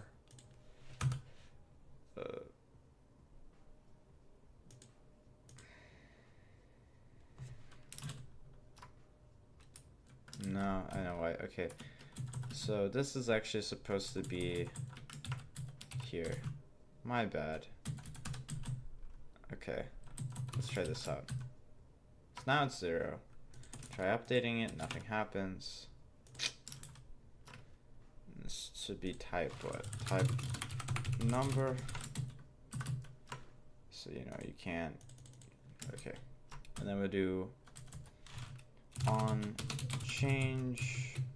We'll do this dot handle count change, right? Handle count change.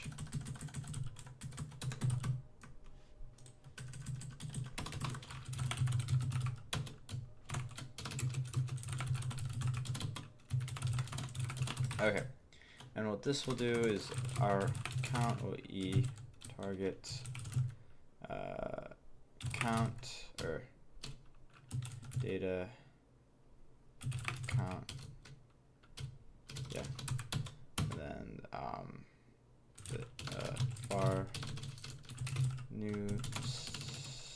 state equals this dot state, then new state dot teams count equals count this dot set state new state.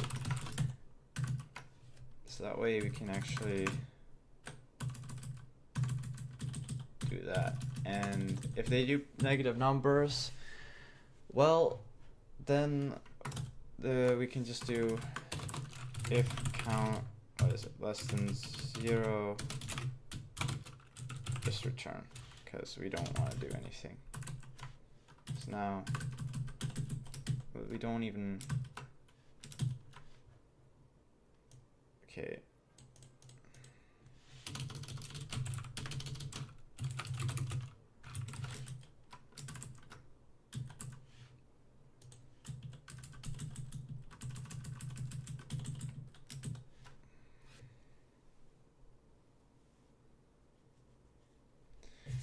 If the count is less than 0, then don't update.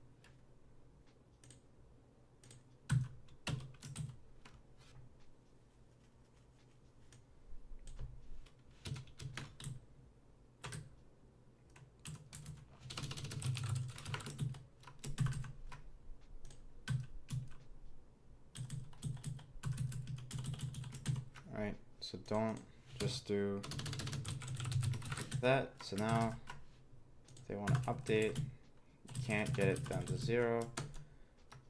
And then we can do like, okay, when this happens, then we also want to be like, well, if that means that, then the rate, what is it? This is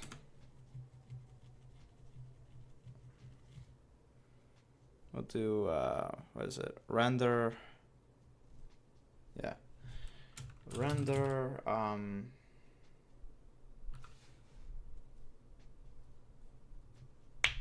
ow. Render, what's this?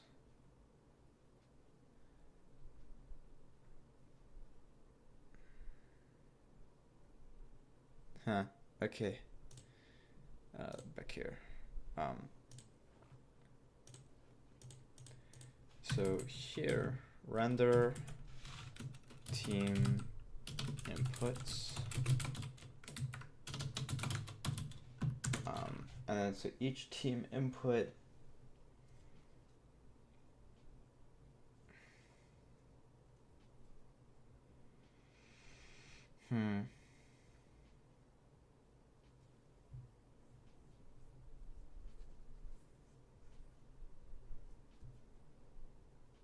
let's see.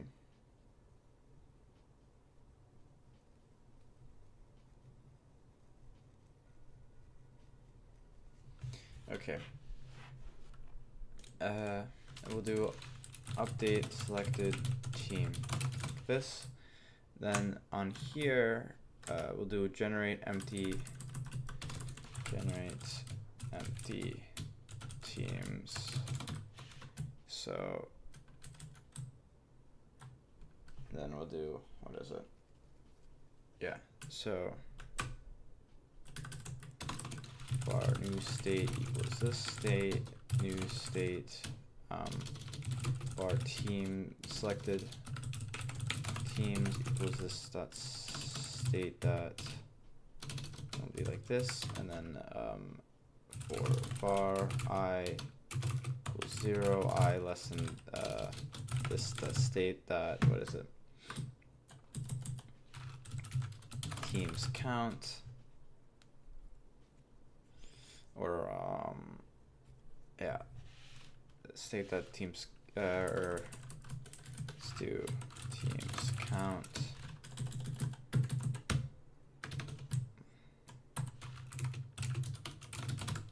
do selected team dot push new team, and then what's in the new team?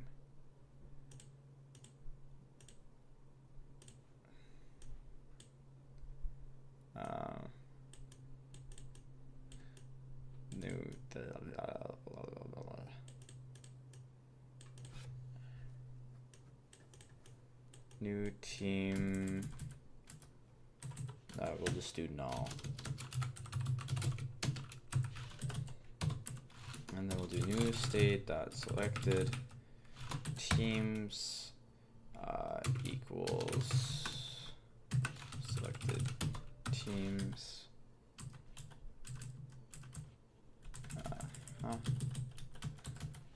Then this dot set state new state.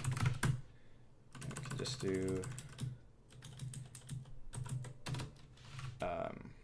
this dot, what is it? This dot generate empty teams, then count, right?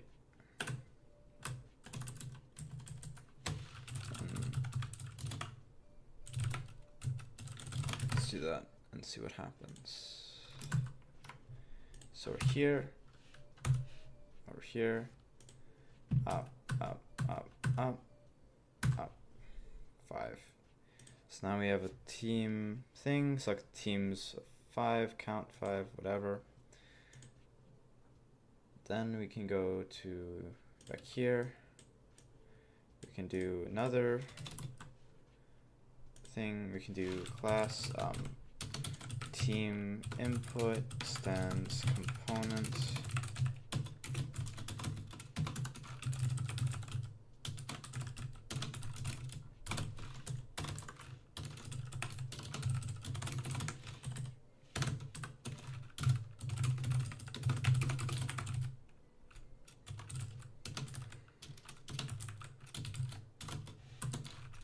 Label select team, then input type equals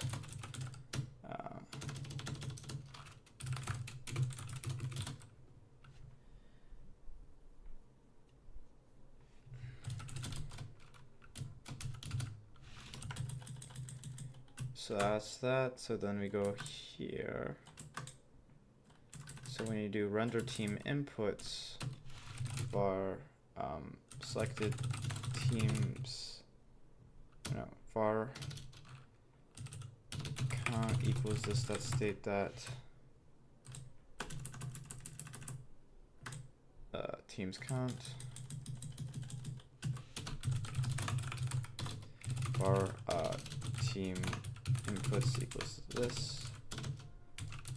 And then for var I equals 0, I is less than count I plus plus, and then team inputs dot push. Is it? It is a team input. So basically, what that is I'm creating. You can actually create components, like more than one component, in the same file, and then you can refer to that component, or you can refer to other components once you import them in basically.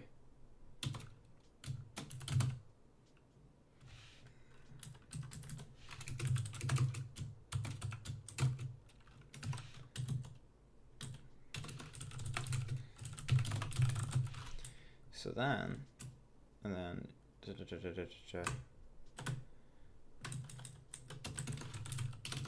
we also have to bind it again. This dot render. Then we go back all the way down here.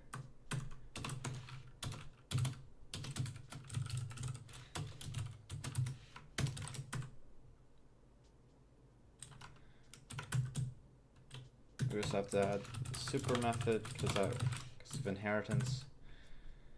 Render team inputs. Render team inputs.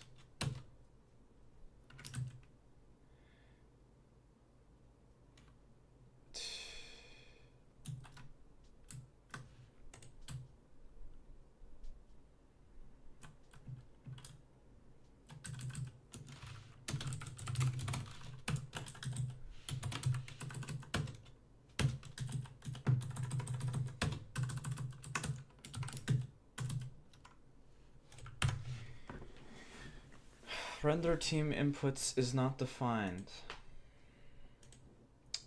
Okay, we'll see about that.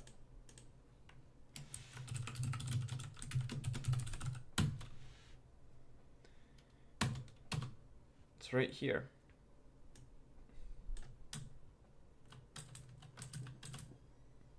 Okay. There we go. So if it's like 4, okay.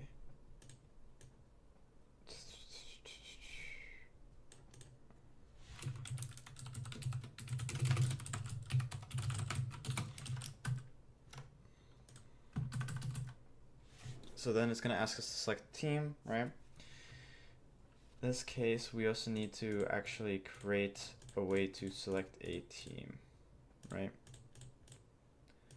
So in that case, we can do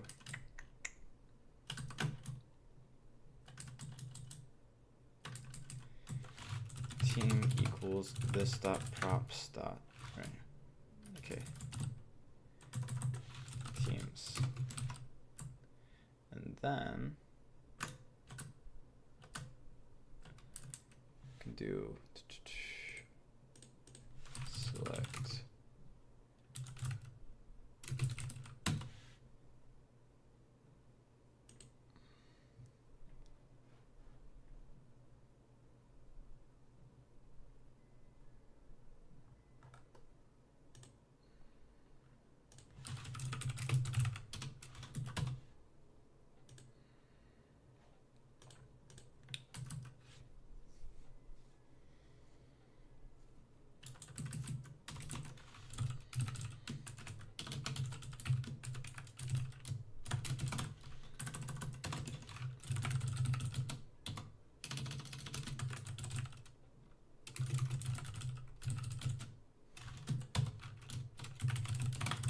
this function will render all the options for us. So all we have to do is do a select, and then type equals whatever, and then we can do render team options like this.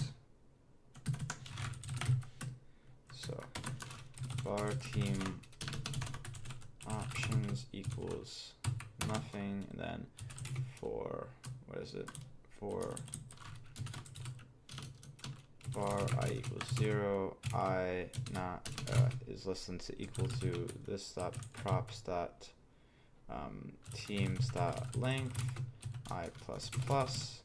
Then we can do var team equals this dot props dot teams dot I.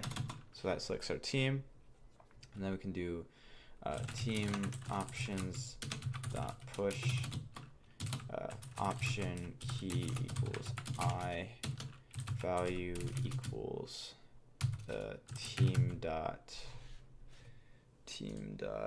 name, or no, value equals team dot ID, and then team dot name. Then we can return team options like that. So if we go 1, 2, 3, 4, 5, Wildcats, Yankees, Cubs, Steelers, right? And then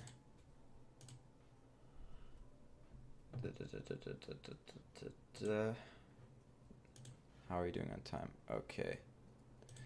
So, and then we can be like, okay, on change.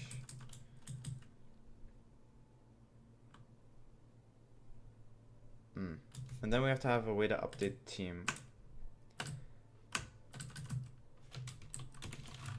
Update selected team IDX.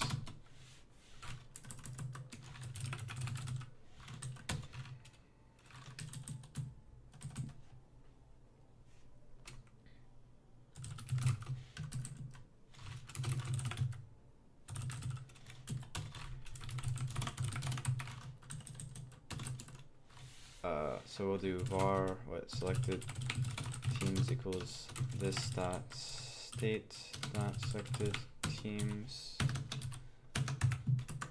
var new state equals this state selected teams dot team, or in whatever team idx equals team selected teams, or new state dot selected teams equals selected teams, this dot set state new state, right? So that means for this function,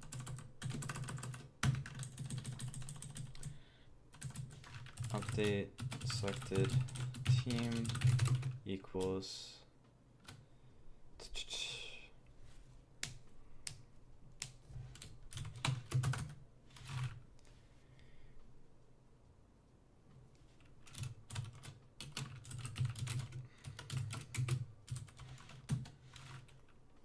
this dot update selected team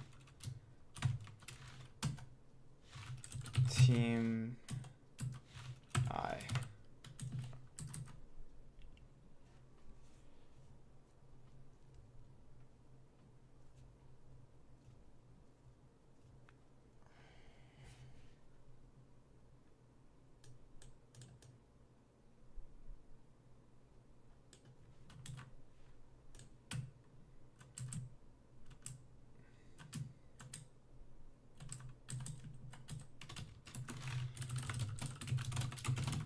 And then we'll have this helper function here.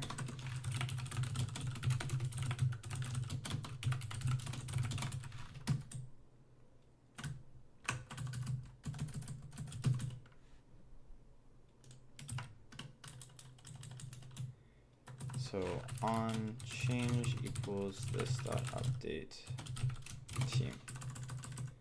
Then var value equals e target dot value.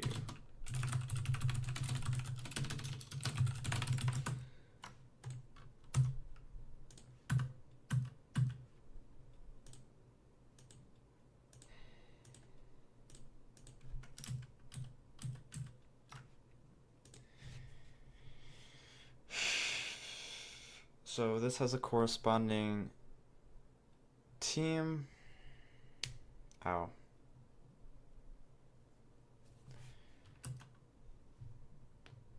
So instead we could just do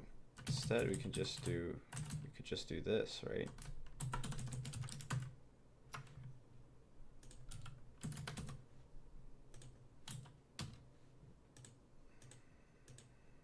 Oh, not really. Okay.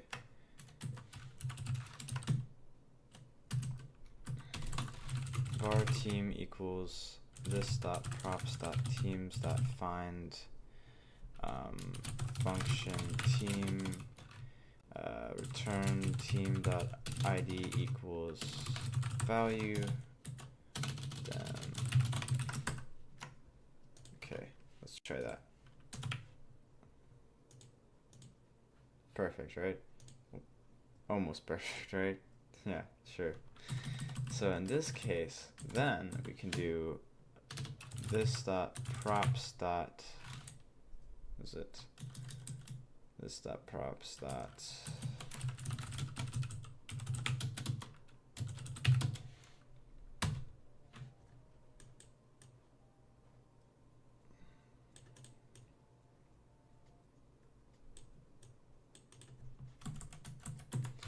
update selected team.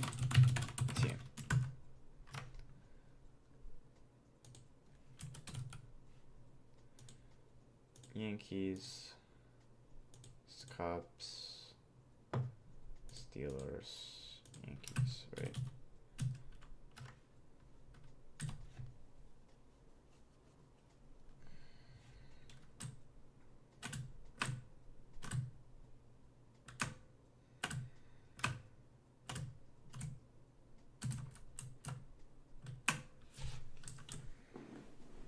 Because we need to get what's the select team, right? So render team select team.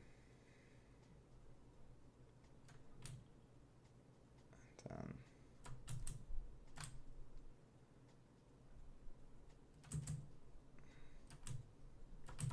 so that means that team equals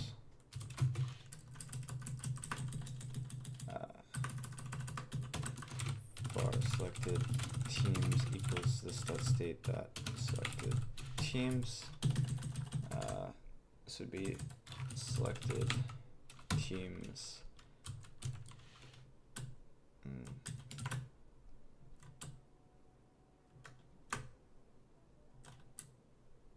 All right, and then we'll go here. Value equals this props team dot id.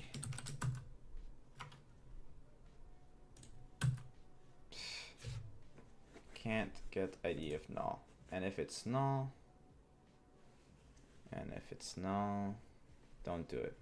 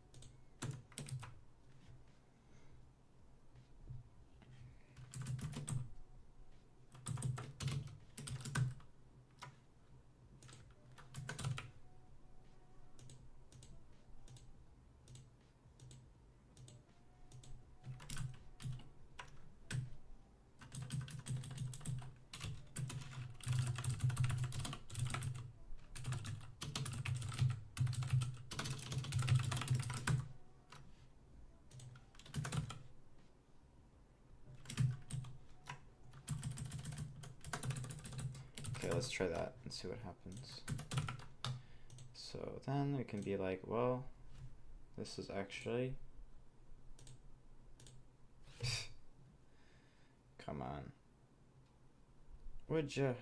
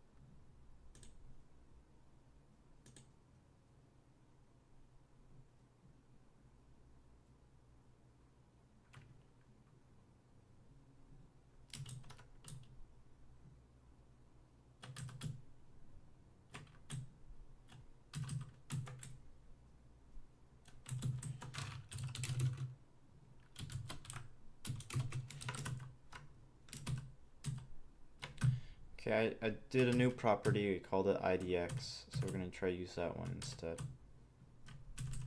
Because it's being, I don't know, it's being weird. Let's try that. So for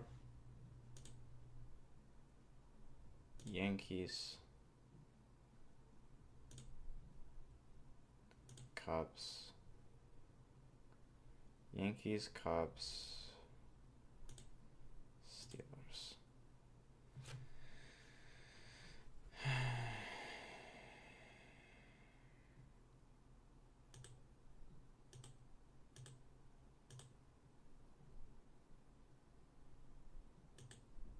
Yankees, Cubs, Yankees, Steelers.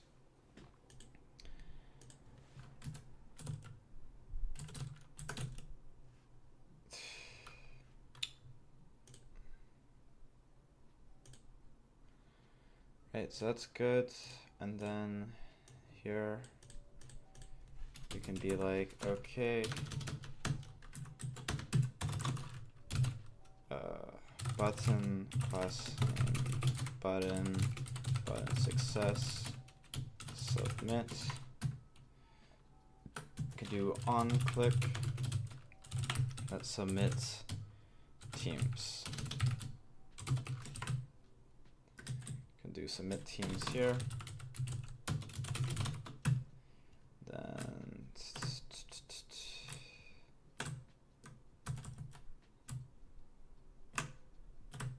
so many functions. Okay.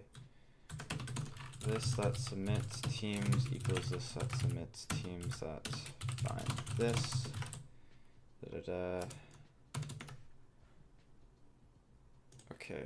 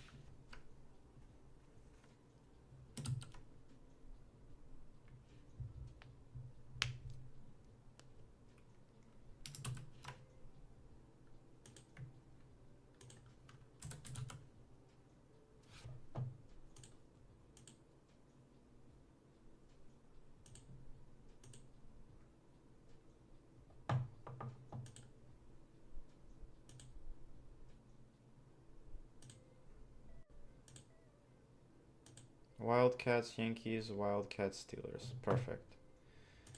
All right.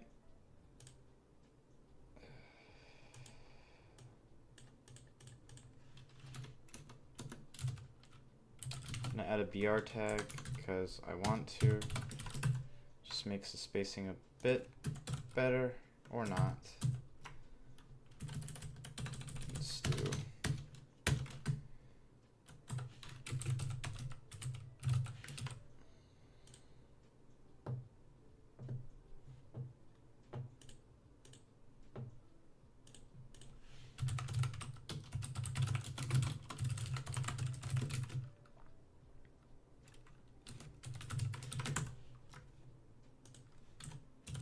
Okay, better. So when we hit submit, right, that's when we actually want to generate the bracket, right? Okay, so how are we going to do that? Well, first we're going to need to do new constant here. There we go. Export constant generates new bracket equals generate this, and then go here, brackets, and then export constant generate new bracket and equal teams. Sure, we can go with that. And then we can do type equals generate. And then we can do teams. And then we can go to containers, generate bracket container. We can do imports, generate new bracket. Is that what I named it? Yeah. Generate new brackets from actions. And then we can do generate bracket. And then this will be a taken teams. And then we'll just do dispatch generate new bracket and teams here. And then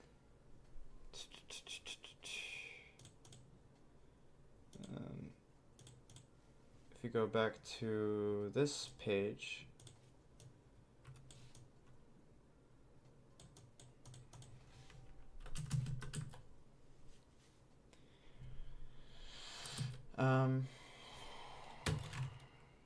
this.props.generate new bracket, this.state.selected teams.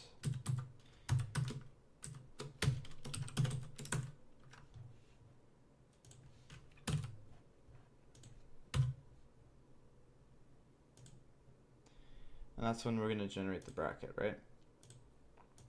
And then we also want to be like, well, if this if the this.state count is equal to not equal to 0, then we can render the button, because we can't render the button if we have 0. Come on.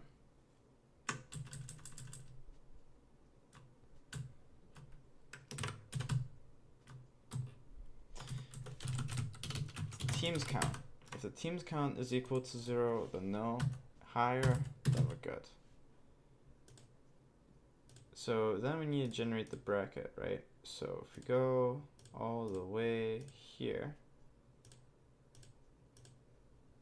we just have to import, and this is from /constants generate new, there you go, generate new bracket. So import this constant here. We also want to import bracket from the actual models, right? It should be called bracket, and then if the type is generate new bracket, we can do var bracket equals new bracket action.teams return bracket. Rounds count.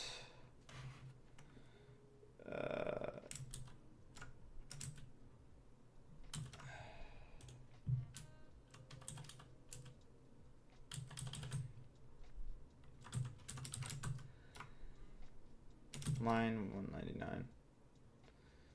I knew there was going to be some errors. Line 999.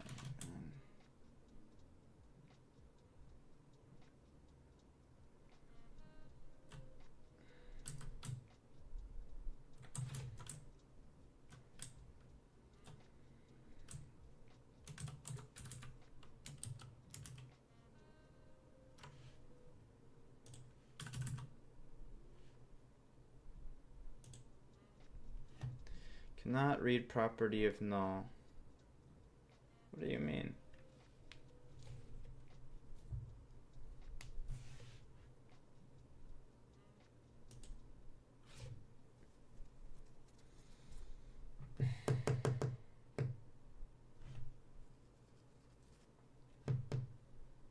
Okay.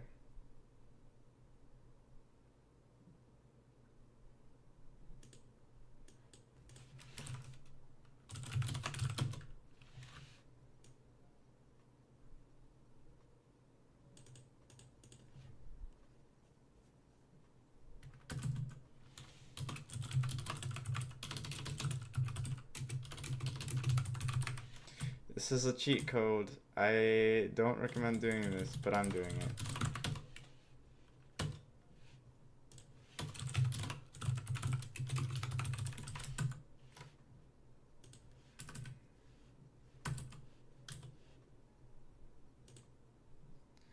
Where cannot set property ID of null.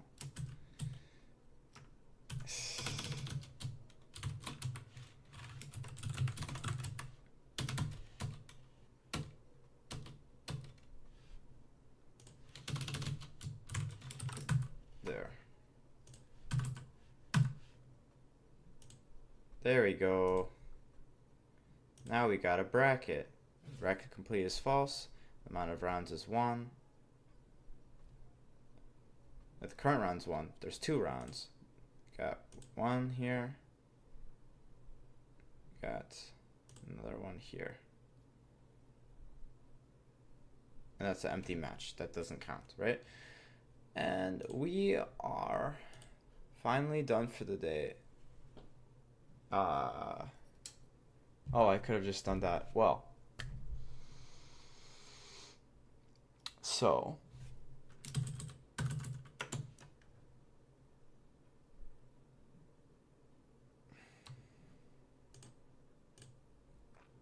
that was our tournament generator that generates a tournament. And now, next round, next session, the final session, will be where we write the tournament viewer, and that is it, and then we are done. All right. I'm Mecha Sparrow. I hope you enjoyed the recorded session 4 of the tournament web app in React.js tutorial. Be sure to follow if you enjoyed watching this fairly elongated tutorial. So yeah, all right. See you, everybody.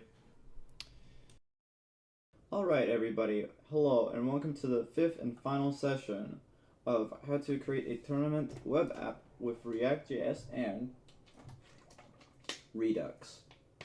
So, what are we going to be doing today? Today, we are going to be doing first we're going to add like a little navigation button to navigate to the way to create the tournaments.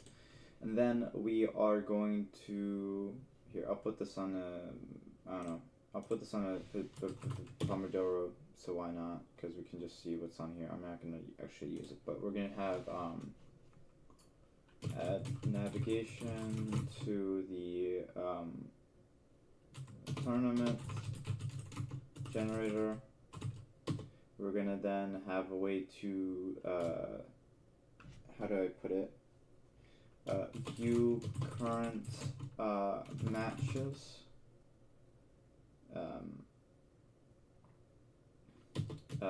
And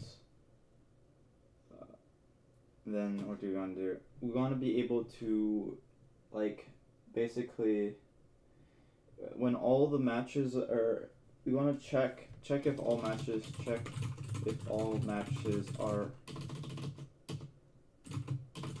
are completed. Then we want to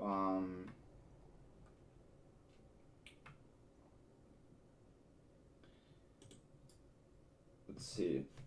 We want to add a filter between completed matches and uncompleted matches. Filter between completed and uncompleted matches.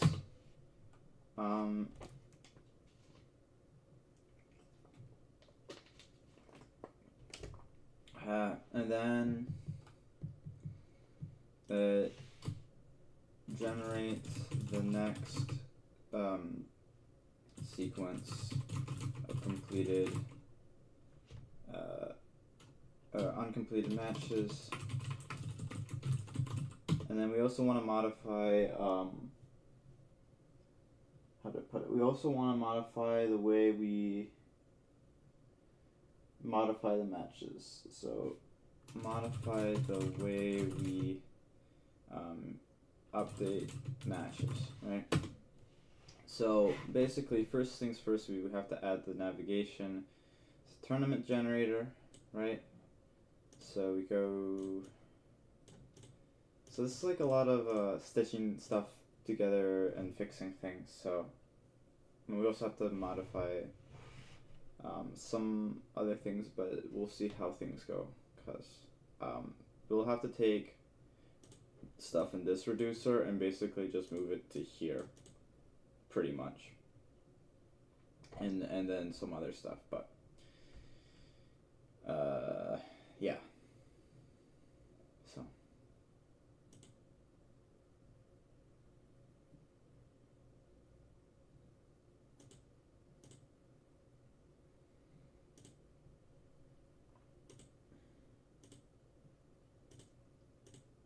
So if we go to just home page, right? Okay, here we go. We want to do another one, generate or start tournament. This is going to be false. Right.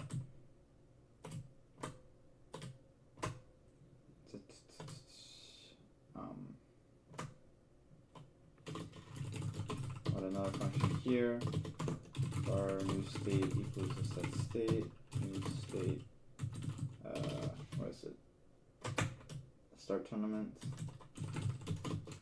is equal to true, and then this dot set state, new state.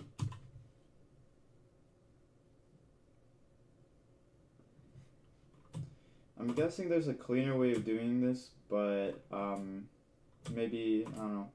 This is how I do it, so for now. And then we'll have else if this set state that start tournament equals true, then return a redirect push to what is it? Let's go to here, generate bracket.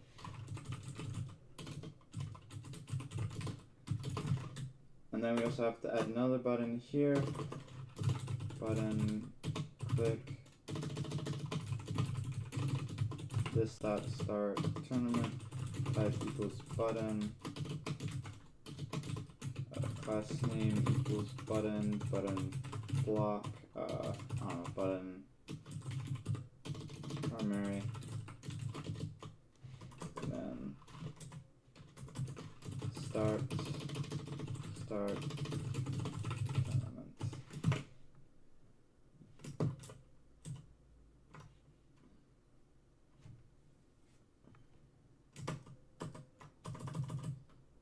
I'm going to fix this little error here.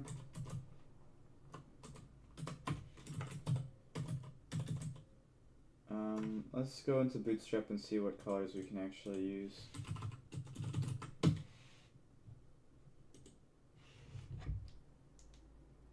Okay. Right. Documentation, components. Do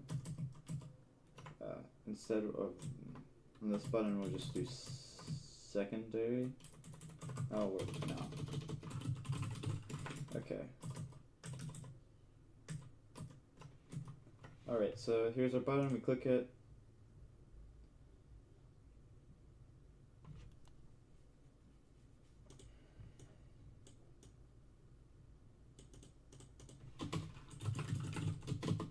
And then we have to also bind it to this so that it actually works properly. go back here, we click it, there we go, start tournament, can do Cubs, Yankees, then start, submit. When we hit submit, that's when it generates a new bracket, right? So once it does that, then actually what we can just do from here, do I have my Pomodoro?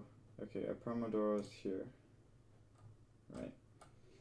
So then we can go to this thing right here. No, here it is. Okay. So bracket generated is false, like that.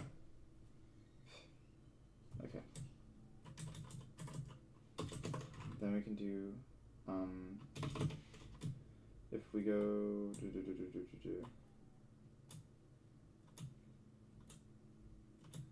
here it is. Var new state equals this dot state new state dot bracket generated equals true.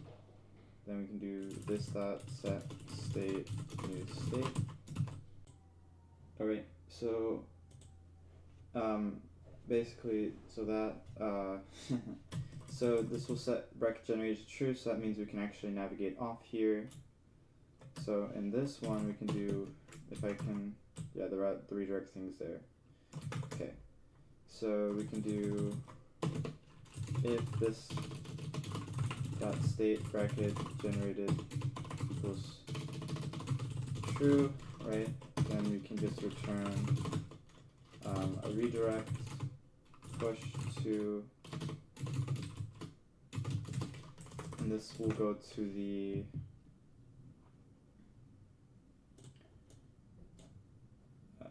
view matches. View, yeah.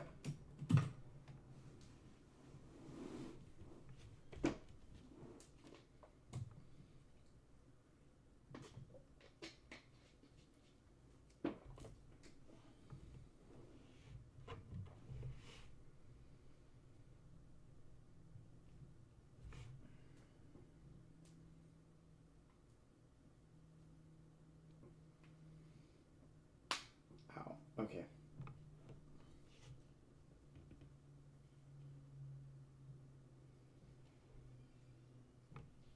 So I think what we can do is that I'm going to kind of hack this a bit. So we already have this, right? And this contains our matches. But we also have a bracket. So one thing we can do is retrieve first thing from the bracket. But since we already have this, I think I can use this as like a temporary store. You know, push and pass type of thing. But just, we already wrote the code, so why not?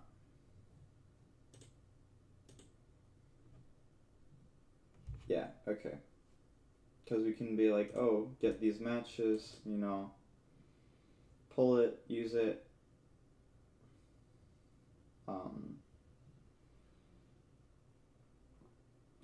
Since it's already in here, just apply it, I guess, somehow.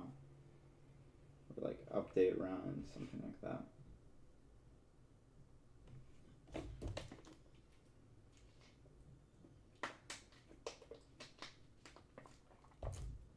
Oh, we have to just update certain properties,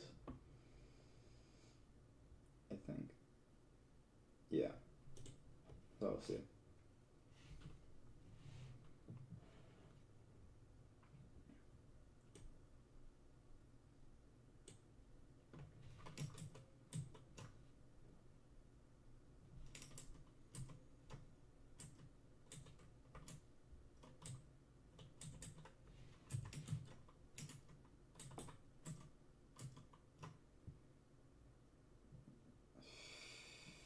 Okay.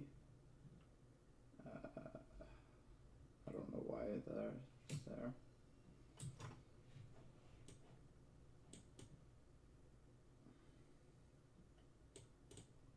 It should be.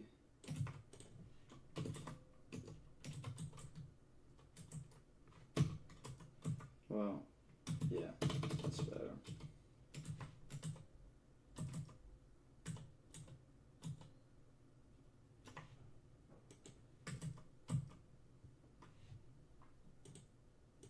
Cubs, Yankees, Steelers, submit. Then we go here, check. Got matches, one match. It's an empty match, right?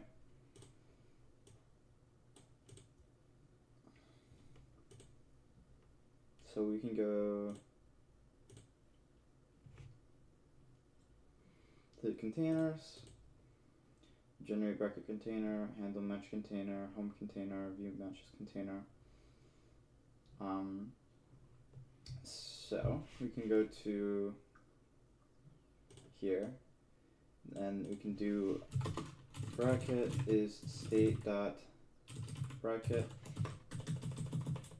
set select the match and match. We also want to get another function, and that'll be get round matches bracket, so, and then we'll run that function in a second, but this is going to be empty for now.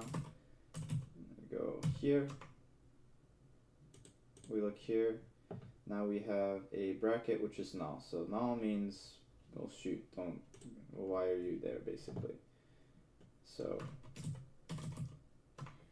So if the bracket is null, then we can't view matches because there are no matches. So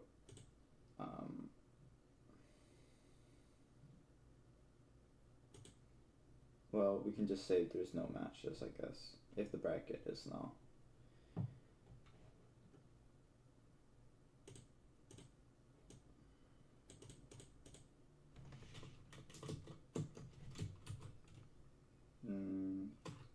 This dot props dot bracket not equal to null, then we can do this.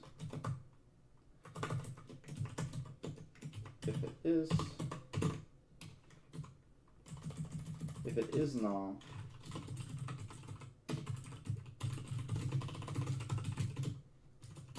then we can just say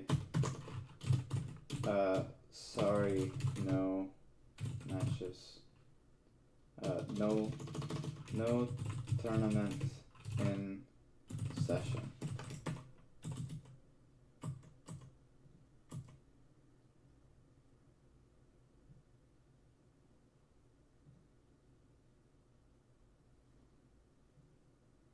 This is a reserved keyword.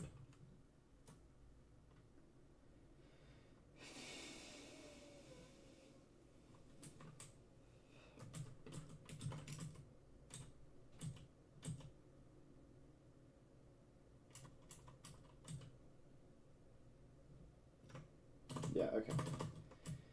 So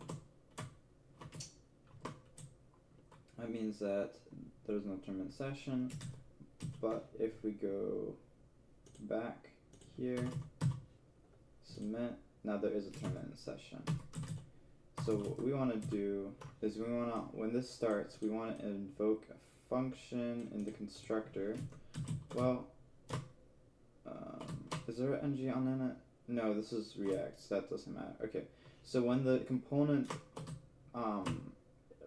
new action here, no, new constant. So basically what we're doing is we're taking our bracket, right? And each bracket has a set of matches, and we're offloading that set of matches into the matches store in the big Redux container, basically. So we're just passing that data back and forth, pretty much. So constants, export constant,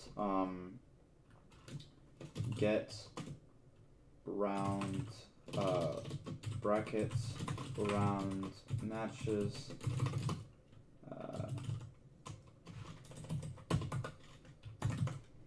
then index actions, export constant get current bracket round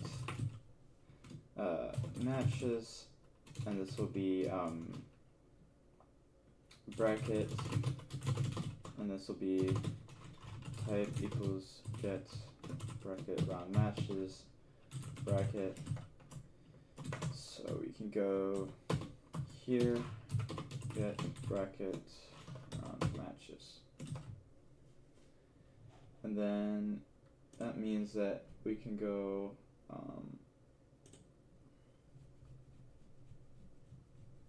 and we only need to get the well, we can go to, where is it?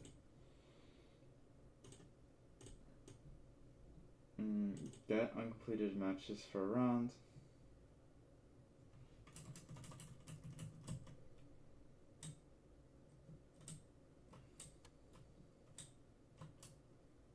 Now you can have a helper function then. Get get matches for round IDX. Bar matches equals this dot rounds list. Round IDX or round ID rounds num, and then we can just do rounds num minus 1. And then we can return matches.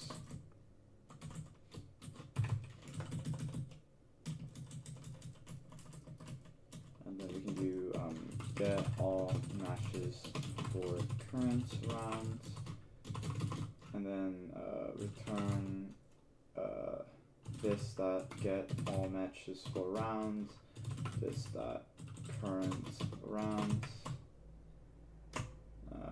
Yeah.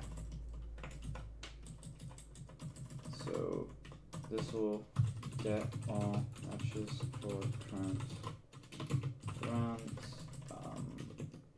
Get all matches for a given round.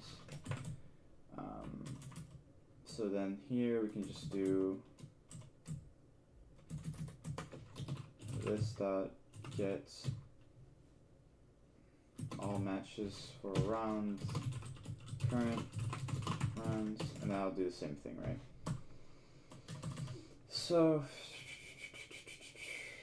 if we go to, we have actions, get bracket round matches, get bracket round matches, then in our containers, get bracket round matches, get bracket round matches, and then the bracket here, we have to dispatch this too, so it's actually, and then so that when that runs, that'll run here. So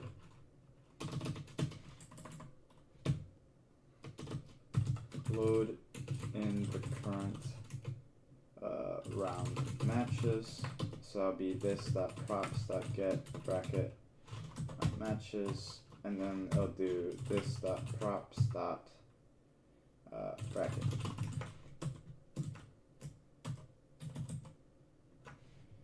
This okay, this props get bracket round.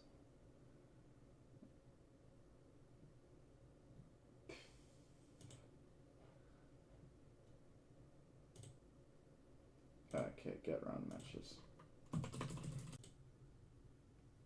Alright, so basically what we need to do is we have to load the current set of rounds, and then, yeah, so, and then we put in the bracket as a variable, and then in here it gives us this crazy error. Cannot read property type of undefined. Get bracket round matches.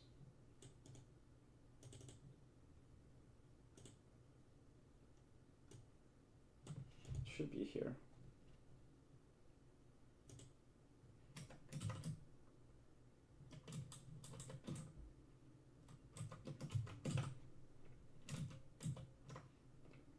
Let's try this again.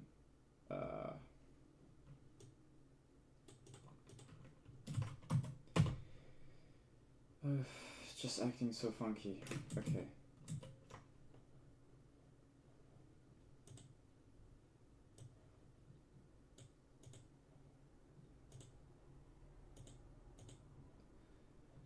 If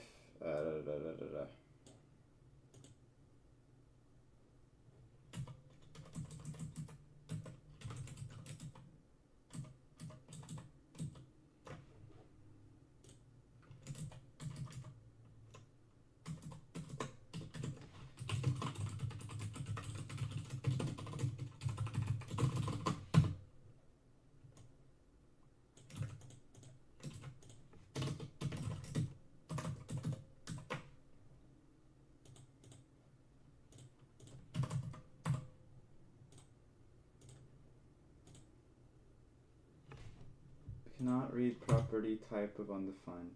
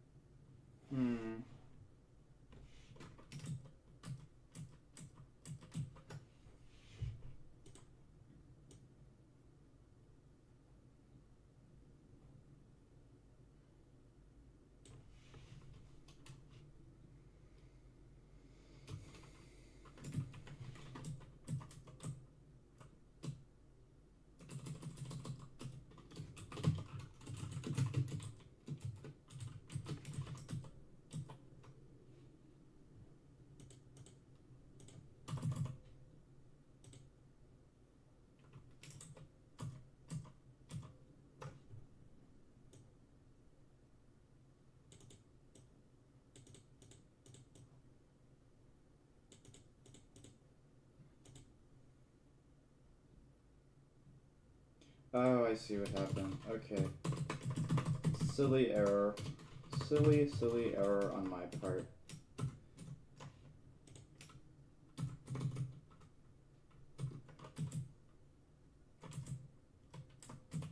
So it just like I didn't write the function correctly.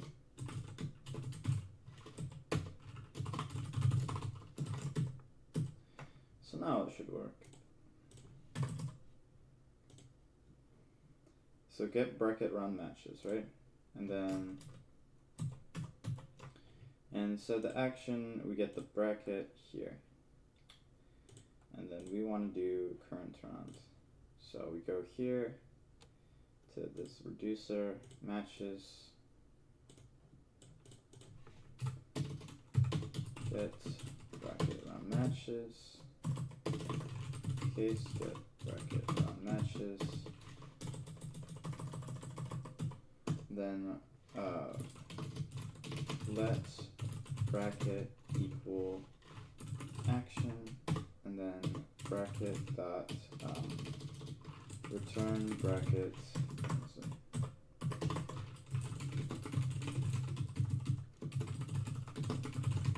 Okay, so basically what we're doing is we're getting the brackets and we're getting all the matches. We're getting all the matches from the first round.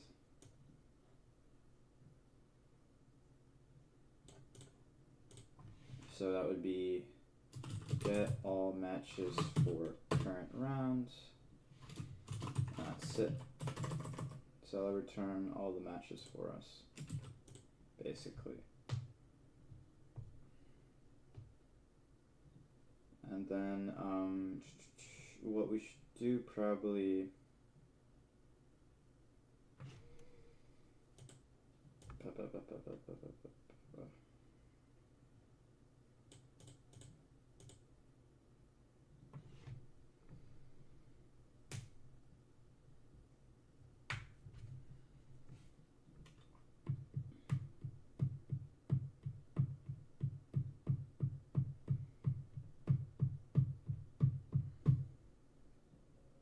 yeah, that should be fine.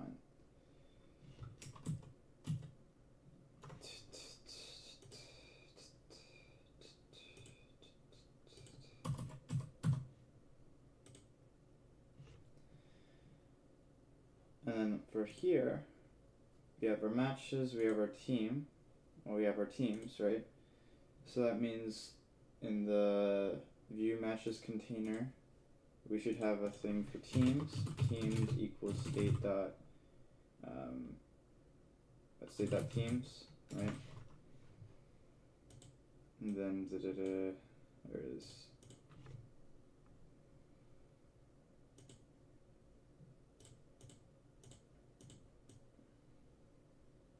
No, let's see.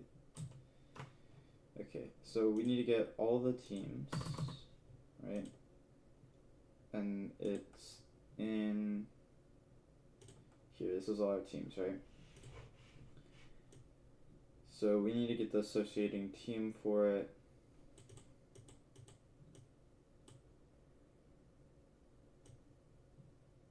So we'll do what is it? Get team name and then team ID, and this will do this get team name equals this dot get team name dot find this. So we'll do var team equals this props teams dot find function team return team dot ID. So we're gonna return that, and then we can just do get team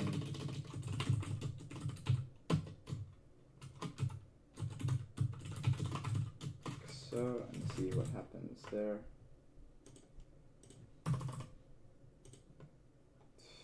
Objects are not valid.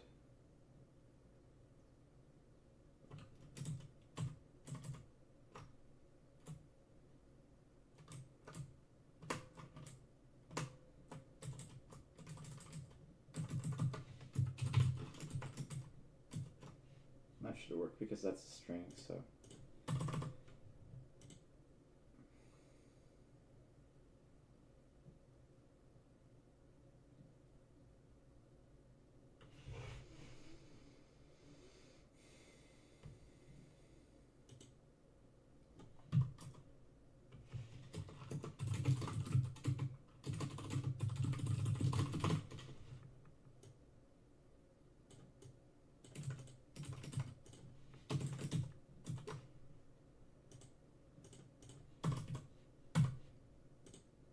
There we go.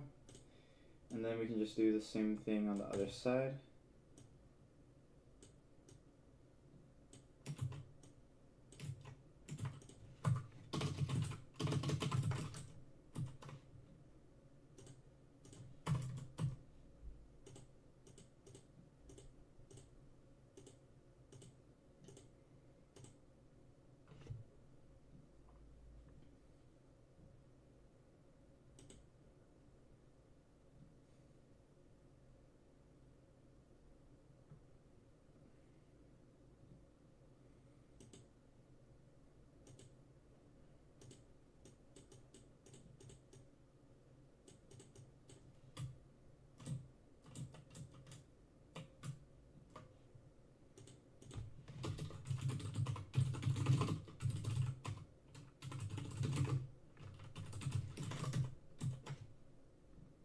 Steelers versus Cubs, Yankees versus blah. Team 1, Team 2.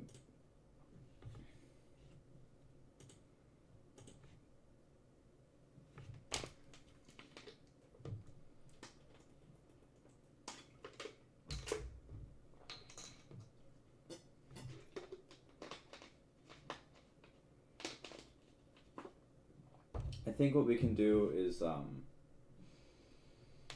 we can already automatically set the winner for some of these, so we can go to constants. Well, if it's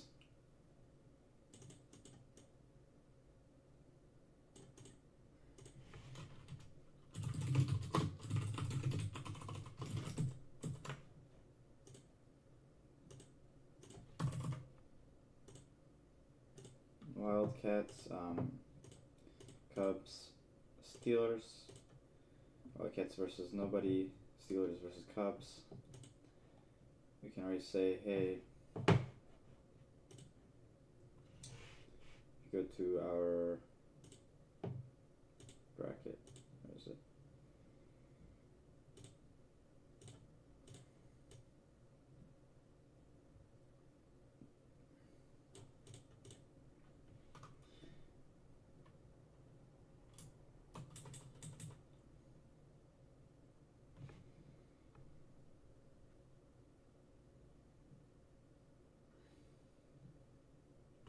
Instead, we can just do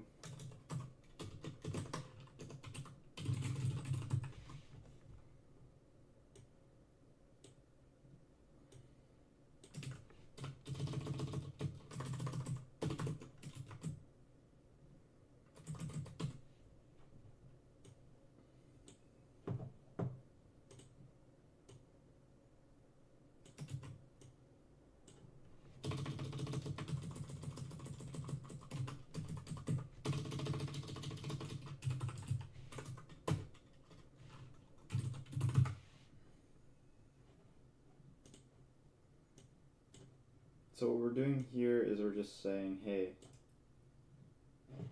there we go, okay.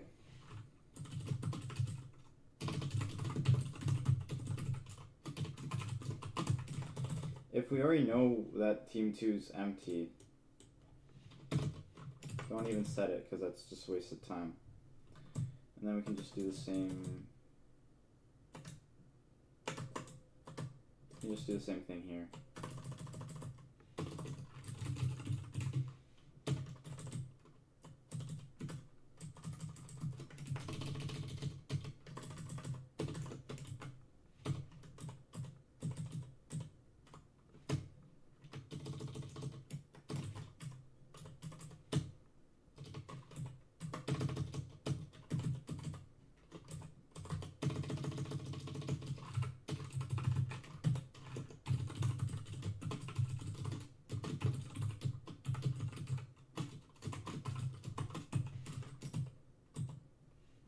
So if we go back here, what is it?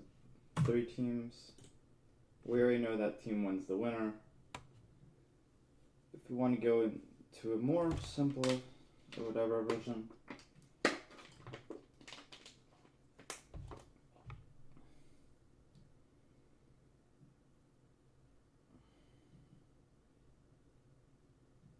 that's fine. We already know it's team 1.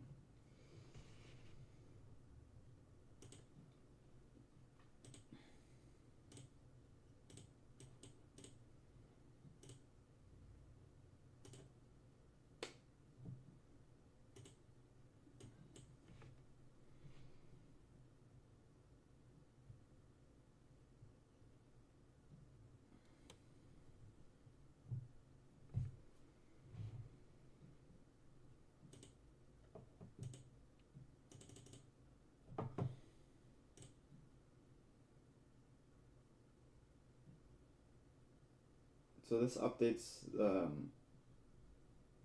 the score, and then we need to update the matches. So if we go to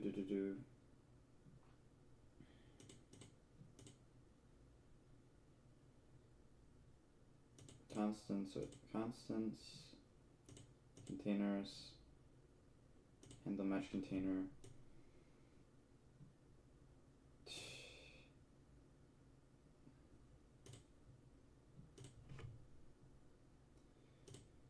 right after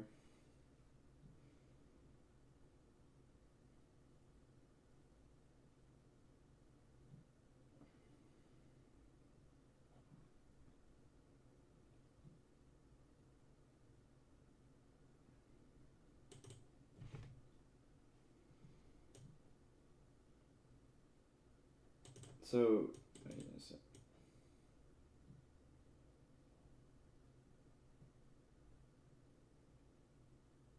Okay, so how it says this props update score, score 1, score 2, match ID. This updates the score on the matches, right? And then what we want to do is we want to do this props, and then we want to do update update round matches. So we do this. So we'll do that right now. We'll do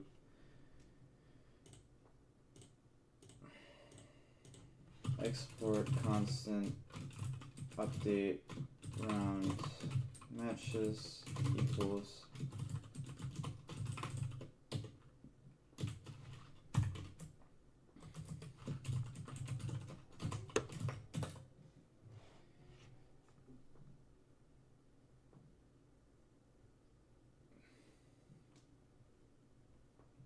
and then we go to actions.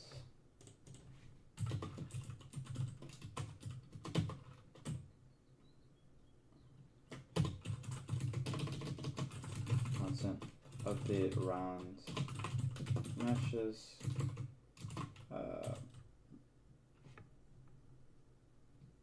We just need to do bracket. Okay. And then we just do matches.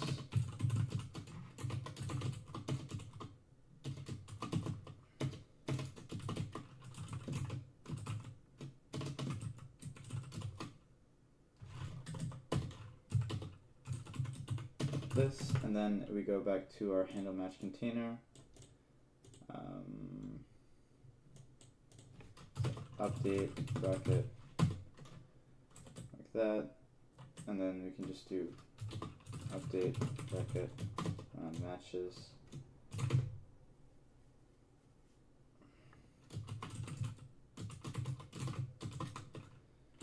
Dispatch update on matches.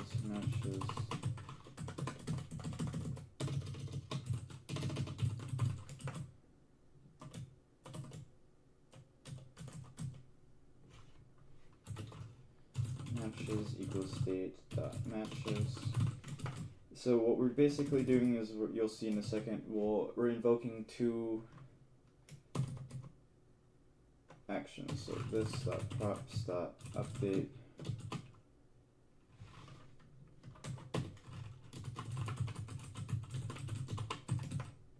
well, this should update by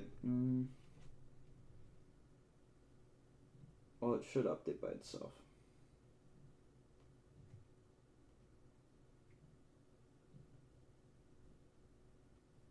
No, I think so. Correctly, I hope. If not, that's the issue, but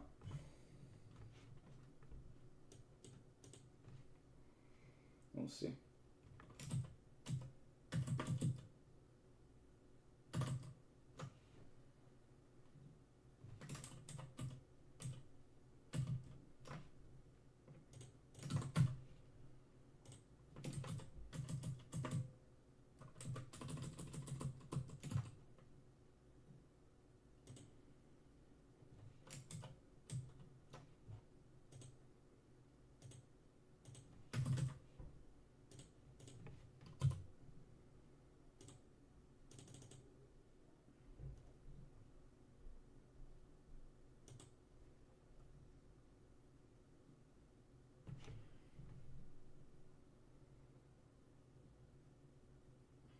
Update match score.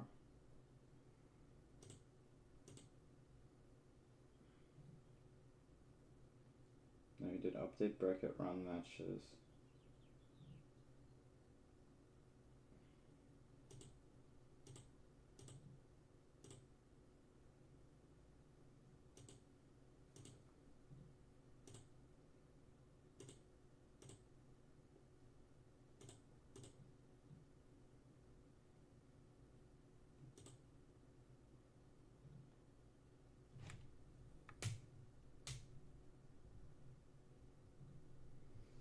Okay, I see the issue right now.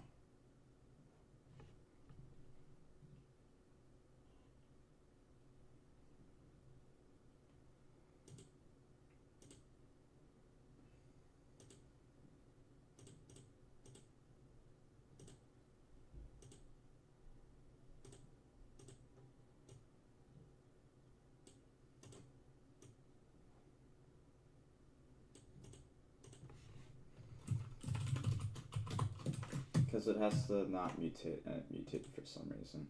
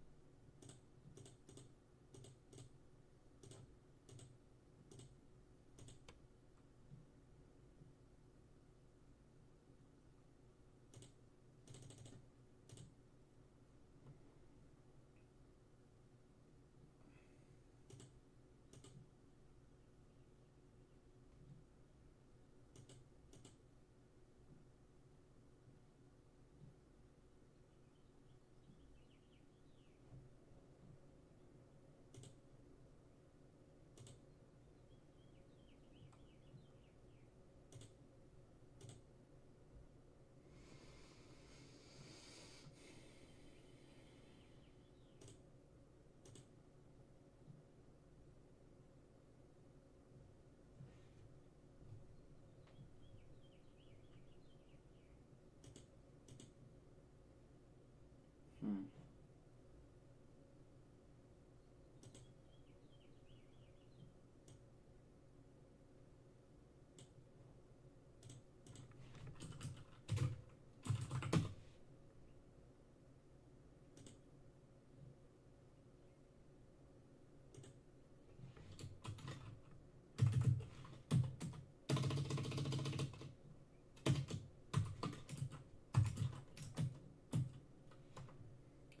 I'm just trying to make sure that it creates like a complete copy and see what happens. I hope.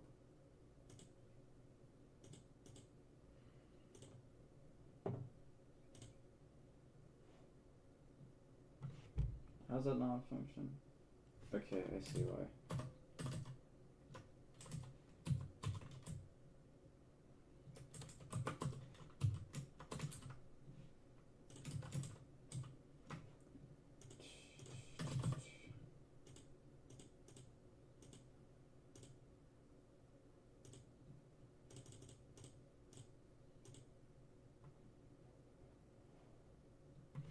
Hmm.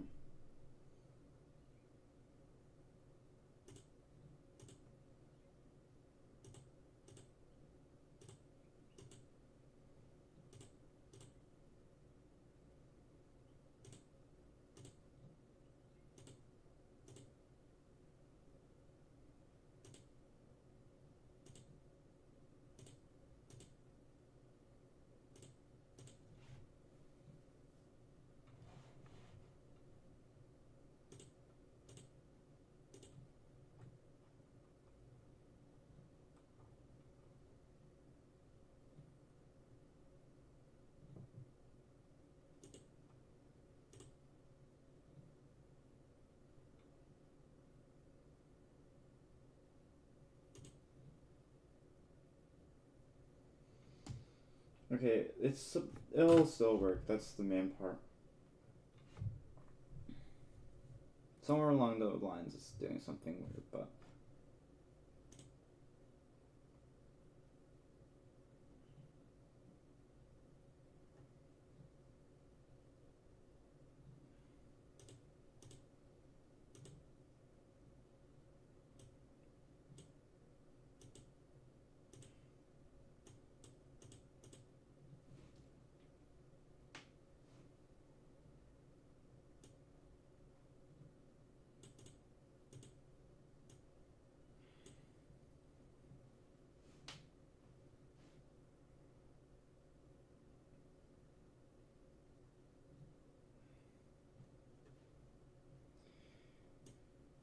So when we do update bracket round matches, we should go to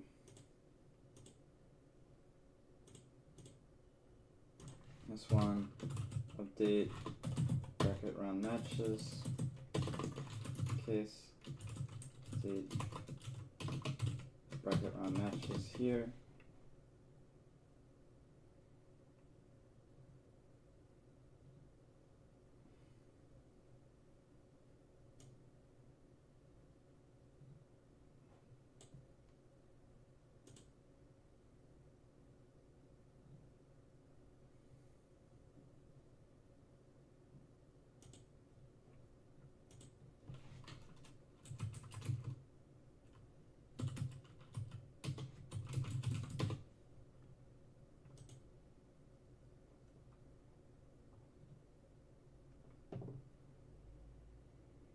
So we'll do let new bracket equals, and then this super long thing.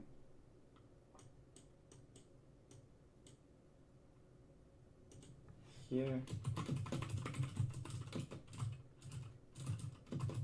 And then what is this? This is new bracket, no, state.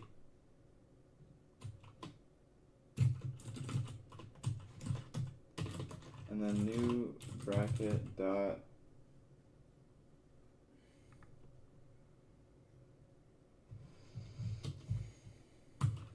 new bracket dot, what is it, current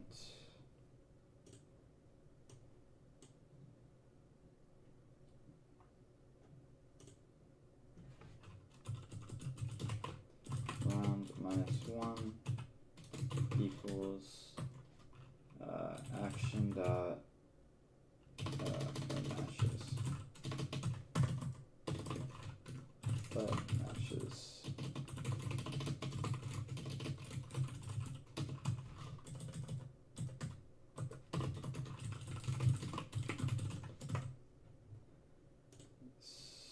So I don't.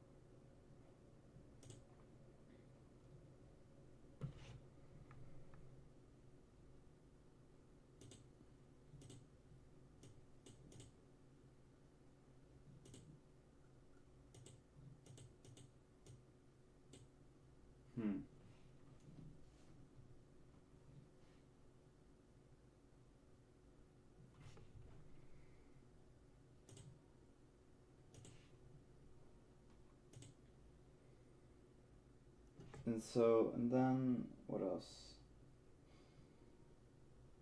If we hit the end match function, that should do the same thing then.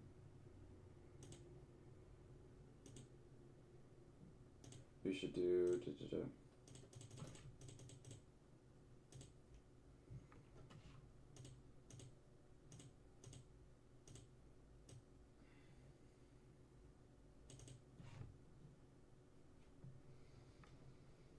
this dot state equals update score blah blah blah.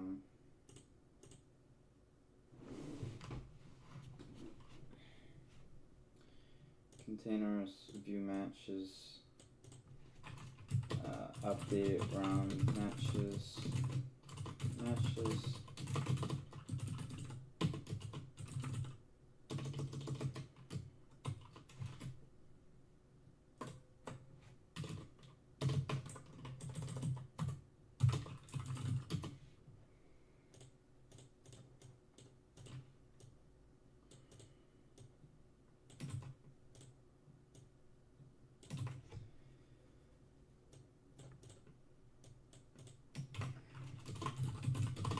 So this should update the matches when we make a change, and that change is when we click on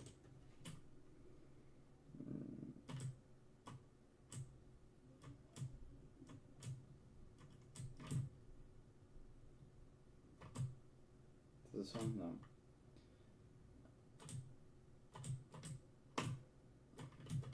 Okay, when we have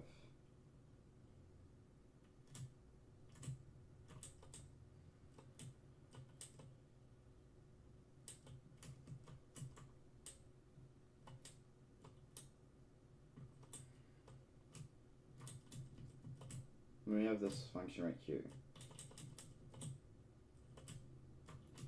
this would be, if it's on here, this props and match ID.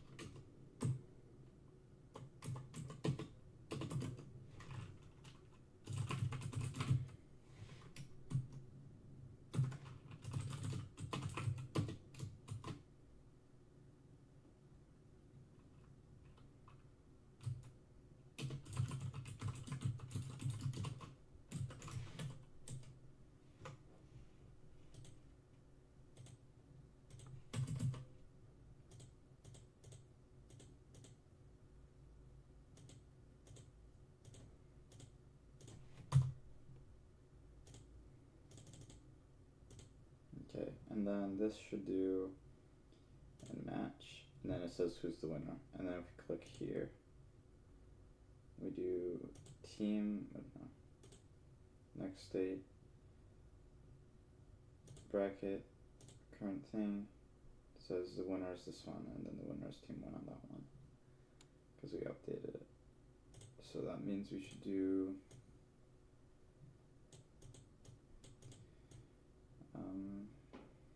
I think it's a function, right? Okay. On prop change. I think it's on prop change.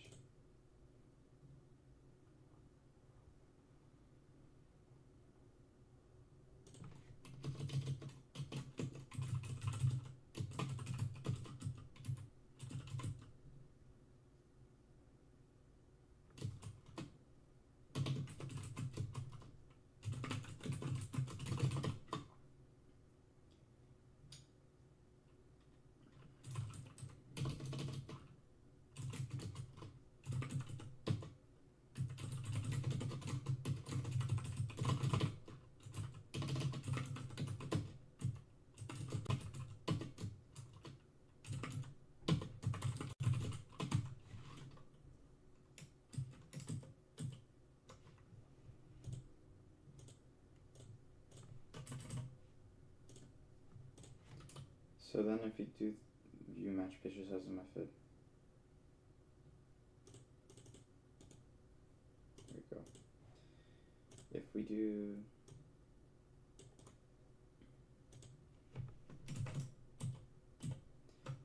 I changed it a bit, but if we do the right function component will receive props. Modify this a bit. Yeah, and click submit.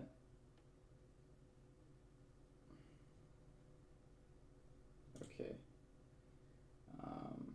Well,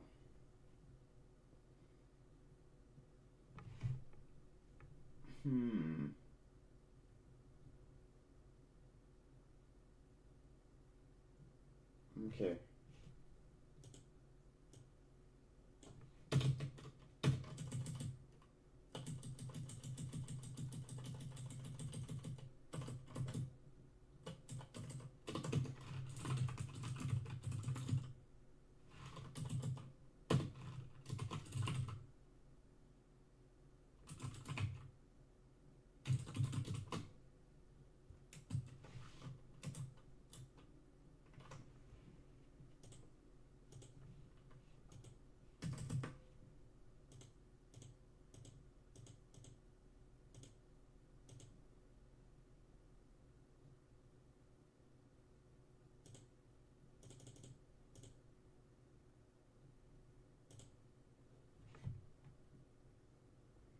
Update bracket run matches is not a function.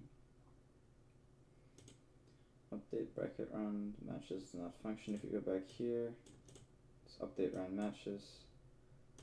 So we'll just do this instead.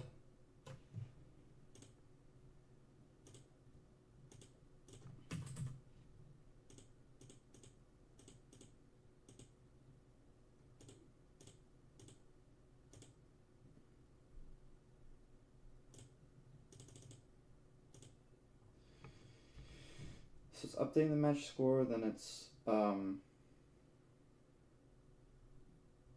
then it's updating the bracket round matches and it's getting the brown matches, and then we can do end match. Then it updates it for us, and then we go here to the matches, and we can see that this is that, right? And then what we can do then is that we can go back to the on props. On component will receive props.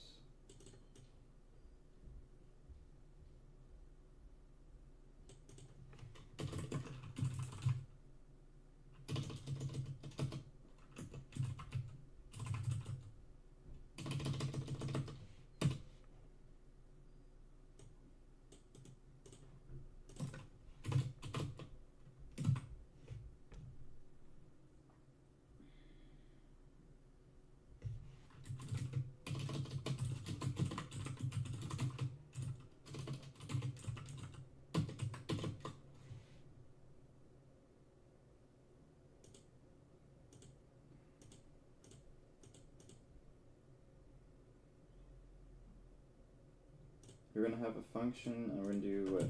Export constant get next round, get next round, then export constant get next round, blah.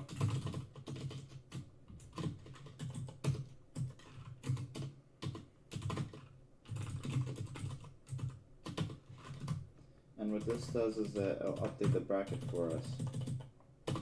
So that way,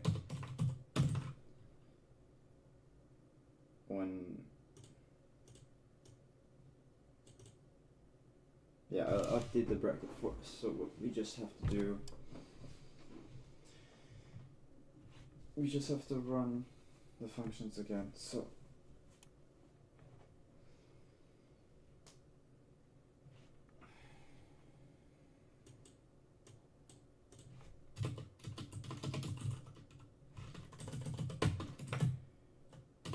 if it is get next round,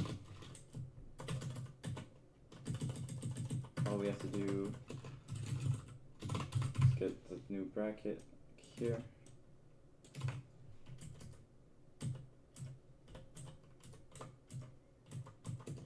And then we do new bracket.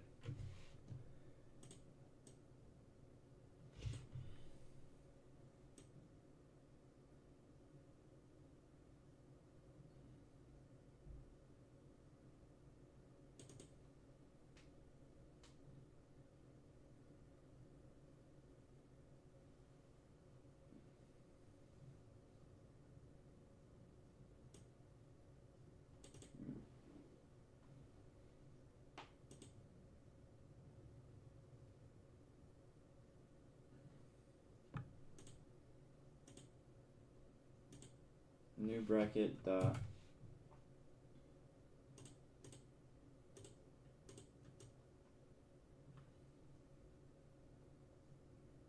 start next round.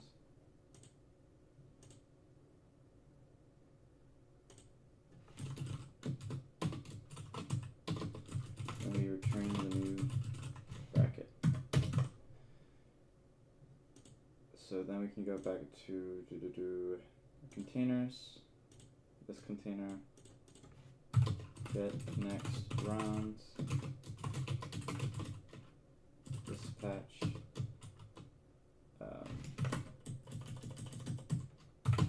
then the action here. We do this, put it here, run it.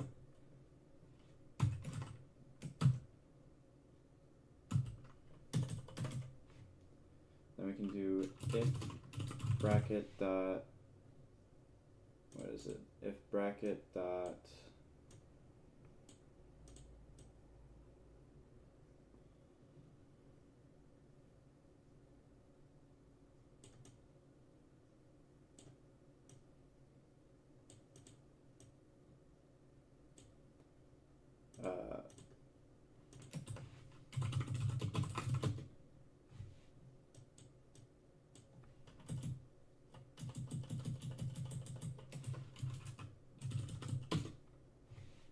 do is this one? Yeah. If current round completed equals true, then we can do next props that get next round, and then next props dot get round matches, I think. Yeah, okay.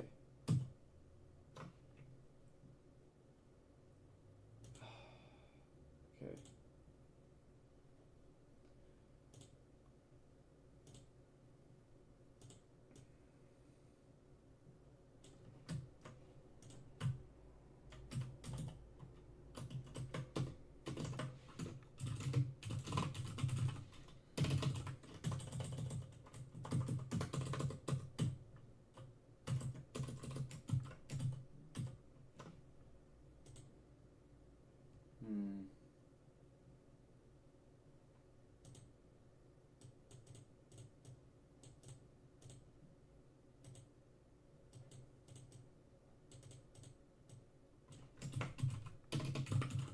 And we also have to check if the bracket's null, because if it's null, if bracket, then we have to just return, because then there's no use checking.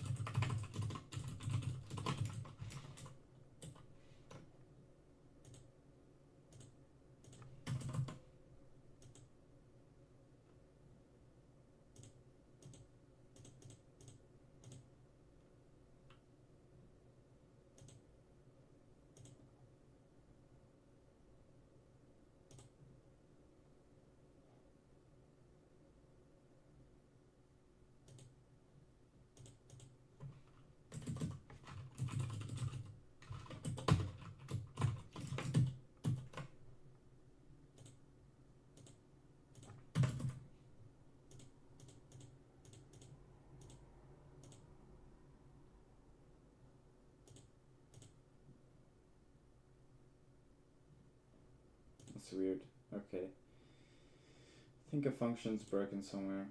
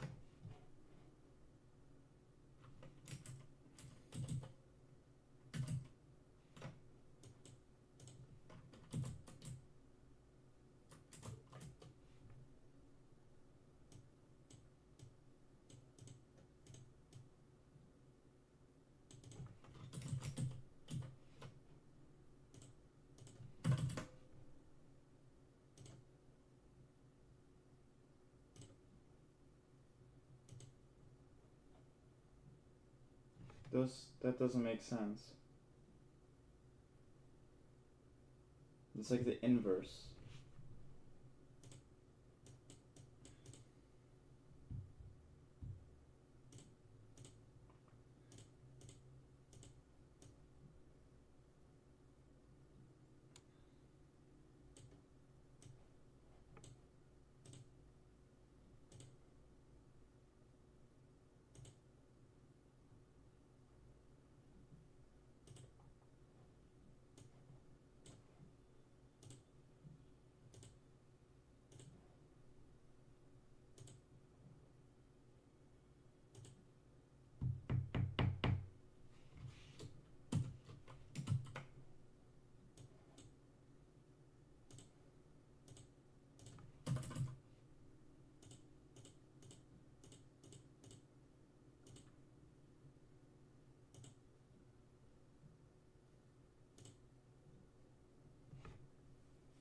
Cannot read slice of undefined.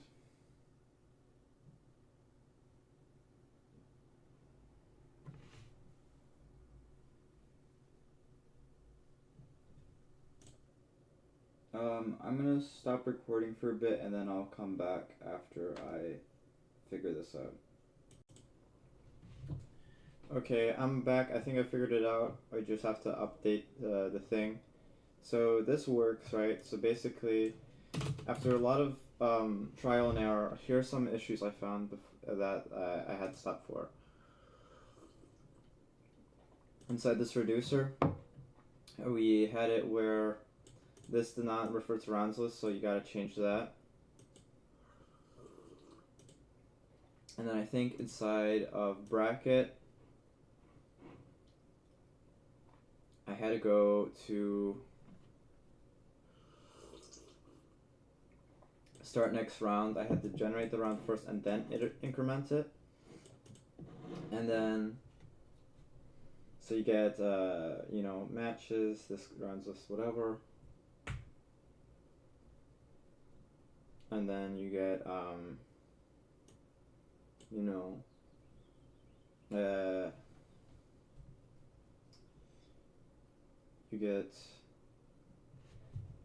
you have to get it's the current round -1 because we're getting the current round we're at. We get the winners from that round. Then we get the next round matches, which is just this without the -1.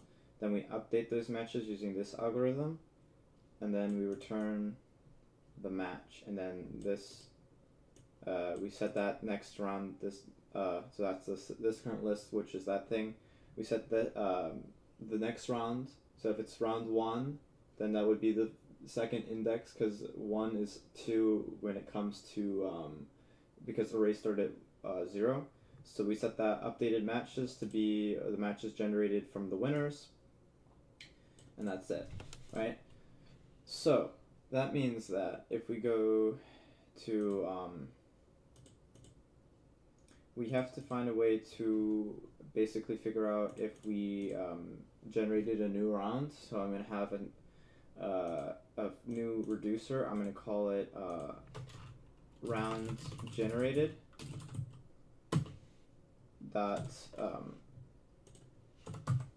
.js, right?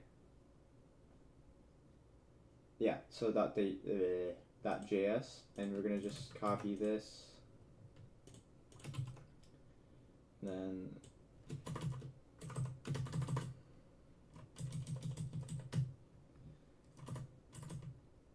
okay, and this is going to be false, and then it's going to be, give me a second. Okay.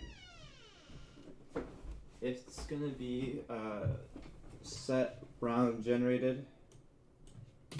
Set round generated, and then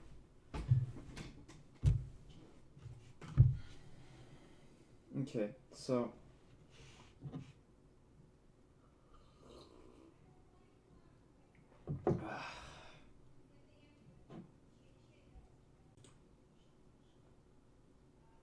Okay, so basically we need to just have it's a boolean, so if set round generated, and then it'll just be return, then we'll just have it where it returns here, let me try that again.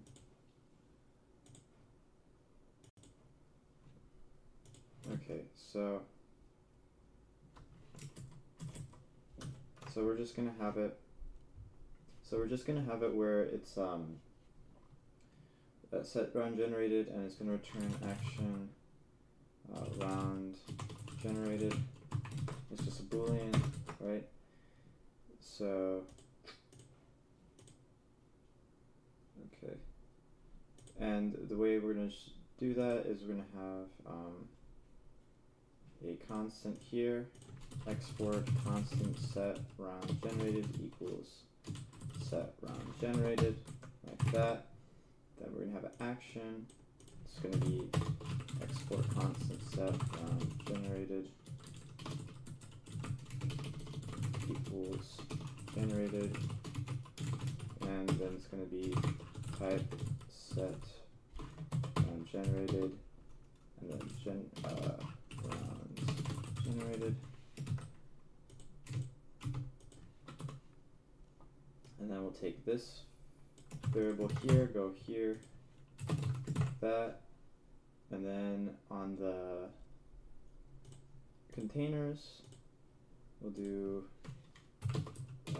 set round generated like this, then set round generated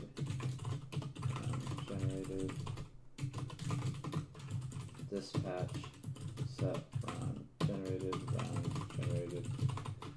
So that means, and then we'll have, obviously we'll have the variable round generated, and then we go to our reducers index. We don't have round generated yet, so we'll import it, round generated from rounds generated, and then a lot of it. Okay. Containers.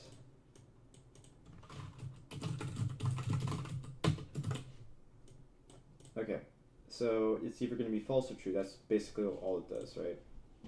So if we go to view matches, next props that get next round, we'll do next props dot set round generated true, and then what else? And then what else? So that's gonna set true, and then we can actually go and check that out. Round generated is not the okay, so apparently something's wrong with this. I don't know what. Round generated is not defined. Okay. And then if we go back here now, it says set round generated is not defined. That's easy. We just have to go to the constants. It's right here. So we have to go to the reducers, round generated. That should fix that error. And then we have one more error. It doesn't contain the right export. So that should fix all the errors. Awesome. So then if we go to, not that one, if we go to generate bracket again, then we do that, for example, and then we, okay, why again?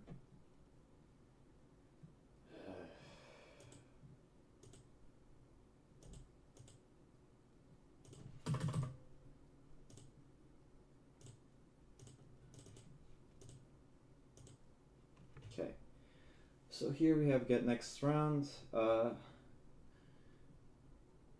then matches, array 2, stuff like that, and then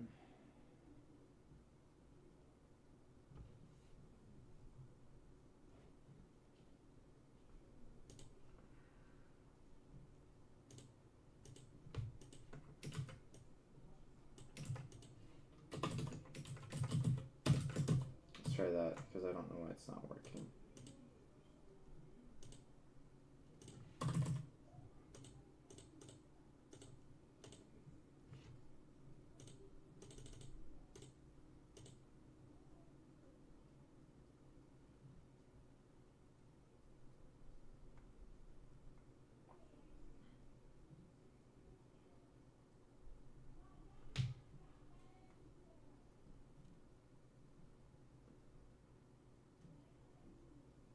So then I think we can just do this then. I think this should do its job properly.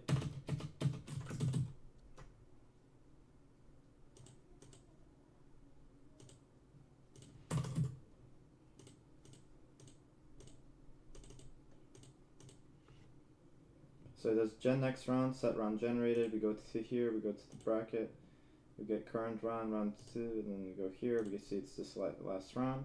Then we go to the round generator, which is true, so that means that if we go to here and we do round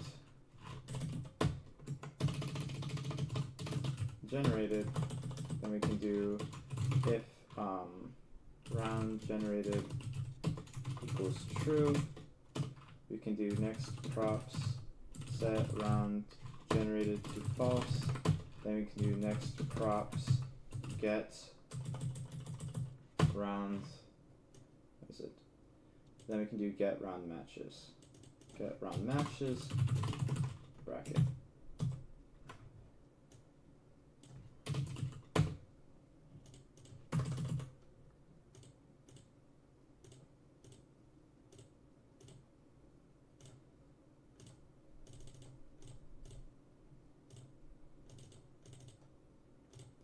And match, and match. And now we're on the next round. So then if we update this score, right, and we end this match, we get error because there's nothing left, basically. Because we can't,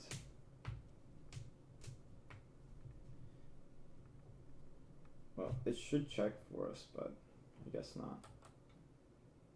Get next round.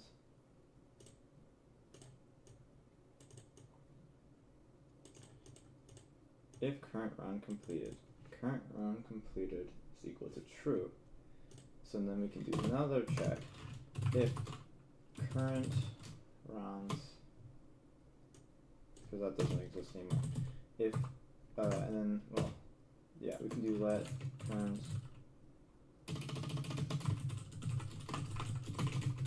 okay. If current round equals bracket dot what is it? Bracket dot rounds count.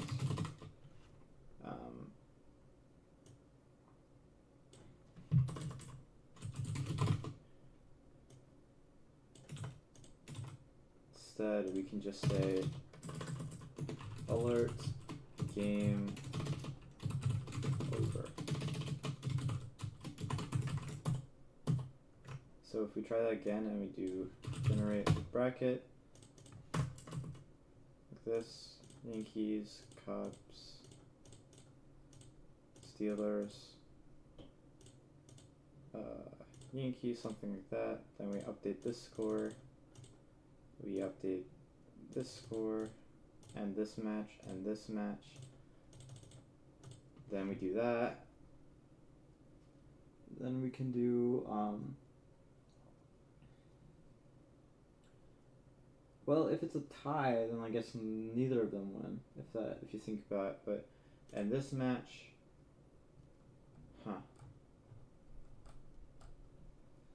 why does it get next round?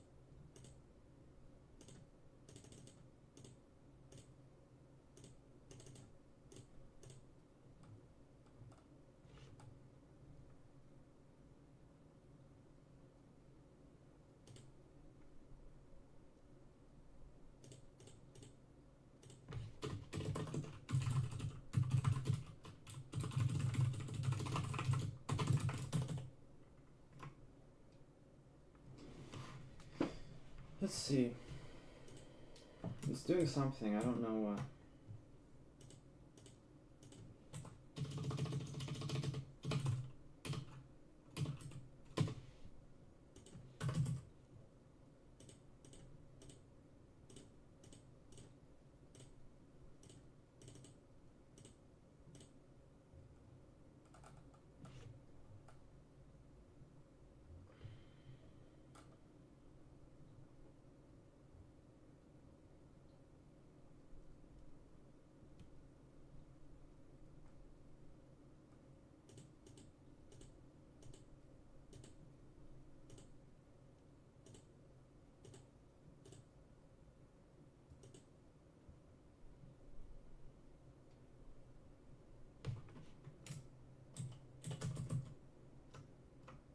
Oh, I see.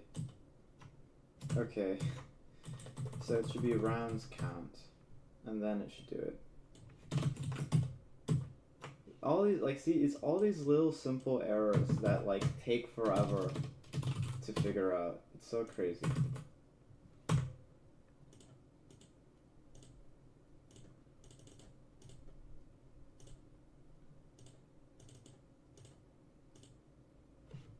Perfect. And then, so after that, we can just, like, say, what's the winning team, or whatever, something like that. But,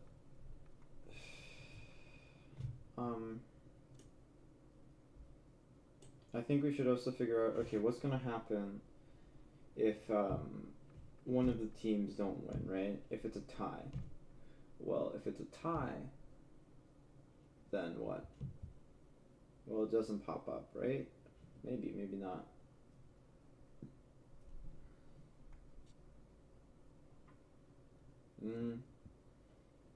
Let's see what it does for now.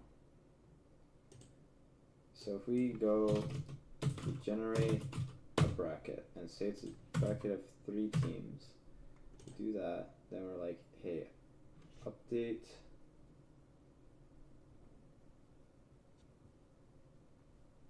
the score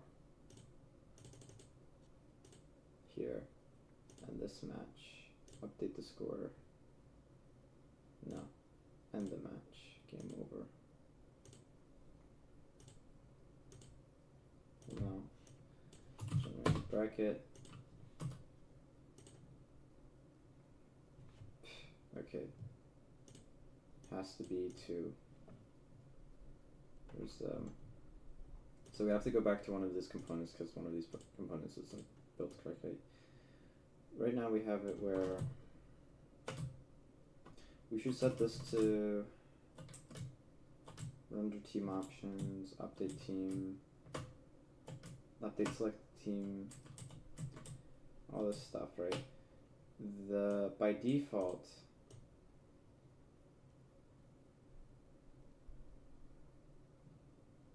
okay, here.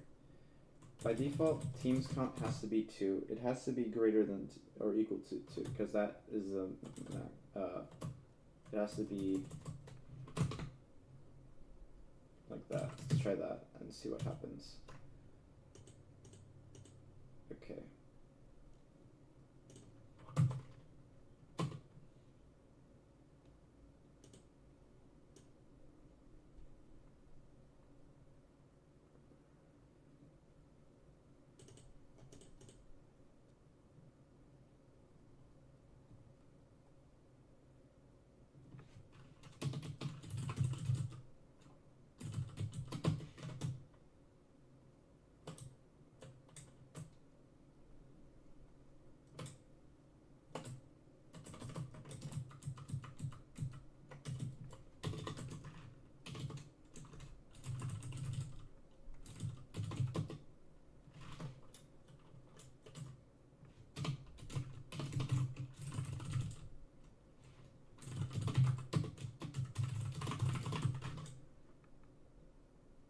Okay, generate empty teams count, right?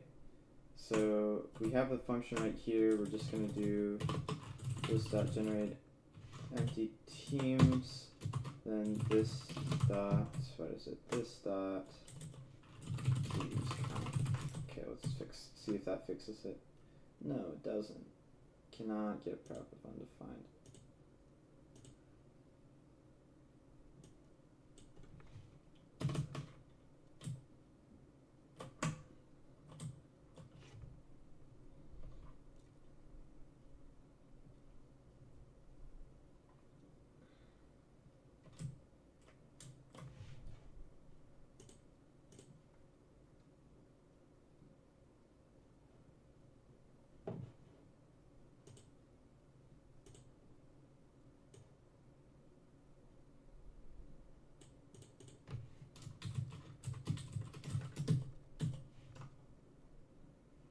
Okay, there we go. I don't know why I didn't do it the last time.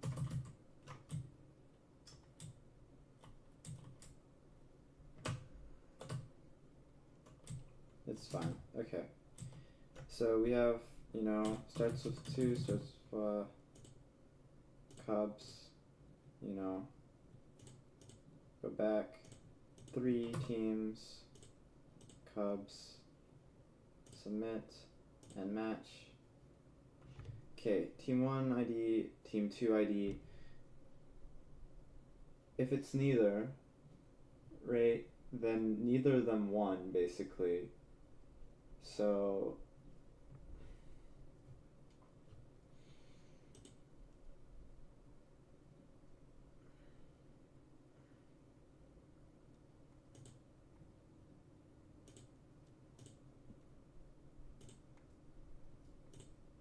I think, what happens if it's a tie? What happens if there's a tie in a bracket?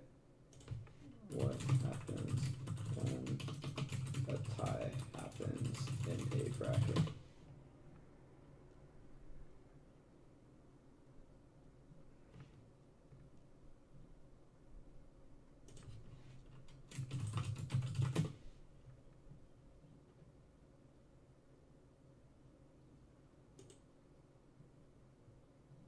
So I think what we'll just do is that we'll make it where, okay, if there's a tie, you can't have a tie, right? So if that's that, that's good. But if it's a tie, you can't, let's see.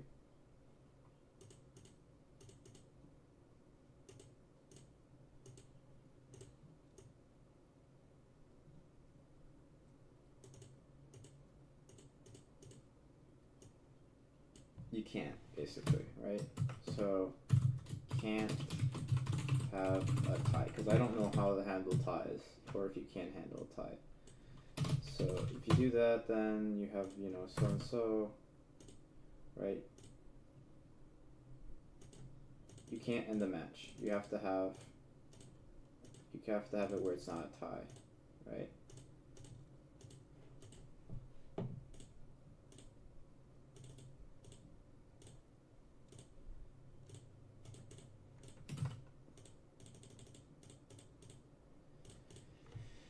So, with all of this, right? If it is where it's like, hey, it's the final whatever. It's game over, right? Then we have to do what? We have to do set winning team, right? Set winning team, and then reset. We have to have one final action called reset props, basically, right? So I'll go to the, and then we're done, basically. So I'll generate the final page. This will be, well, I'll do the thing, and then you guys can figure out how to reset it. To reset the whole thing, you basically have to create a new action, and that action, because like you can just click go back and then start from the beginning, and it'll like redo everything for you. But all you have to do for like the reset action is create a new constant called reset action, have that dispatch. But what I'm going to do instead, since the navigation, I already have the tool set up for you guys to figure out the navigation if you really want to. I'm going to do a new page, our new component. I'm going to call it the game over, right? Then game over.css, game over.js, and then I'm going to have a container, new file game over container.js.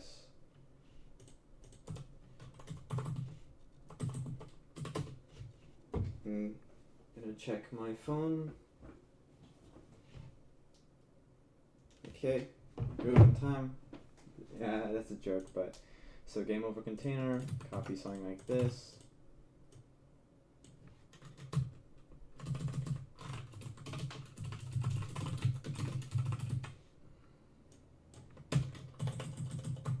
Game over page.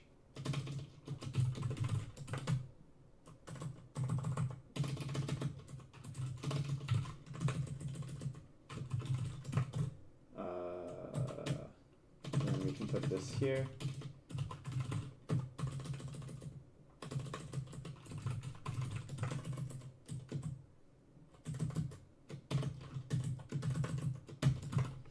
So that's that. And then game over, blah, blah, blah. So we can then put this here in the final route, and this route will be game over components equals game over container.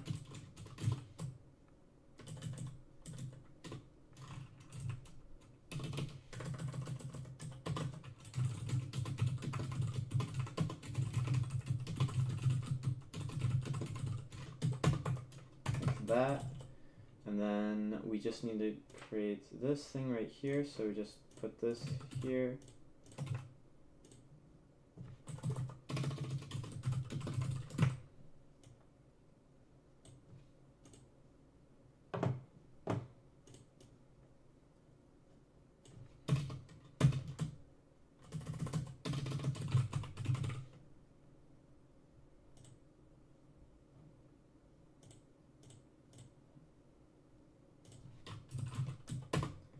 Okay, then return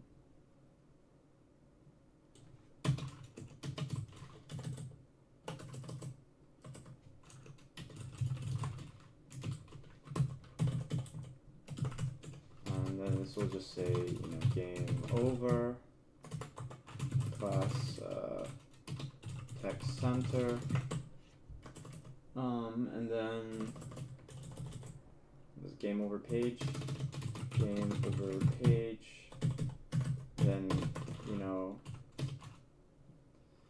yeah, and then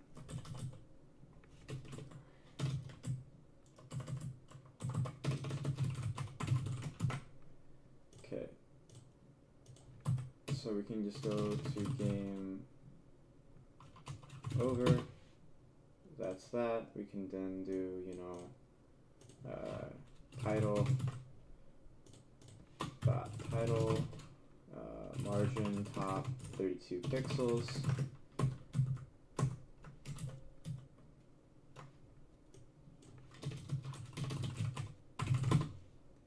right? And then since it logs the props, we can go here, we check here, it says that, well, besides invalid whatever, winning team is null, right? So we can also import team from dot slash models team. We can then do set this to the right one. If it is if this dot props dot winning team is equal to null, then we can say, well, hey, it's not good, return redirect to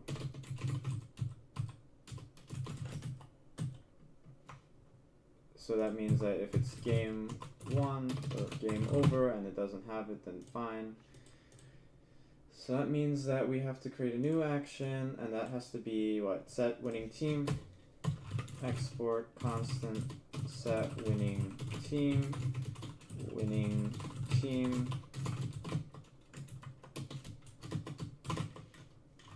type equals set winning team like that, and then we can have a new constant set winning team. And then we go into our constants thing, export constant here. Then we go into our Redux container reducer. Right here, we're going to create a new reducer. We're going to call it winning team.js.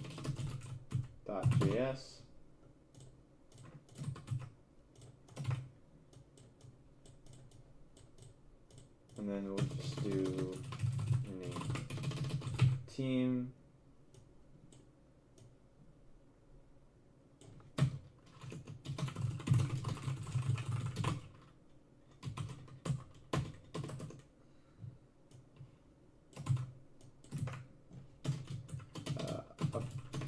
Set winning team like that, and then we don't need this.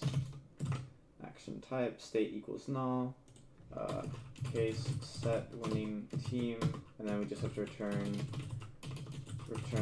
action dot winning team like that. Because if we go back to our actions here, we see set winning team is this thing.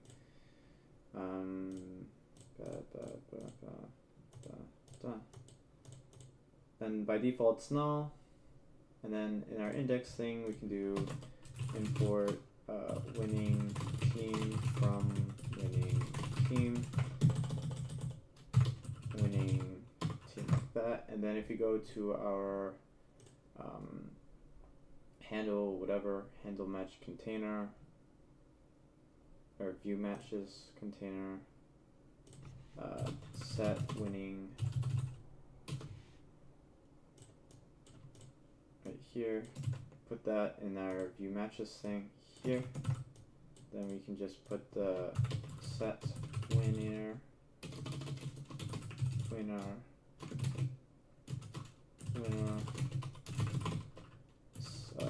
this patch set winning team, and then winner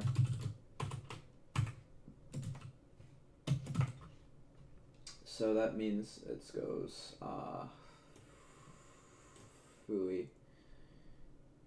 Okay.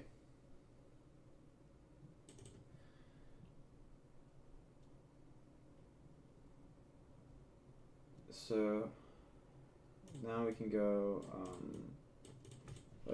game 1 equals false for now.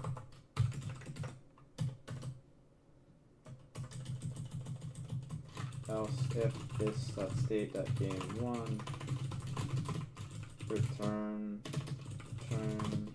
redirect push to game 1, and then in the container for game over, this would be state dot winning team.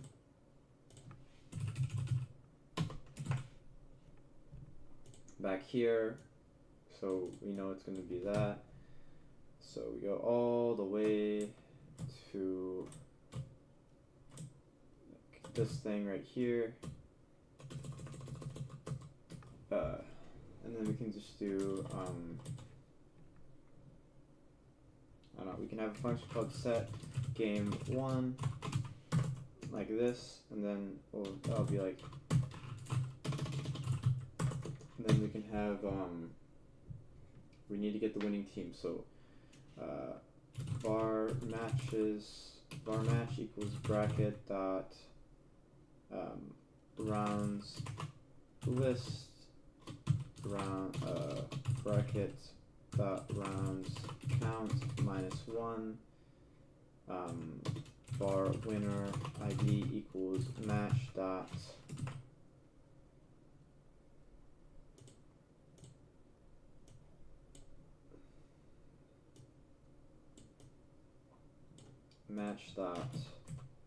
get winner, right? And then we already have what is it, teams. So var winning team equals teams dot find function team return team dot id equals winner id, and then we can be like, okay, cool. Next props dot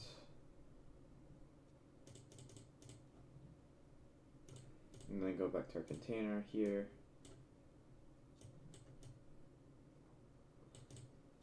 Set winner winning team, right?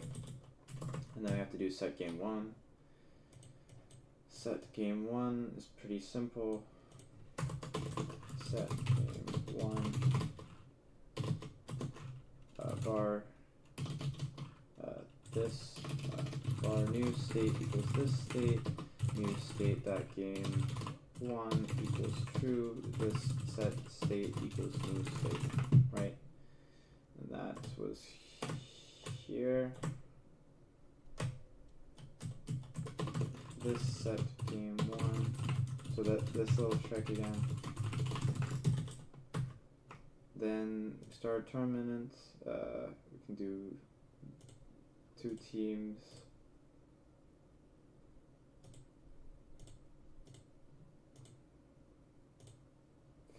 Okay. Yankees, Cubs. Why? Okay. We gotta go back here. Gotta go back. Gotta go back to the future. We go to the generate bracket page.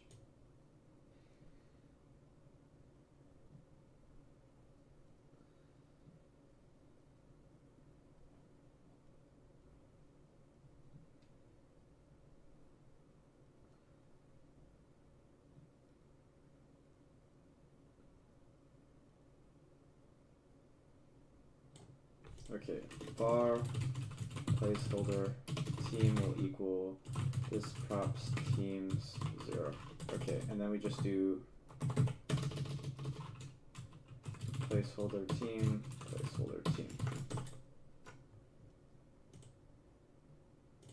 Perfect, right? Then we update the score and the match. Okay, match.getWinner is not a function.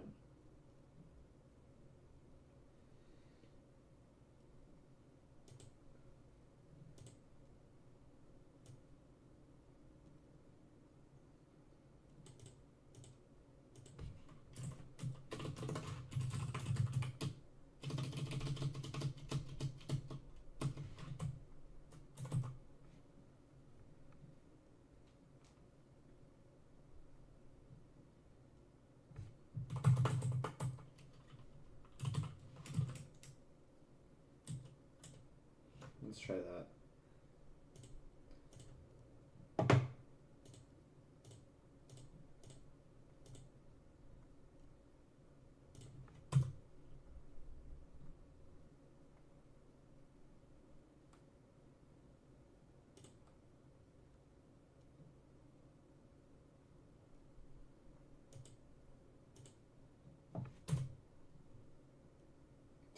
Why did I do that?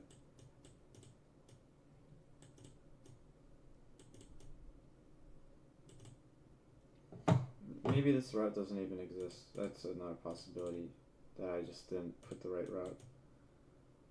Game over. Game over.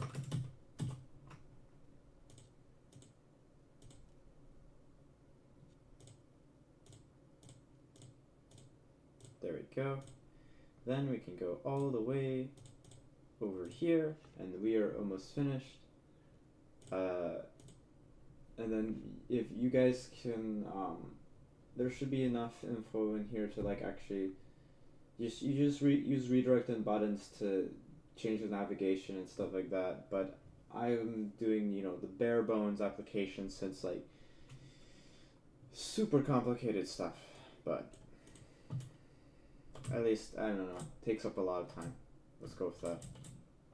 So redirect to, so game over, we can do, since we do know it's game over, we can be like,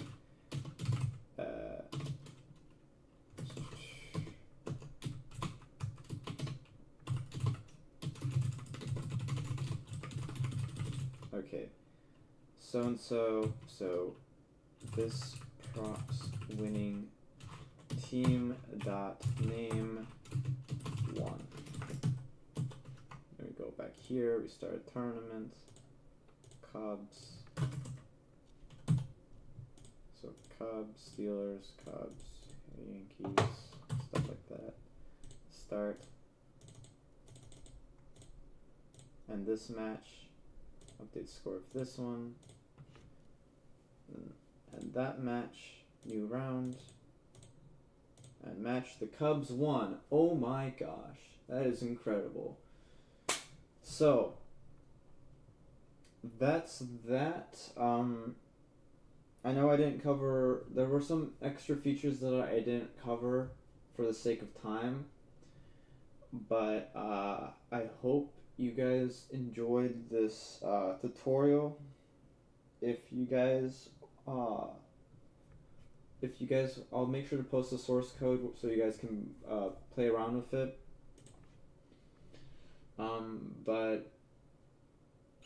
I'll also I'll take this and I'll modify it a bit, and I'll post a completed version of that on I'll post a link of that, and then I'll post I don't know, I'll post a link to it somewhere.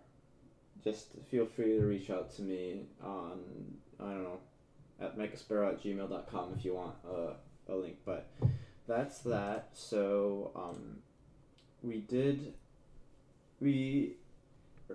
kind of are able to filter between the two, because once you finish a round, then it takes that up, and then we're able to click on the match set to view its progress, and then when the final match is completed, the tournament has finished. So we basically did that, right? We didn't implement a way to reset the tournament, but you can easily just go back to, you know, here and start a new one, and play around like that. Cannot read property null of undefined.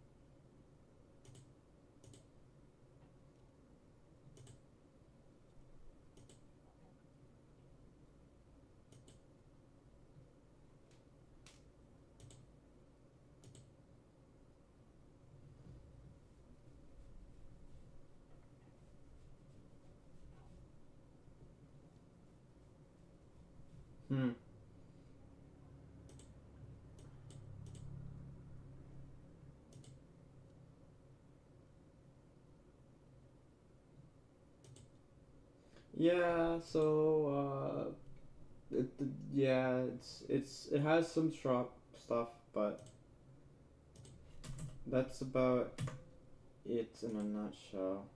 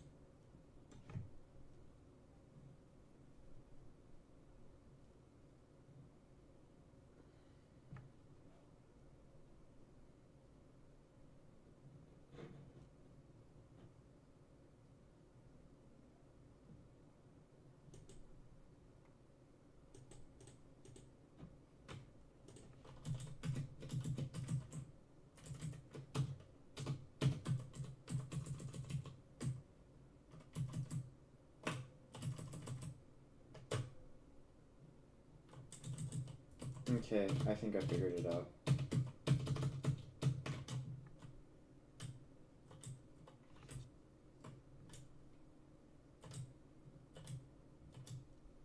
Yeah, I'm gonna probably skip to this, but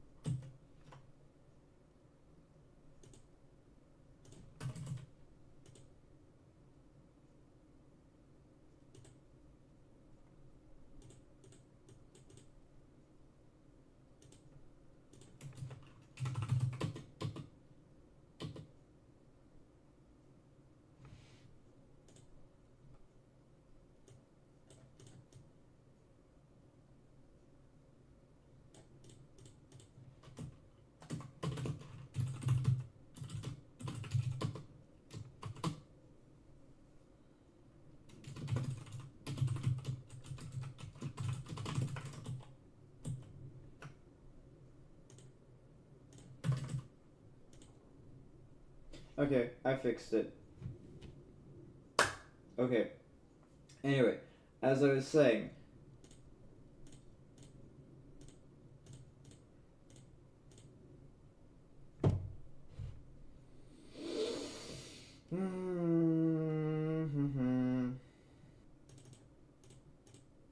okay, now it is fully complete. Now, sorry, I had to do a couple bug fixes. I'll just go over them real quick.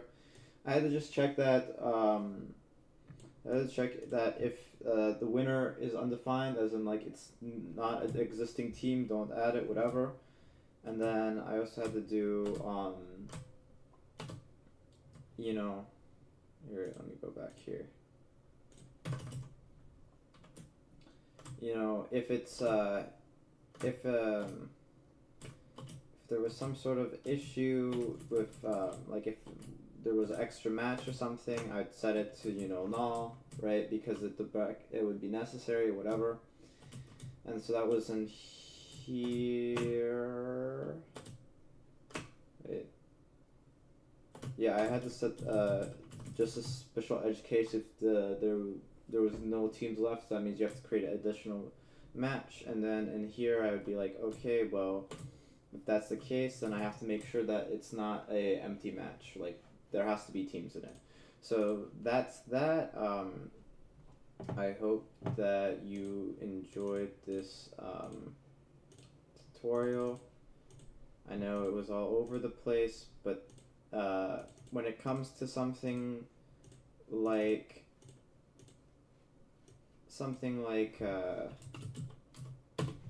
React and Redux, it definitely does take a while to wrap your head around, especially when you're trying to incorporate also object orientation, stuff like that. So I'll try to edit out all the gruesome details in here and make sure that it's only the overviews, I guess. But this was the final session. I'll make sure to post the upload source code on live edu, so you can grab that and see how it all works. This was Mecha Sparrow. Please make sure to follow if you, or I don't know, heart or donate if you really like the content. All right, see you guys around.